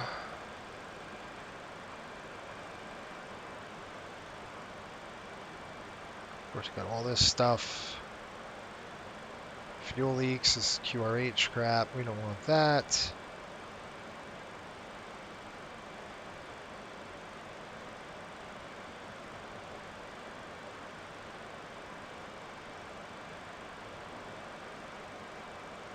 By the way, we could do I tried doing a auto land on it, and I think, if I'm not mistaken, Sean, what the heck did I mess up? I messed something up. I forgot what we had to do. Dang it, I forgot. I thought I had it set up right. I didn't. There was something with the alignment that didn't take. I just got to read up on the procedure. I got my head in the manual, folks. That's why I'm looking at schematics. I'm just kind of thumbing through my way, trying to see if I can find some pneumatics, schematics, cargo accessories. We're getting close. Oh, here we go.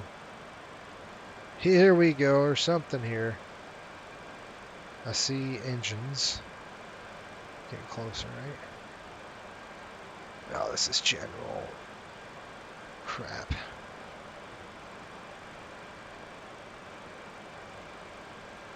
Let me show you.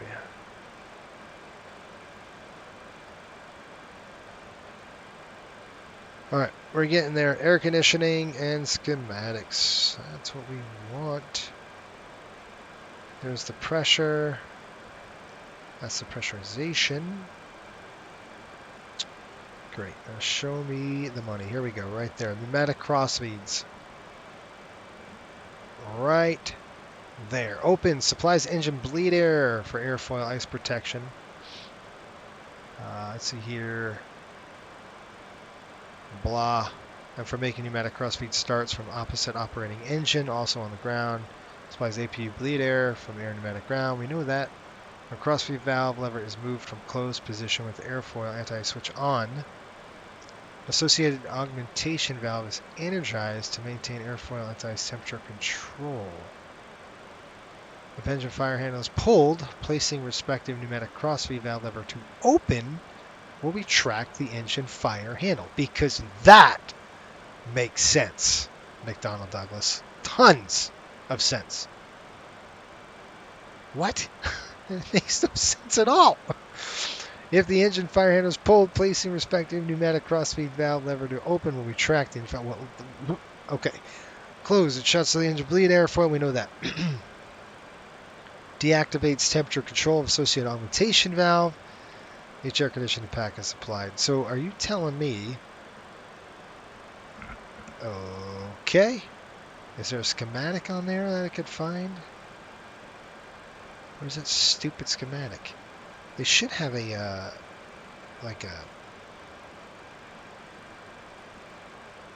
That's the weirdest thing in the world.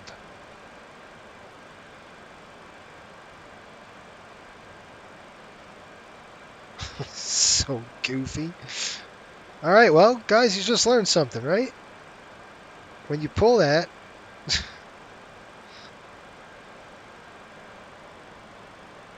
That's so odd.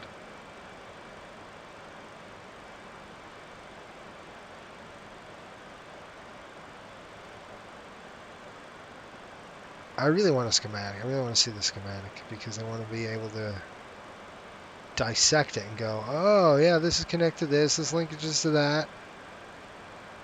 Nope. Okay, this is instrumentation schematics. I know there's a power plant. There's a power plant.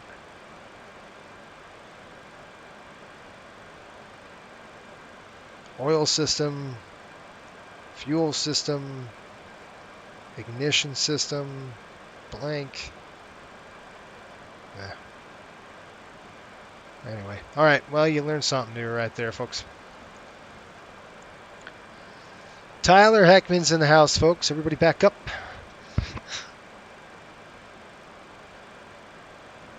Oh, man. Obnoxious Wolf, what'd you say? Oh, I'm saying, okay. Did you ever see Flight Chop's video when they crashed the 200 full motion sim? Yeah, I did. It was a good video. Jason was the FO. Uh-huh. I was. Yeah, that was, I actually did that video with them. I actually instructed them in the takeoff segment and all that stuff. That was me. In the right seat. Tyler, what's up, man? Oh, man, gosh. Sean said there was something you had to do on the FO side. There was, and I can't remember what the heck it was. It was over a week ago now. We had to do an alignment or something, right? We had to, like, hit a line or some kind of crap with it, and I forgot what it was. I think it was something in the was it on the FO side, or was it like an alignment in the FMC? I can't remember what it was, because I had everything set here the proper way on both sides, but the alignment didn't take for some dumb reason. Cliff probably fell asleep again and didn't do his crap. Oh, I know what I had to do. You're right. When I did my briefing, I had to set auto land. That's what it was. And I didn't do that, so Cliff didn't do his job. I'm going to blame it on Cliff because he's such an idiot. Cliff it is. All right, we're going to go Newark. Let's pull the weather. Here we go. We're getting close, folks. We're getting real close. Hang in there. We got a brand new, I don't know where we're landing. Sean sent me that, so we'll have to take a look. Right, Sean? We got the Dillon 4. And I'm going to pull this up, and we're going to plug it in. Airport EWR, we're going from, is it 280 at 11? Visibility is 10 statute miles. A few clouds at 1200.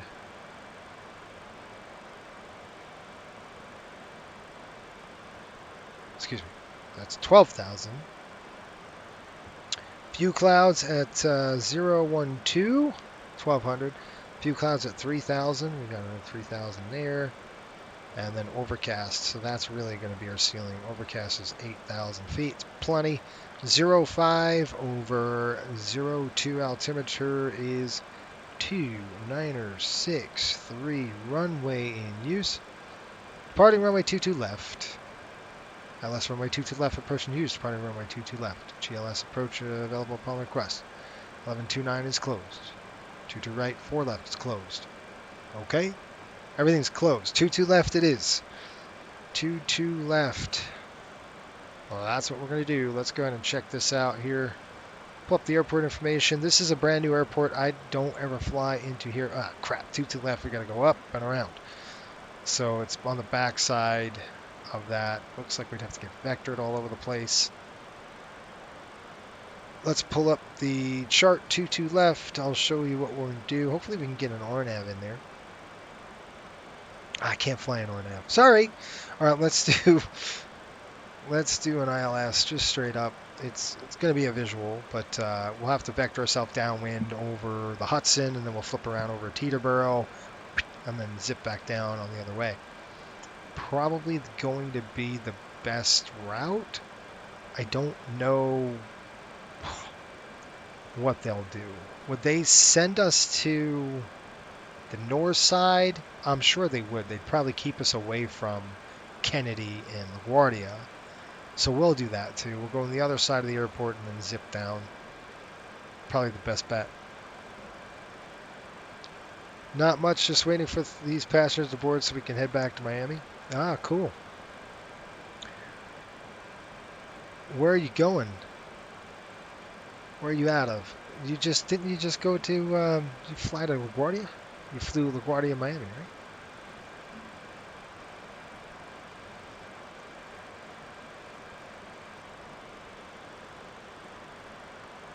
We could try the Autoland. I do want to try to set it up, so let's try Autoland here again and see if we can set it up right this time.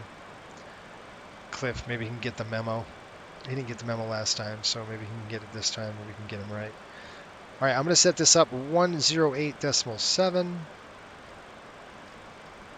There we go. Course inbound is 219.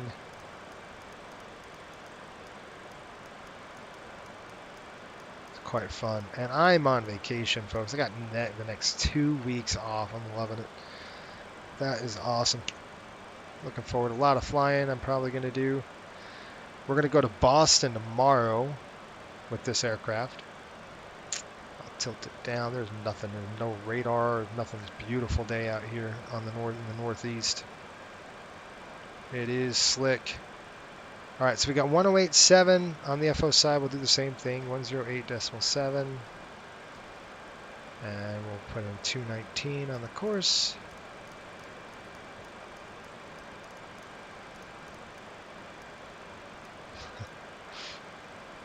Oh, gosh.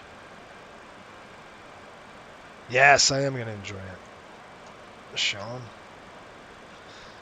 I will. I'm enjoying it already. I'm tired. I need to actually get some rest. Because I got my dogs barking and waking me up all the time.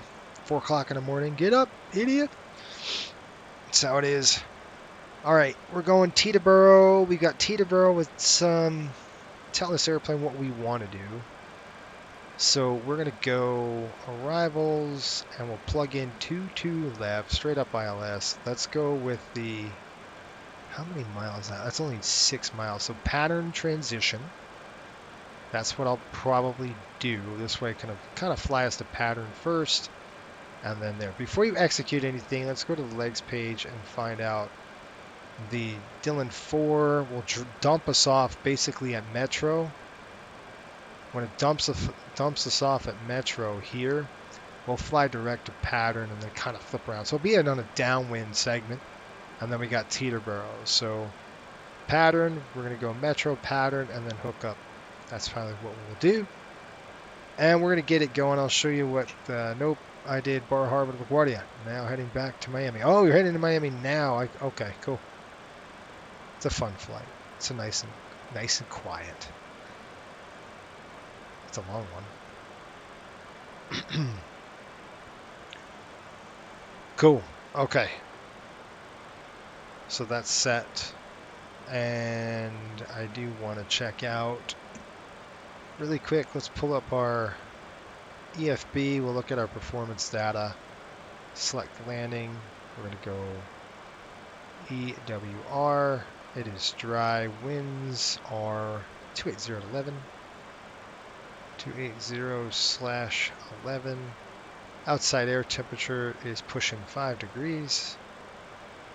Let's go. We're going to go 22 left on the runway. Flaps, we're going to go 1540. So 15 is go around, 40 is normal landing. So runway 22 left, auto brake medium.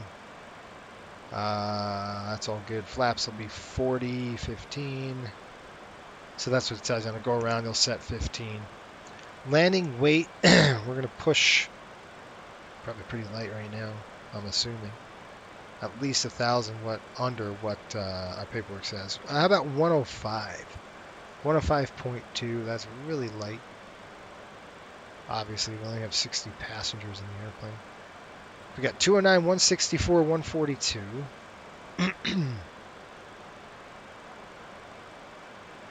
Where am I here? Okay, ref 121.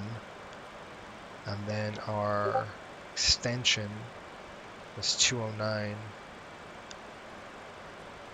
Okay, it's good to go. We've got actual landing distance going to be 3490. Landing distance required 3490, and distance available. Man, what is that runway? That's a big runway, isn't it? In the Newark. 22 left. How about 10,000 feet? Plenty. My gosh. We're used to like 10,000 foot runway to us is like we could do 4 takeoff and landings in a 737. I'm kidding. But it feels like that, right? It feels like, man, we got plenty of real estate. Plenty of real estate to land the airplane. We're used to slamming it in the ground and just stopping. 10,000 feet becomes pretty sweet. Hold your nose closed when you're in Newark. Yeah, exactly right. Cool. Then he's off to, yep, he's on that route. He's going to St. Thomas, overnight in St. Thomas. Nate says, I'm going to Buffalo. BWI Buffalo. That's some interesting weather. Yep, Buffalo does. Where you fly to Buffalo?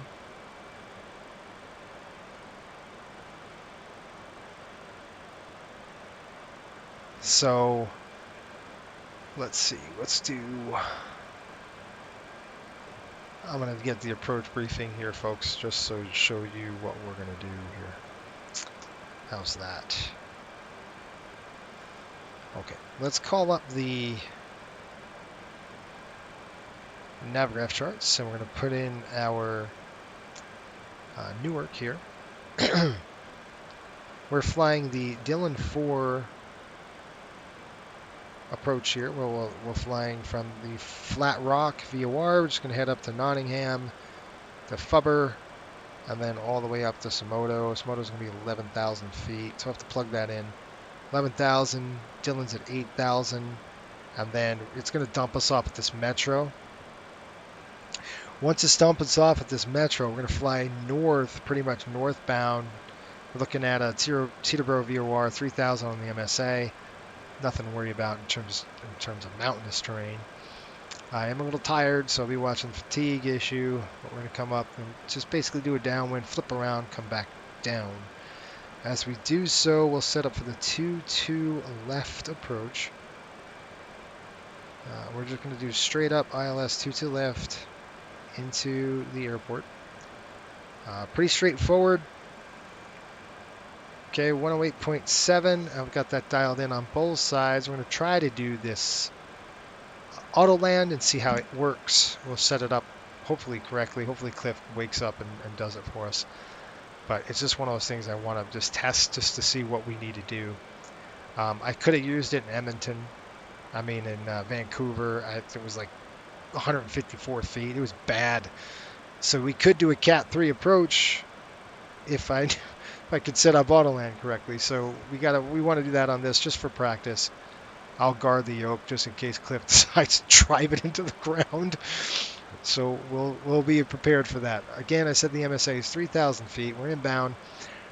If we're lucky enough, well, let's see here. Let's talk about mist first. How's that?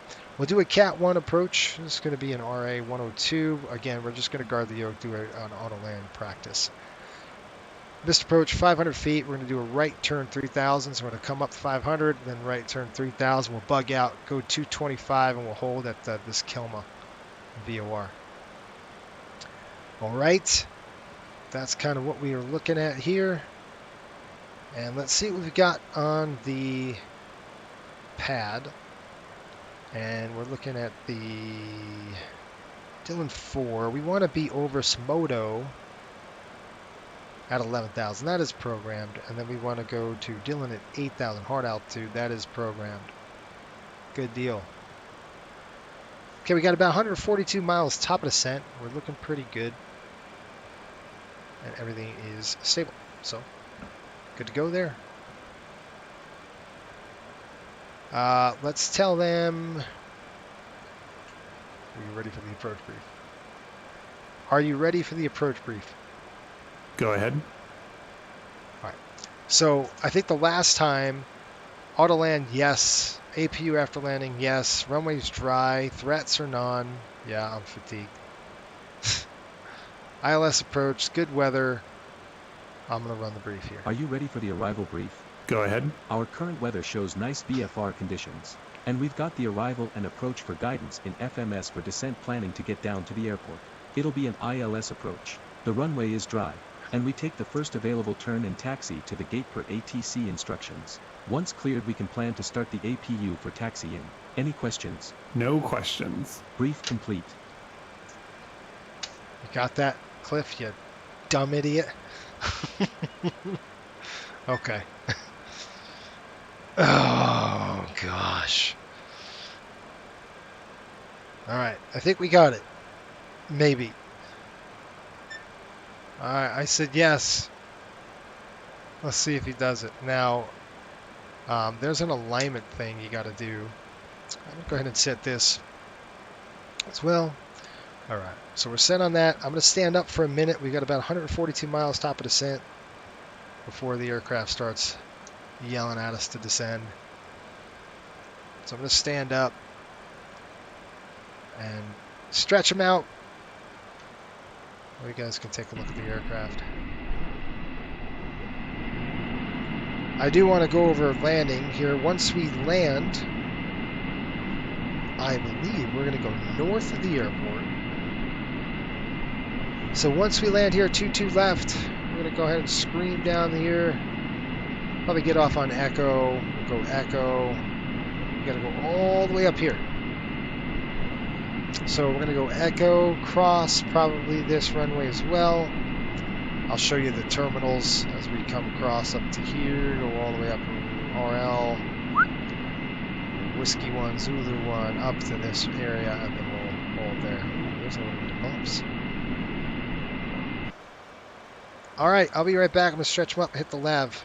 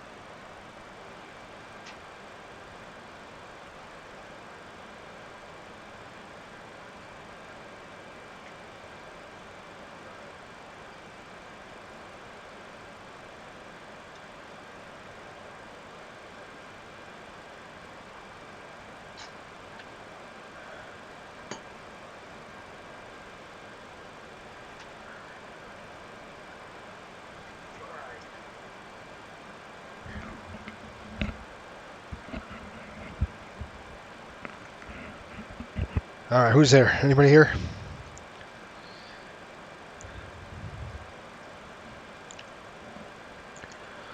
Let me just see where we're going here. Ah, man.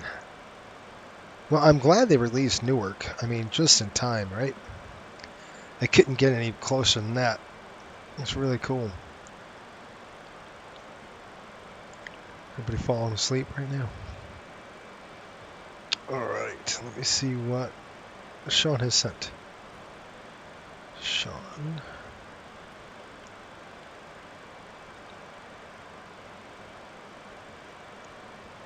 Oh, and you circled it too. Okay, good. North side over to the cargo area.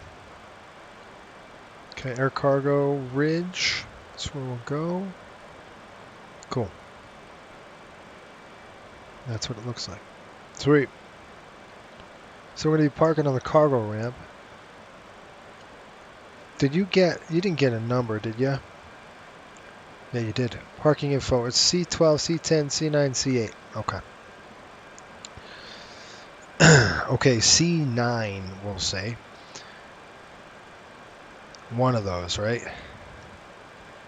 Okay, we're at OT, which is on the Dillon 4. We're on the arrival here, folks. We're getting close. We've got... Oh, stop following the airplane. We've got... we already passed... where we're going into... This is Nottingham. So we're just passing over Nottingham right now. I expect a descent here in a few miles. 58 to be exact. I do not see it.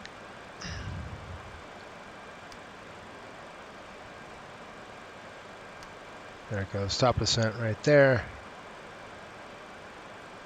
It sucks. I cannot believe I lost my track IR. I hate when that happens.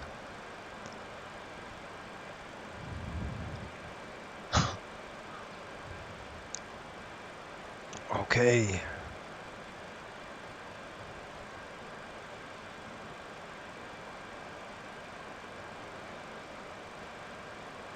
Cool. Thank you, by the way, Tyler.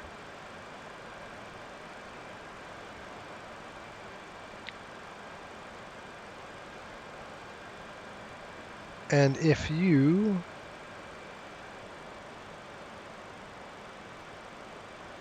Sean, do you have time after the flight, or are you packing up? It's probably pretty late for you, man. It's late for me.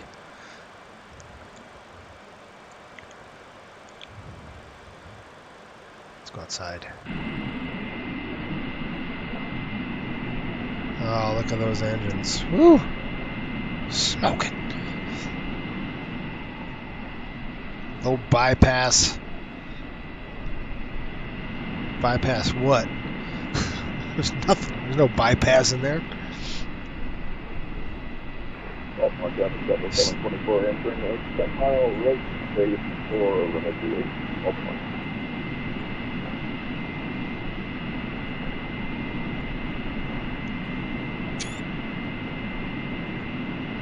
Taking a picture. Gotta love the livery. Pretty looking thing. The airplane's pretty. I do like an MD-80 look. There's something about it. Looks like a space shuttle up in front. It's got that DC-8 look. And it's a shame the MD-80 was just a workhorse. A really, really big workhorse. It was, I mean, the competitor to the 737 forever. Stupid COVID did it in.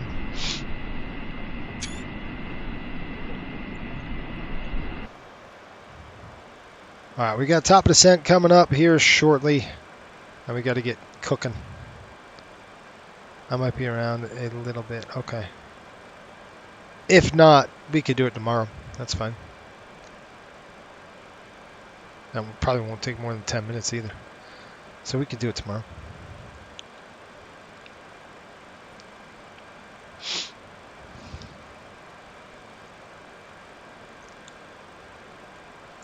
You know, the best part about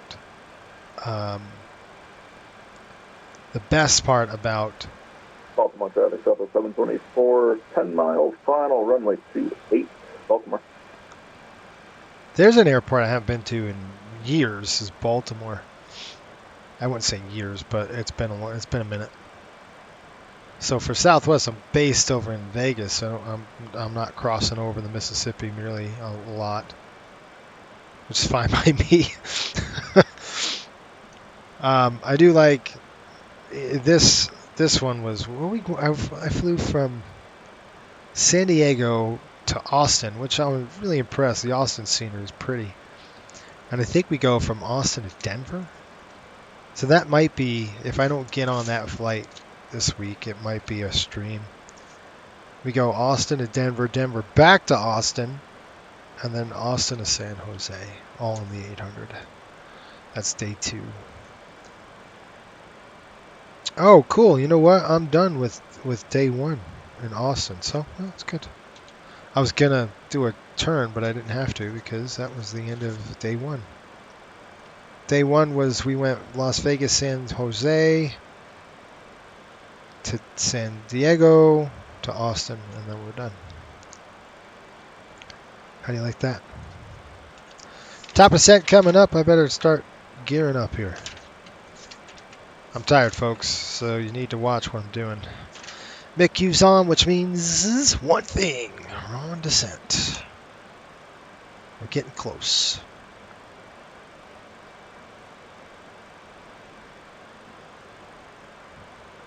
Alright, what I'm going to do is just come over here and I'm going to plan the altitude down. I'm going to bring the altitude down to 11,000 feet. So you can see how the airplane's going to just plummet. Reset that, click VNAV again. It's going to drop like crazy and then it's going to plummet. It'll stabilize back up to normal. It's just one of those weird things. I don't know why it does it. But that's a bug that they need to fix. Alright, let me tell Cliff we're on the descent. Hey, moron, we're descending. Descent check.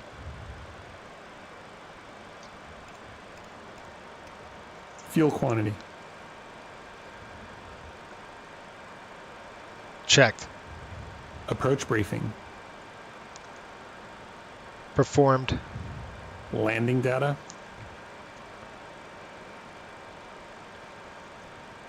Set and checked.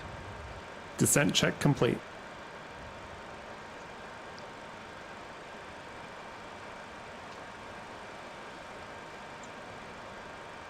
All right, Dodo brain.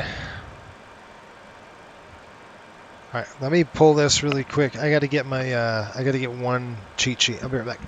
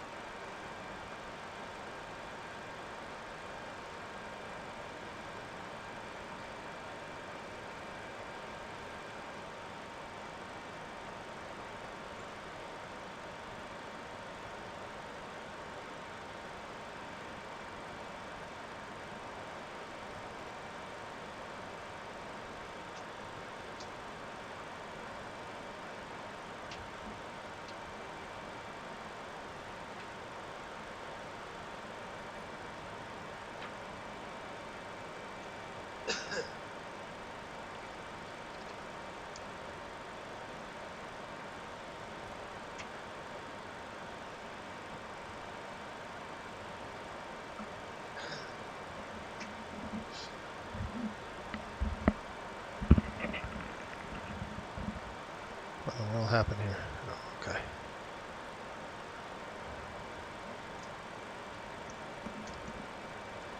Okay, folks, we're plummeting to the ground pretty bad. What do we got here? Drag required. Yeah, I know. You think? What gave you that idea? I'm going to just increase my range. Looks like the hold right there.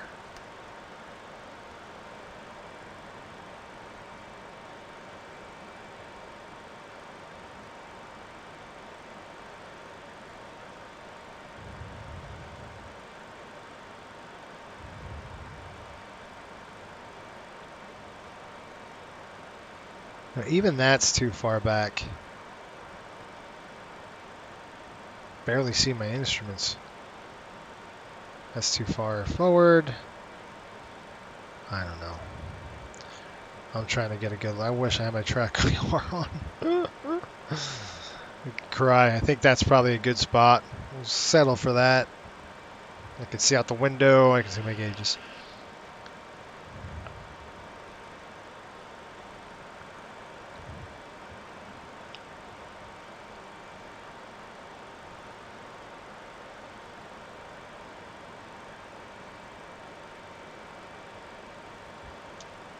What's this align mode initiated? Holy crap, here come the brakes. I'm pushing barber pole, bro. What are you doing, airplane?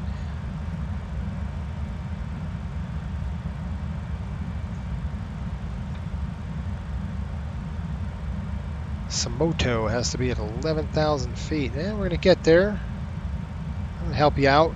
We'll get some brakes in there and slow it down.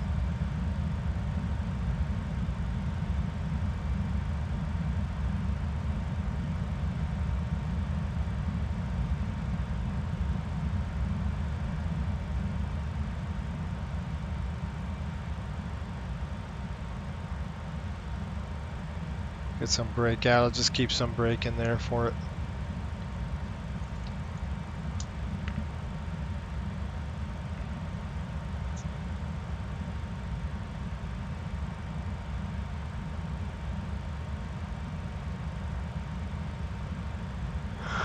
Where's the alignment mode? The lights coming on. I hear him kicking on lights.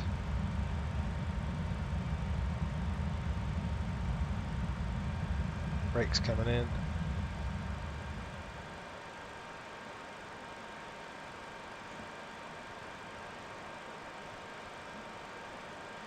We're getting closer, folks. Coming down the chute here, 7 degrees. We've got Smoto at 11,000 feet. We're going to call for transition here in a minute, right now. Transition now. Set. All right, I've got 29er 6.3, dude. You're a little off. What's he talking about? Set.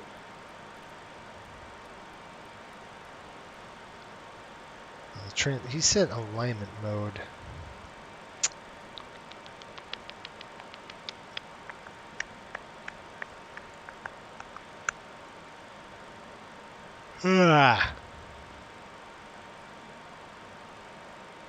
Are you serious right now? Where are you at? You're gonna be somewhere over here, right? Here, watch this, folks. Oh, look at that. There he is. There's the other aircraft. Riptide. That's the airplane. This is our bird. That's his bird. That's so cool. We're going to pass each other right over Philly. That's really sweet. He's going southbound to Miami. We're going northbound. That's cool. See you, buddy. We had a fun one up to the garbage. So where's this stupid alignment mode? Hey, safe trip down there, will ya? Thanks for making us money. That is sweet. Gary says, wow, I stepped out for 2.5 hours and you're still going. Great job, Jason. Yeah, we're almost done though. We're down at the end of the road here, which is good. Got 11,000 feet. Yikes. Oh, man. I'm trying to get a good kind of a. It's almost with the stupid track IR that's missing and really hard to figure out. Excuse me. Where to go. I kind of like that. All right, there's 11,000 feet. Then we're going to go down to 8,000. Altitude coming down to 8,000. Set.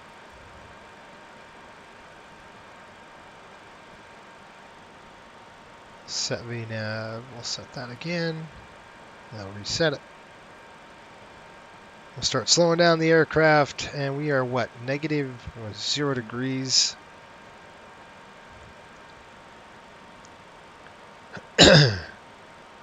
I think with the MD-80, you don't need any. Yeah, no problem. Sweet, safe landing in Newark. Yeah, we'll try, man. You too, safe landing in Miami. Weather's nice. You'd be good to go. 0 degrees. So, I'll be watching for icing. I don't think we're going to ice up, but we could. Okay, past that, we're slowing the aircraft down even more. Where is this alignment mode? This is probably no place to look, no time to look, but I'm going to try it.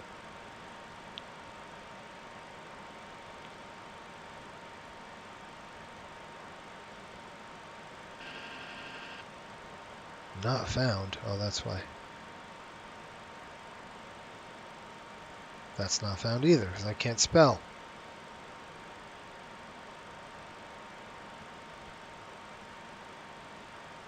Not found.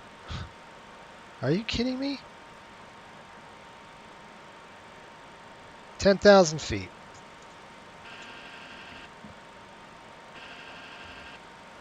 Going from 9,000 to 8,000. Increase the range here just a touch.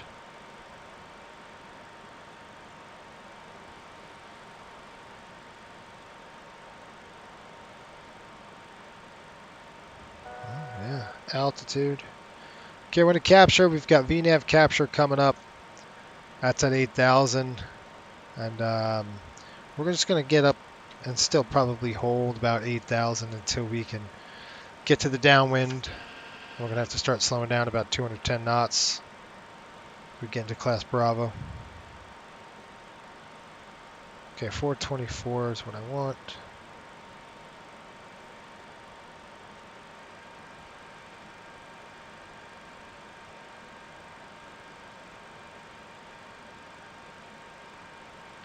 Okay, there's 8,000.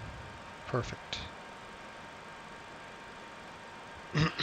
If the autoland mode is engaged and dual influence is satisfied, the FMA is going to enunciate authorities, autoland in the roll pitch windows. Well, how do you do this? During an autoland crosswind conditions. Yeah, I got that. Where's a line?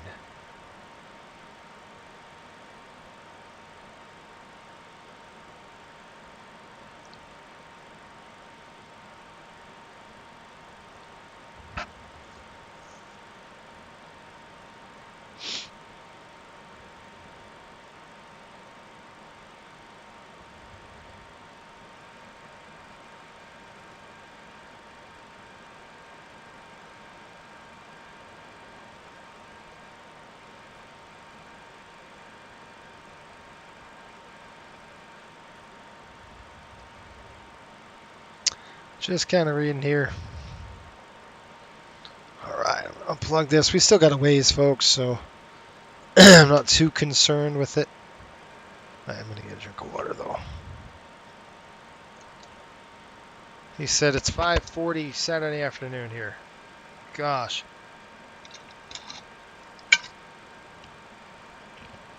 It would have to be early in the morning there. Almost. We're pushing almost midnight. Where I'm at.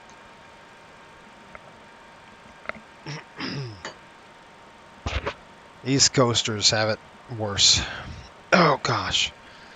Alright, right here, it says at approximately 150 feet, AGL, so let's just plug in the RA here.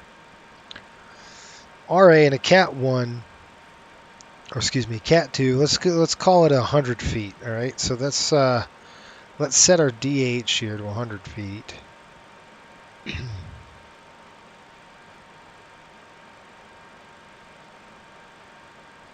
And then let's go ahead and just start descending. We've got plenty of room. It's going to be about 3,000 feet. And I might just cut it and go to Teterboro straight up. And then we'll square it off ourselves. So I'm going to skip that one little hook here. This pattern. Let's see what we got. So I'm just going to try to just go over the top. Yep. Let's see if it works. It does. We're going to head right to Teterboro. So what I'm going to do is head to Teterboro. Let's descend down to 3,000. You could see what's going on here. We're going to straighten it up here just a little bit. A little bit more. We have plenty. That's 20 miles, so we got a long way to go. But we're going to probably go, it's a 2-2 or 4-ish.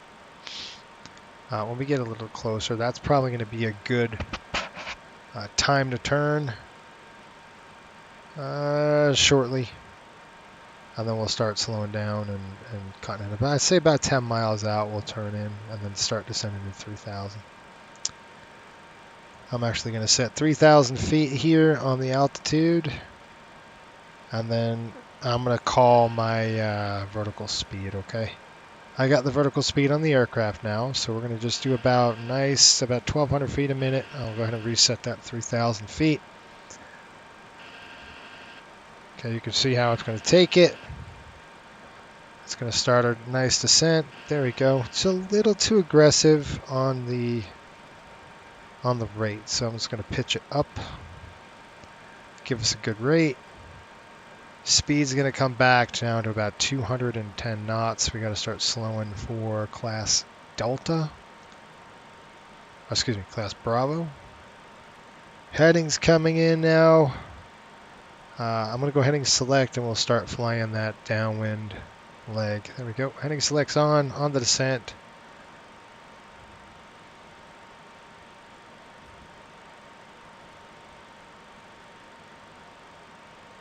Low limit speed, I see it.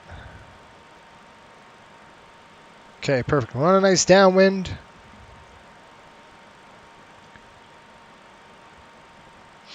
I don't know where the heck this alignment mode. That's what we didn't get the last time. Alignment.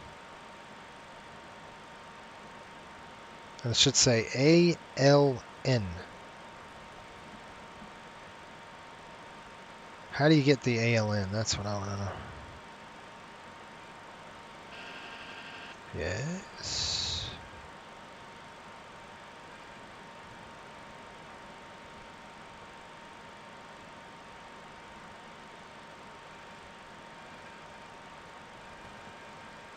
Doesn't tell me. Woohoo. Okay. 219 inbound. Yep. 6,000 feet. Go ahead and enter. Close that. There's the airport. Got the airport right there. See that? We're on a nice little downwind. Keep it a little tighter than that. I'll call them up.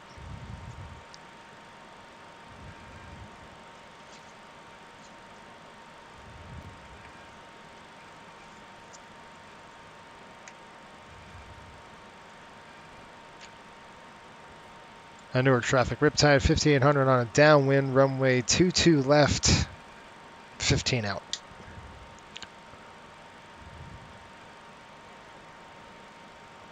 There's Joyzy, low scud. Going to descend down to 3,000.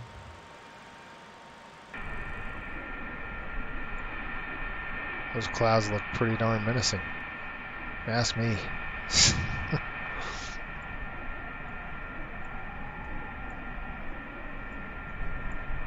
Cool.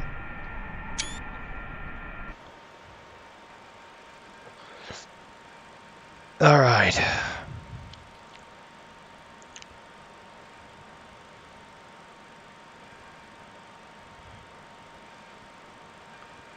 I'm going to just kind of pull up the descent rate a little bit just to help it out.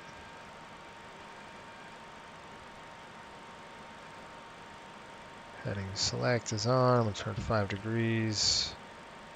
There's that wind that's pushing us 30. Yeah, I want to be Teterboro at 3,000, so we're doing pretty good, folks. We're on a downwind right now through 4,700. We're going to level at 3,000. We'll flip it in. We'll make our base leg turn. I got 3 degrees. The turbulence is getting there. Approach check. Navigation. Set. Approach check completed.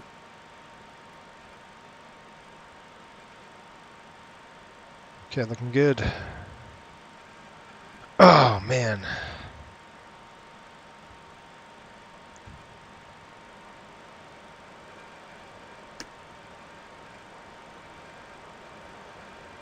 Now, normally you're supposed to do this when you throw the gear down, but because the ACARS program is not liking that, we'll just throw it down.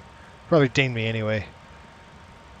Got a low limit here, which is fine. I'm just thinking.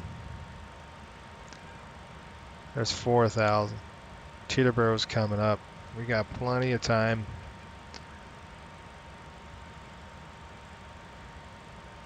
Airport's over here. Pretty much downwind the airport. The airport's going to be somewhere over here right now. Low scud. Perfect. I think it's 1,800 broken, is it? Few clouds at 1,200. Overcast at 8,000. Few clouds at 3,000. We're probably in that few layer.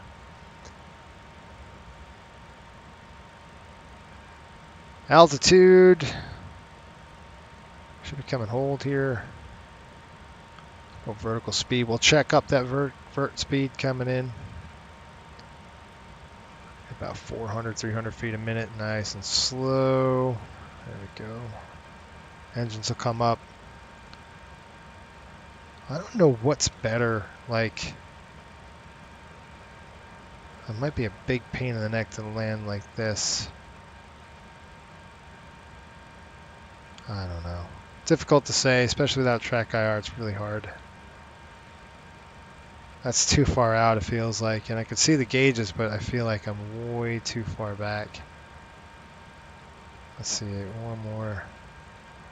Gosh. I don't know. Anyway, I'm good. We're good right there. We've got vertical speed still on. We're going to start turning in. I'm going to tell him to dump the slats. Slats extend. Speed checked. Slats are extended. 2,500. Slats extended.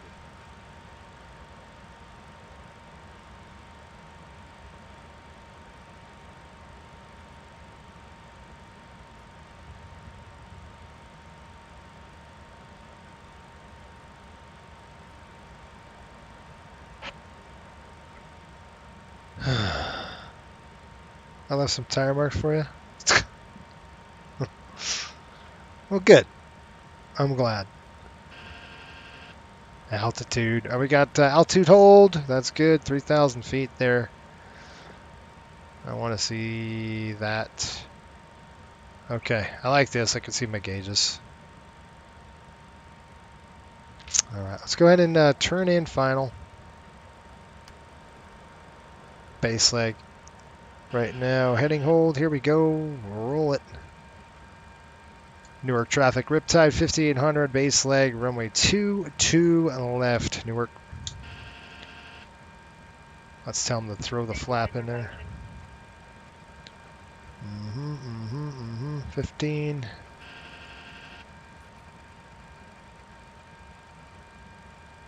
Flaps 11. Speed checked. Flaps 11 set.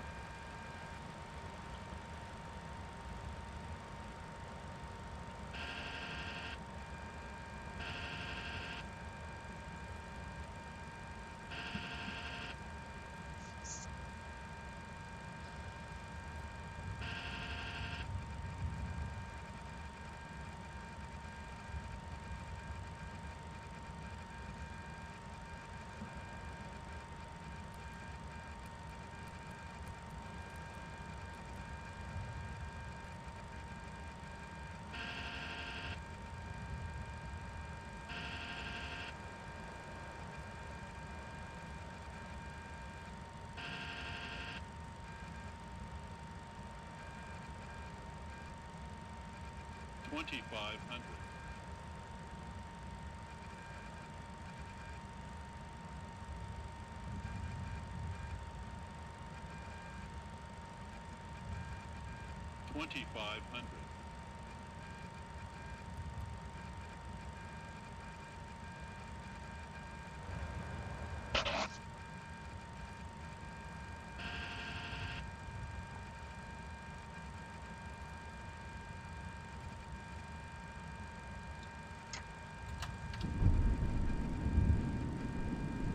Flaps 15. Speed checked. Flaps 15 set. Flaps 15, gear down, 3-3.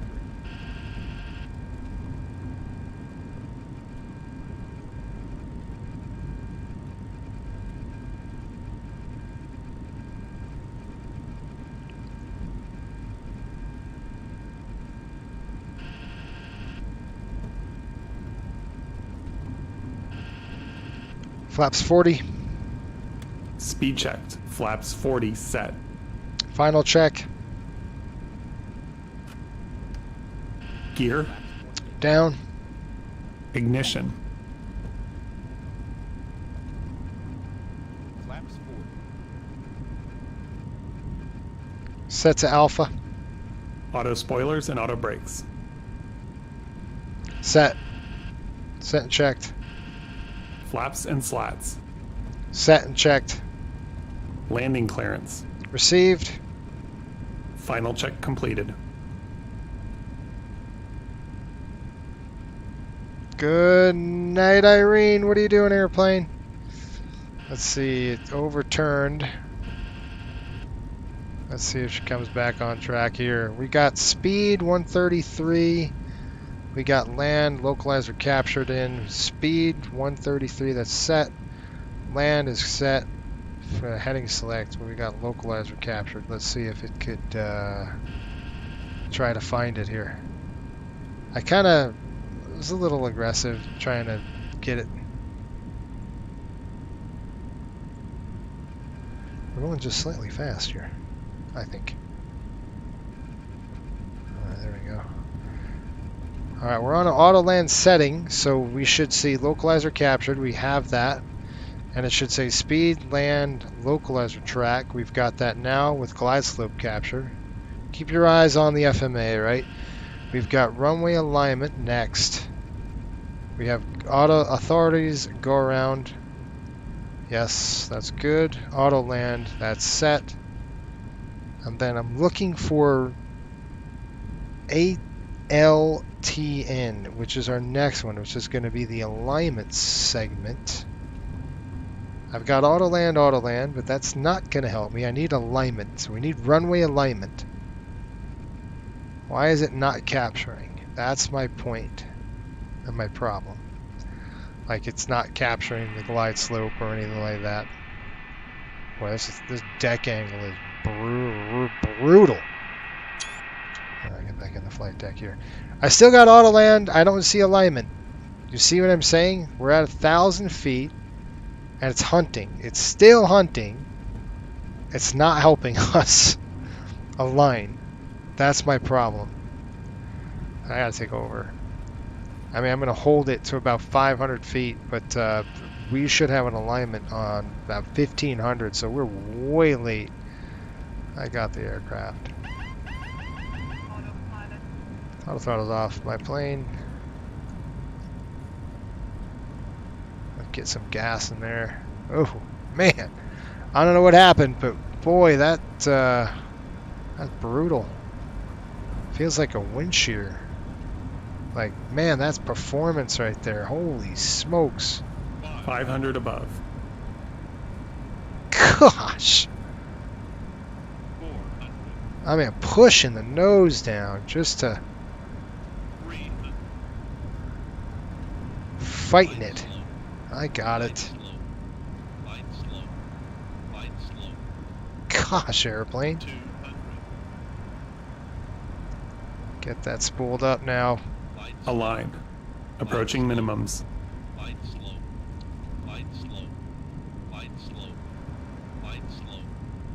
Jeez, something's going on. Flare. Minimums. Flare, what the fetch are you talking about?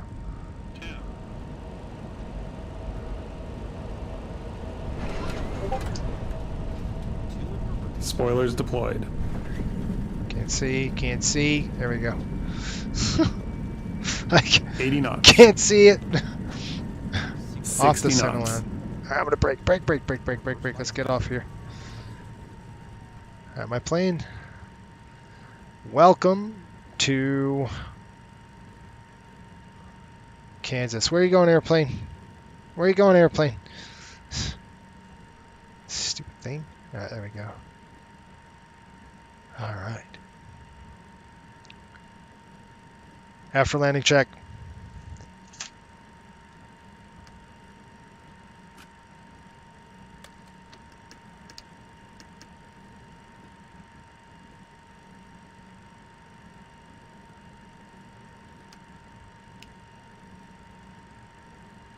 Okay, folks, let's see where we're going to taxi here. Let's stop. We got down on Echo. That's where I wanted to go. Unstable? What are you talking about? Not unstable. After landing check completed. This is the conclusion of our flight. Please remain seated with your seatbelts fastened until the captain has turned off the seatbelt That's called sign and the aircraft wind. parks safely at the gate. That's what that was. This will be your indication it is safe to move about the cabin. Gather your belongings and disembark. Alright, we got through Flying Echo. with us today. We appreciate your business And we're going to and go hope to see you again on the a second future flight. one down. Oh, the stupid gates. I forgot to deactivate the gates. I do want to shut down the engine just because it's just going to be so hard to control the airplane with it not. See what I mean? Come on. Flight director's off.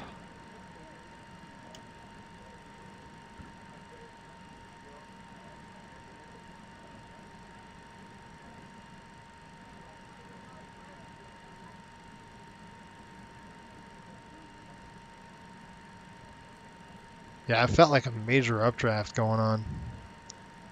But it really wasn't windy. I mean, what's the wind? 11 knots? It felt like it was at least 20 on that coming in.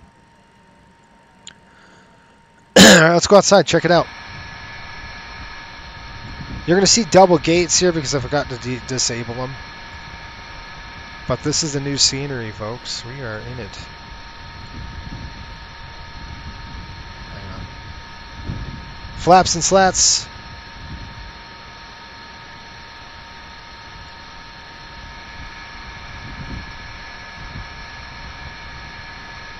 Okay, I'm going to shut down number 2.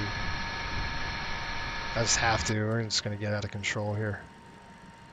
Number 2 is... No, that's the wrong one. The performance? I mean... I could tell it's a little heavy. Not a huge load, but I could tell it's a load for sure.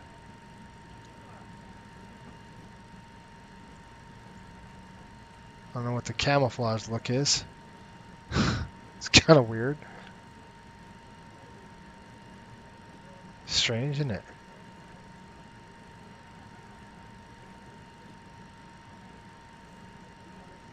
Huh. Pretty scenery, though. I mean, it looks pretty good. I want to take this ramp all the way around. This on Alpha. We're just going to keep going on Alpha.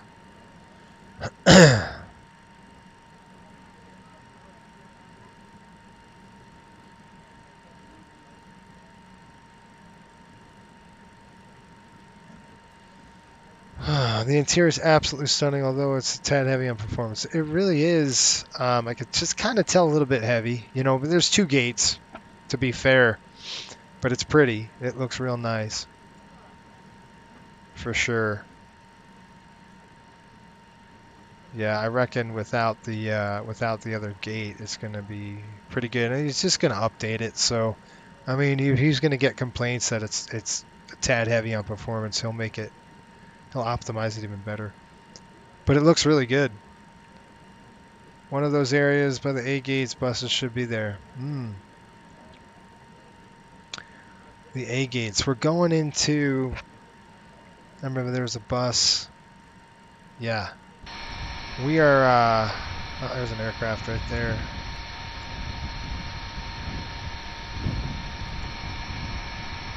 We're going to swing this thing all the way around. All the way till we get to RM, Romeo Mike, and then we'll cross. But you gotta understand, like, this is like brutal area for performance. You have JFK, LaGuardia, and Newark within like 20 miles of each other. Less than that, so it's like serious. Is that you, Ryan, right there? You can remove the static aircraft on the scenery too. I did. That's not static. That's a real aircraft, but there is no static airplanes here. That's real, dude. Let's take a picture of that. Cool place. I remember this airport driving by it. There's a road on the approach end. I forgot which runway it was, but it was really cool when you drive around here. Looks great. There's the city of New York on that side. Pretty cool.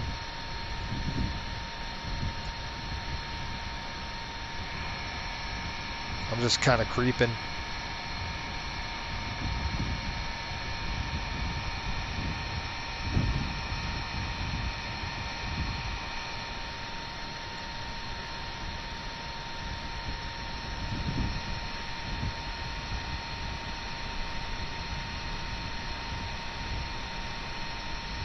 Yeah, you're that 767 right there, Ryan? That's awesome.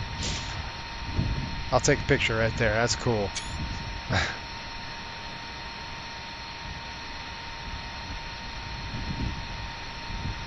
I have a heavy-duty PC, yes. I do. I have a 3090, and I'm going to be upgrading my CPU here in a minute.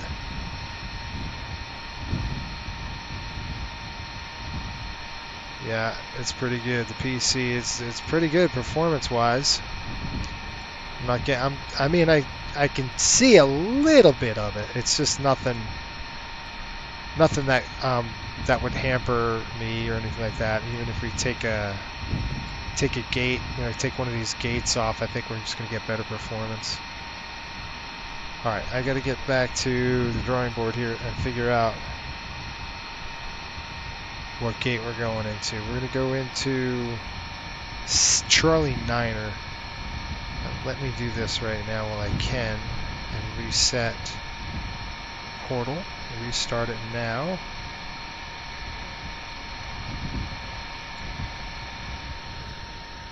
I'll take another one of you there, Ryan. Ryan's flying a 7.6. That's awesome.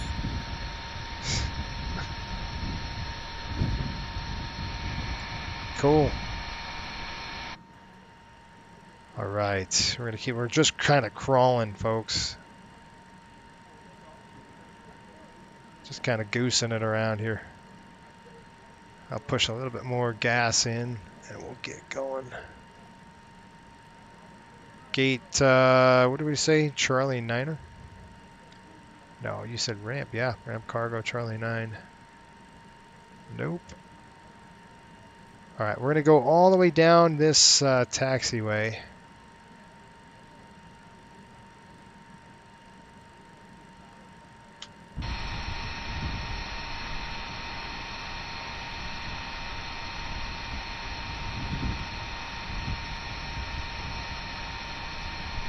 All the way to the end here. I could probably cross right now. I can't get across that one way. I can go across the other way here. So this is the way we're gonna taxi.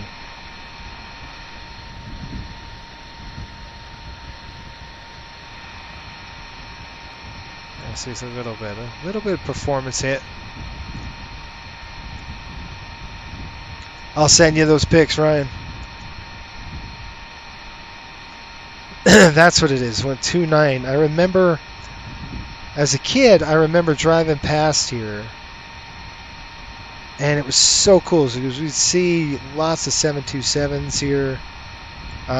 Kiwi Airlines. I don't know if you know them, but like Kiwi Airlines was all over it. We used to see a ton of 7.2 tails around. I'm guessing this is the road here. We used to see them all the time. It was really cool.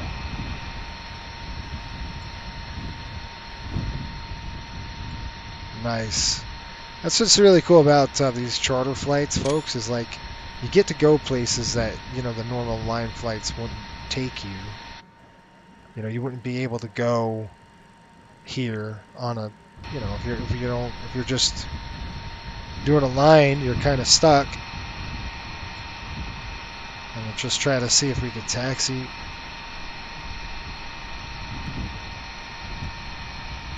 Yeah, that's going to be the steering issues that we have is when we're in higher power. It's an asymmetrical thrust issue. All right, let's see how she turns. Good. Newark traffic, Riptide 5800 crossing runway 11, Newark. See how it slows.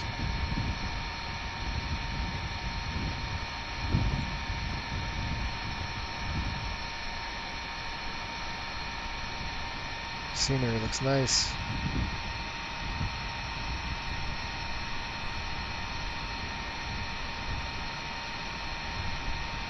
Ryan, I got I don't have AIG, I have the other one, FSTL, but I won't use it when we're on the VATSIM network, just because it could screw us up. Alright, we're crossing this runway coming up here.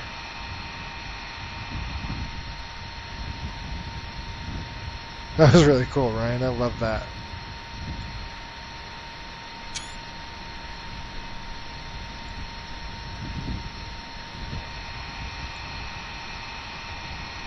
Okay, see how it's starting to run away from us?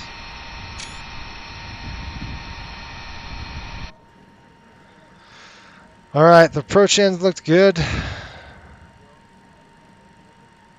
Alright, we're going to cross this. We're going to go down Zulu. We'll go down Zulu 2. And here's our gate coming up. That's not a gate per se. It's just the cargo area we're going to be parking.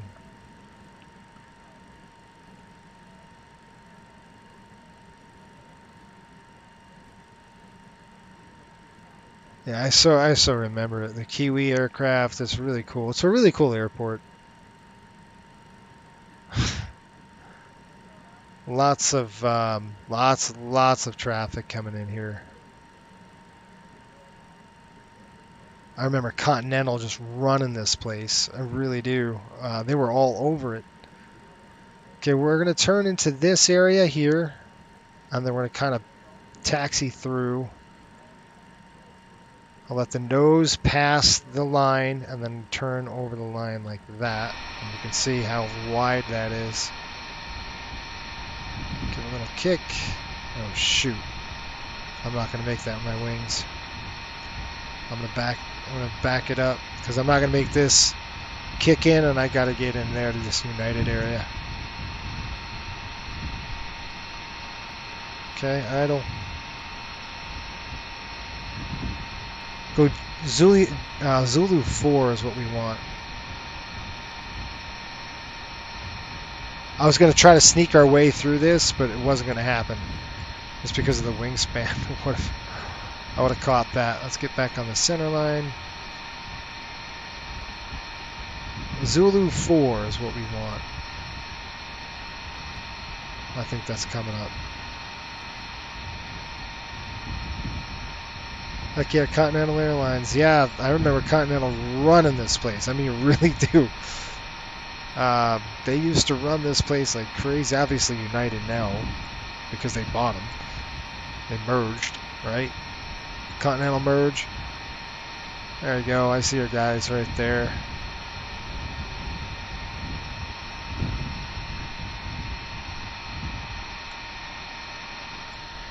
Get a good photo op here of the aircraft. I don't know. We'll see. Maybe we'll do a drone footage when we get in. Take a look at the airport. All right, Zulu 4. It's gonna be a turn in here. There we go. I'll let the nose kind of pass the turn. Now I'll turn it, crank it all the way in. And jump back in the jet.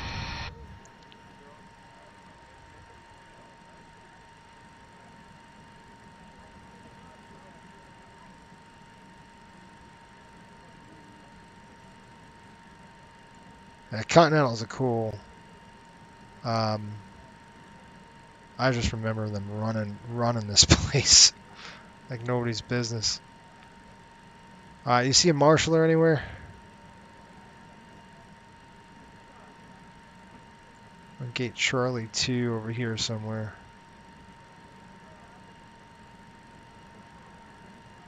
There we go. I say Charlie 6. Difficult to say. Yeah, there we go. Okay, lights are coming off.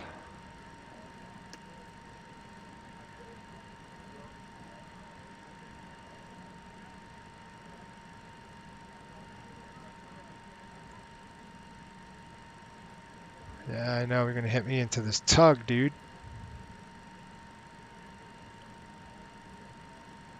I'll tap the brakes. I don't want to stop.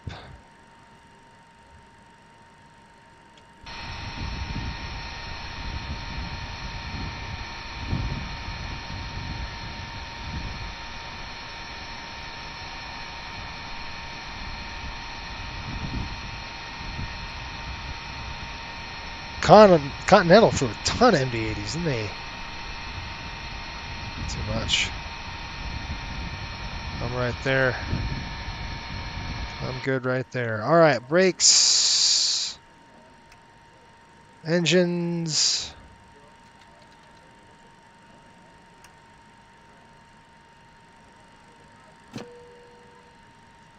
Seatbelts. Okay. Let's go ahead and drop the aft door while we got pressure on the airplane. Aft stairs coming out, aft mains coming open. We'll tell them park and check. Okay, that's off, that's good. Nacelles, park check. Pretty cool. While they do that, I'm going to call for a deplaning, and then we'll go take a look around the airport here real quick where we at. Let's get some pictures. Deboarding right there. Deboarding requested. Yep. Parking check.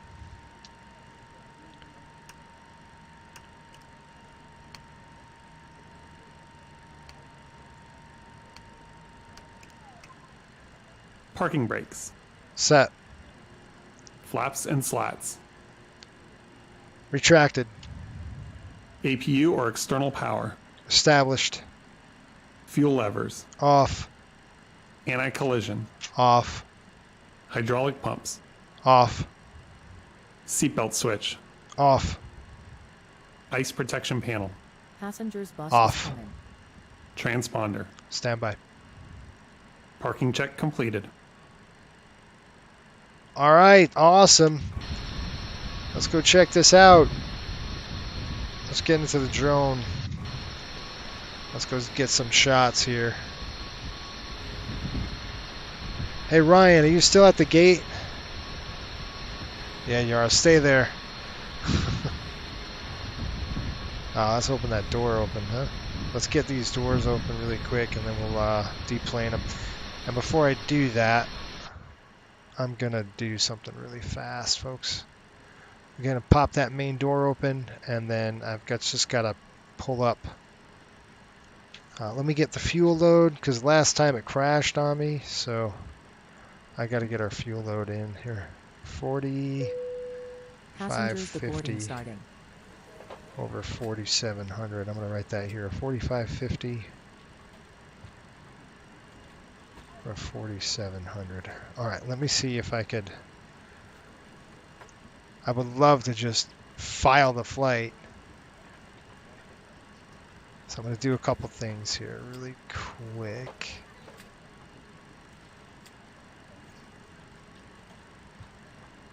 Okay.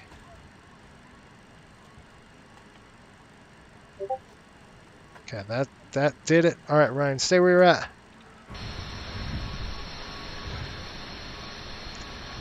Let's take some pictures of the aircraft here. I'm not burning fuel now, so why is it doing that?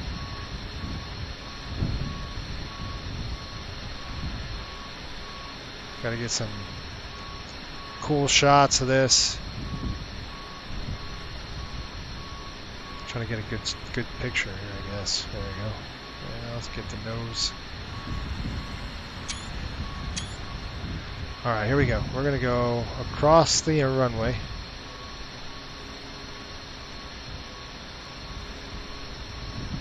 Drone speed really fast. Okay, stand by. Here we go. Nice. All right, cool.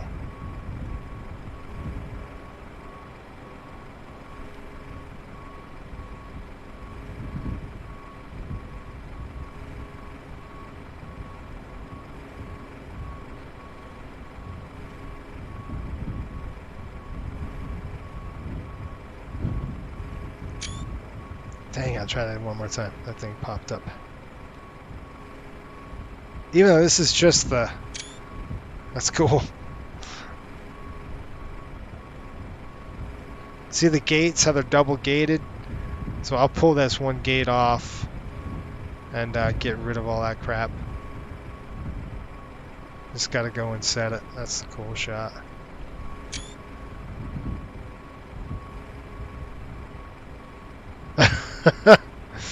Yeah, it'd be cool to see hockey players getting off, right? I would love that. That's fun.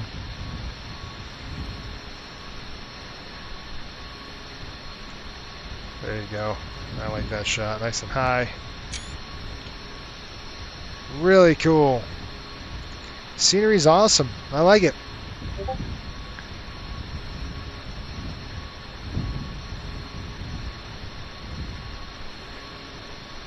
Grandpa's walking over here. Well, that was it. Let's see. That was a long flight, wasn't it? I'm sporting the Battleship Gray. That's cool.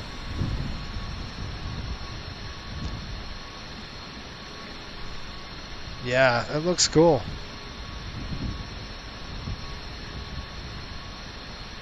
Bill says CRCO, AMV 82 and E3 really never use the back door. Right. That's true. Continental,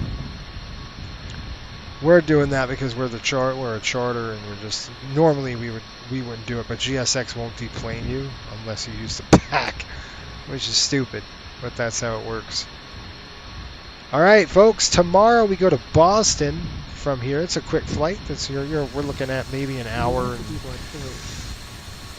yeah, we wanted to board crew for sure.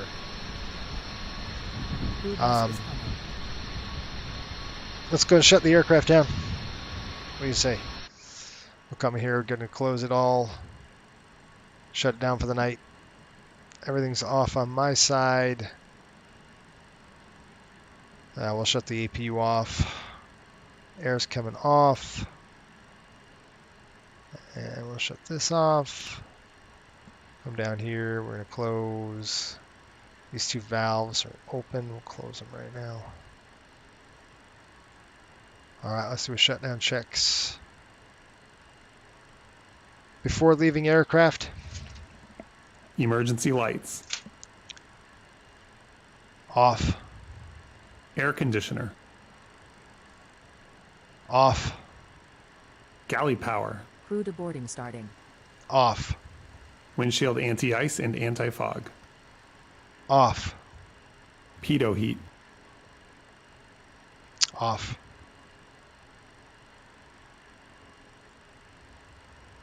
Off. Lights and screens. Off. APU. Off. Battery switch. Off.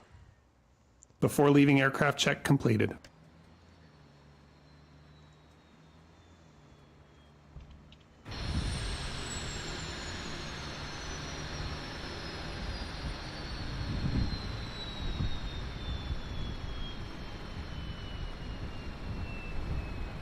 Well, cool.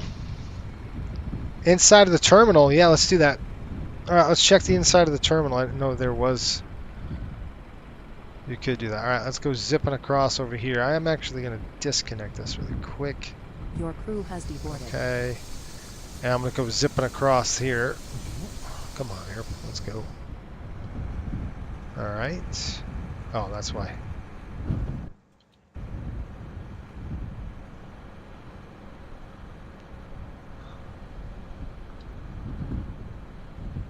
Let's go into the terminal and see what's going on over there.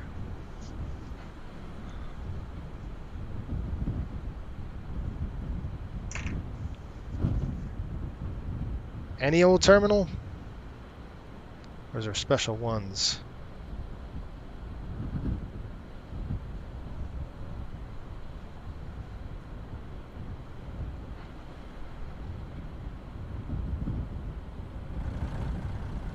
Whoa.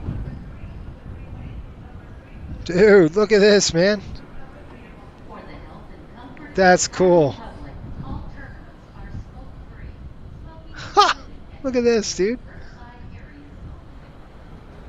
No way. That's so cool. I love it. Nice, cool terminal here. Let's see what you got.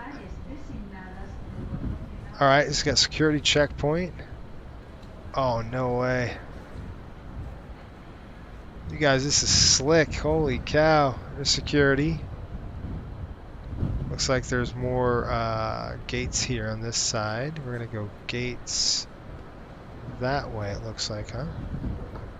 That way it looks like there's the... This is more of... Okay.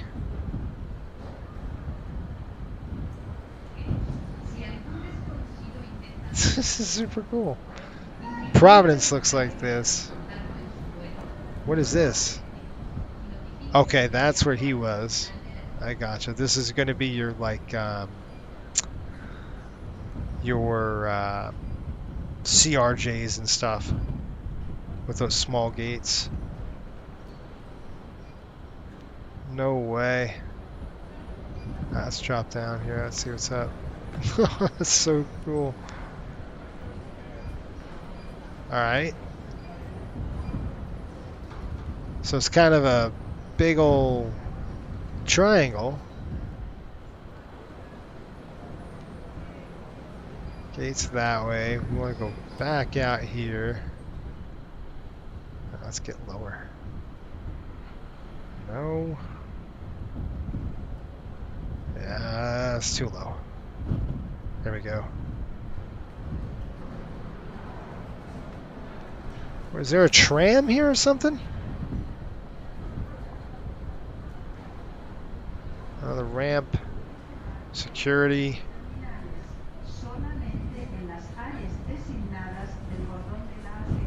That's Spanish. That's so cool. Alright, we're outside. Alright, there's different terminals here, obviously.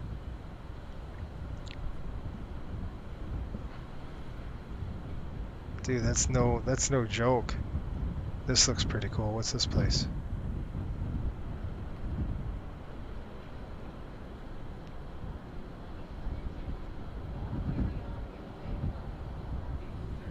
That's so cool. I mean, you could explore this forever. Yeah, they've upped the ante for sure. The new Indy is similar. That's cool.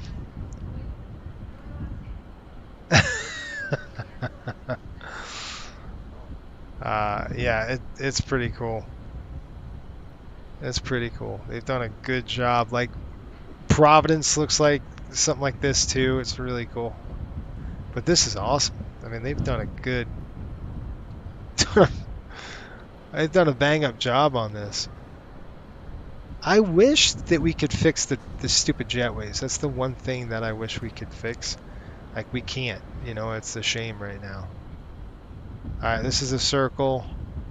This is probably the older terminals, isn't it?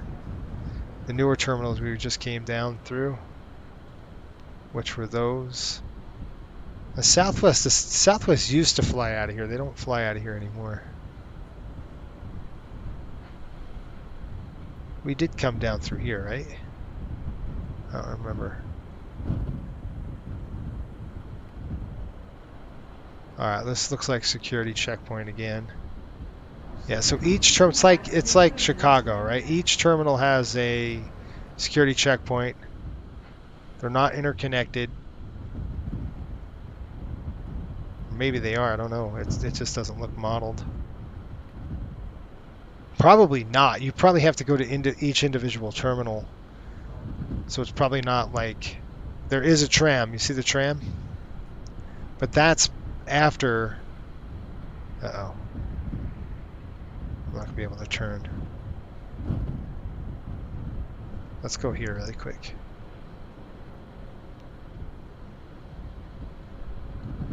Yeah, okay. You can take the tram, but I think you take the tram to the terminal, then you go through checkpoint, then security. That's cool. Good stuff.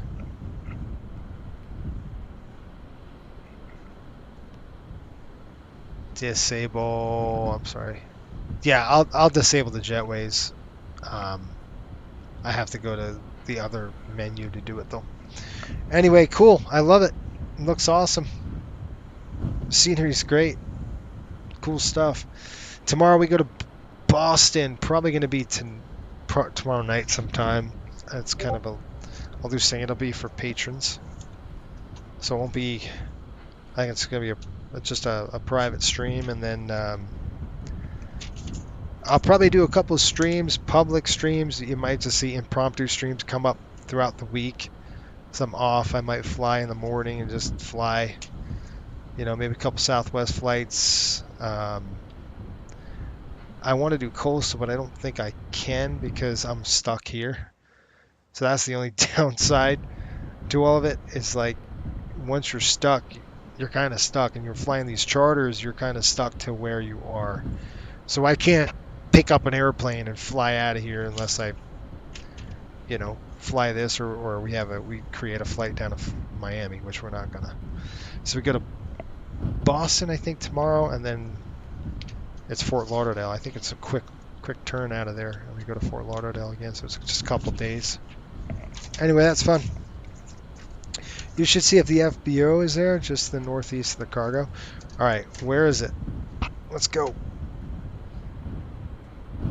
I just needed to reset that. Where's the FBO, guys? Northeast of the cargo, which is going to be this side. Let's go check it out.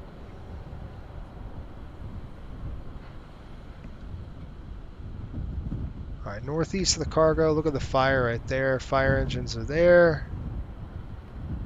There's a United hangar. I wonder. You could go in that hangar. That's cool. Could you go into this one? Is this modeled? Nope. Okay, but the other one is. Alright, so you can drop into this hangar, this big old United hangar. I did it again. I locked it. Son of a gun, hang on. I don't know what button I'm pressing, but it's not cool. Is that the FBO? No. That's fire, isn't it? Dude, that looks modeled too. No way.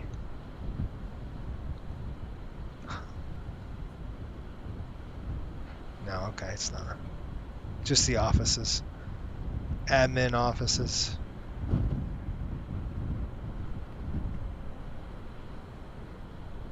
General aviation ramp. I'm on the northeast side of the airport. Just north of fire. Okay. There's the fire, right? Alright, let me look at my chart, see where the ramp is here, folks. Oh, the FBO. I got it. That is the PA Administration Fire Station equipment right there. And then the FBO is this little place right to the north of this. Here's your FBO.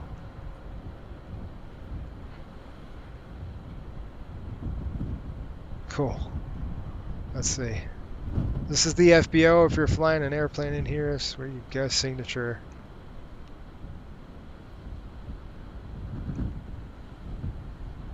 Oh yeah, look at that. The offices. It's not simulated like the terminal, yeah, but it's still cool. That's pretty sweet. I like it. Well, cool stuff. Yeah. Awesome stuff. All right, guys. Well, guess what? I am done. And I will see you on the flip.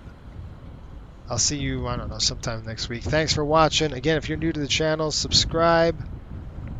That'd be awesome. Have a great week. Until next time, keep the blue side up and the black side down. We will see you later.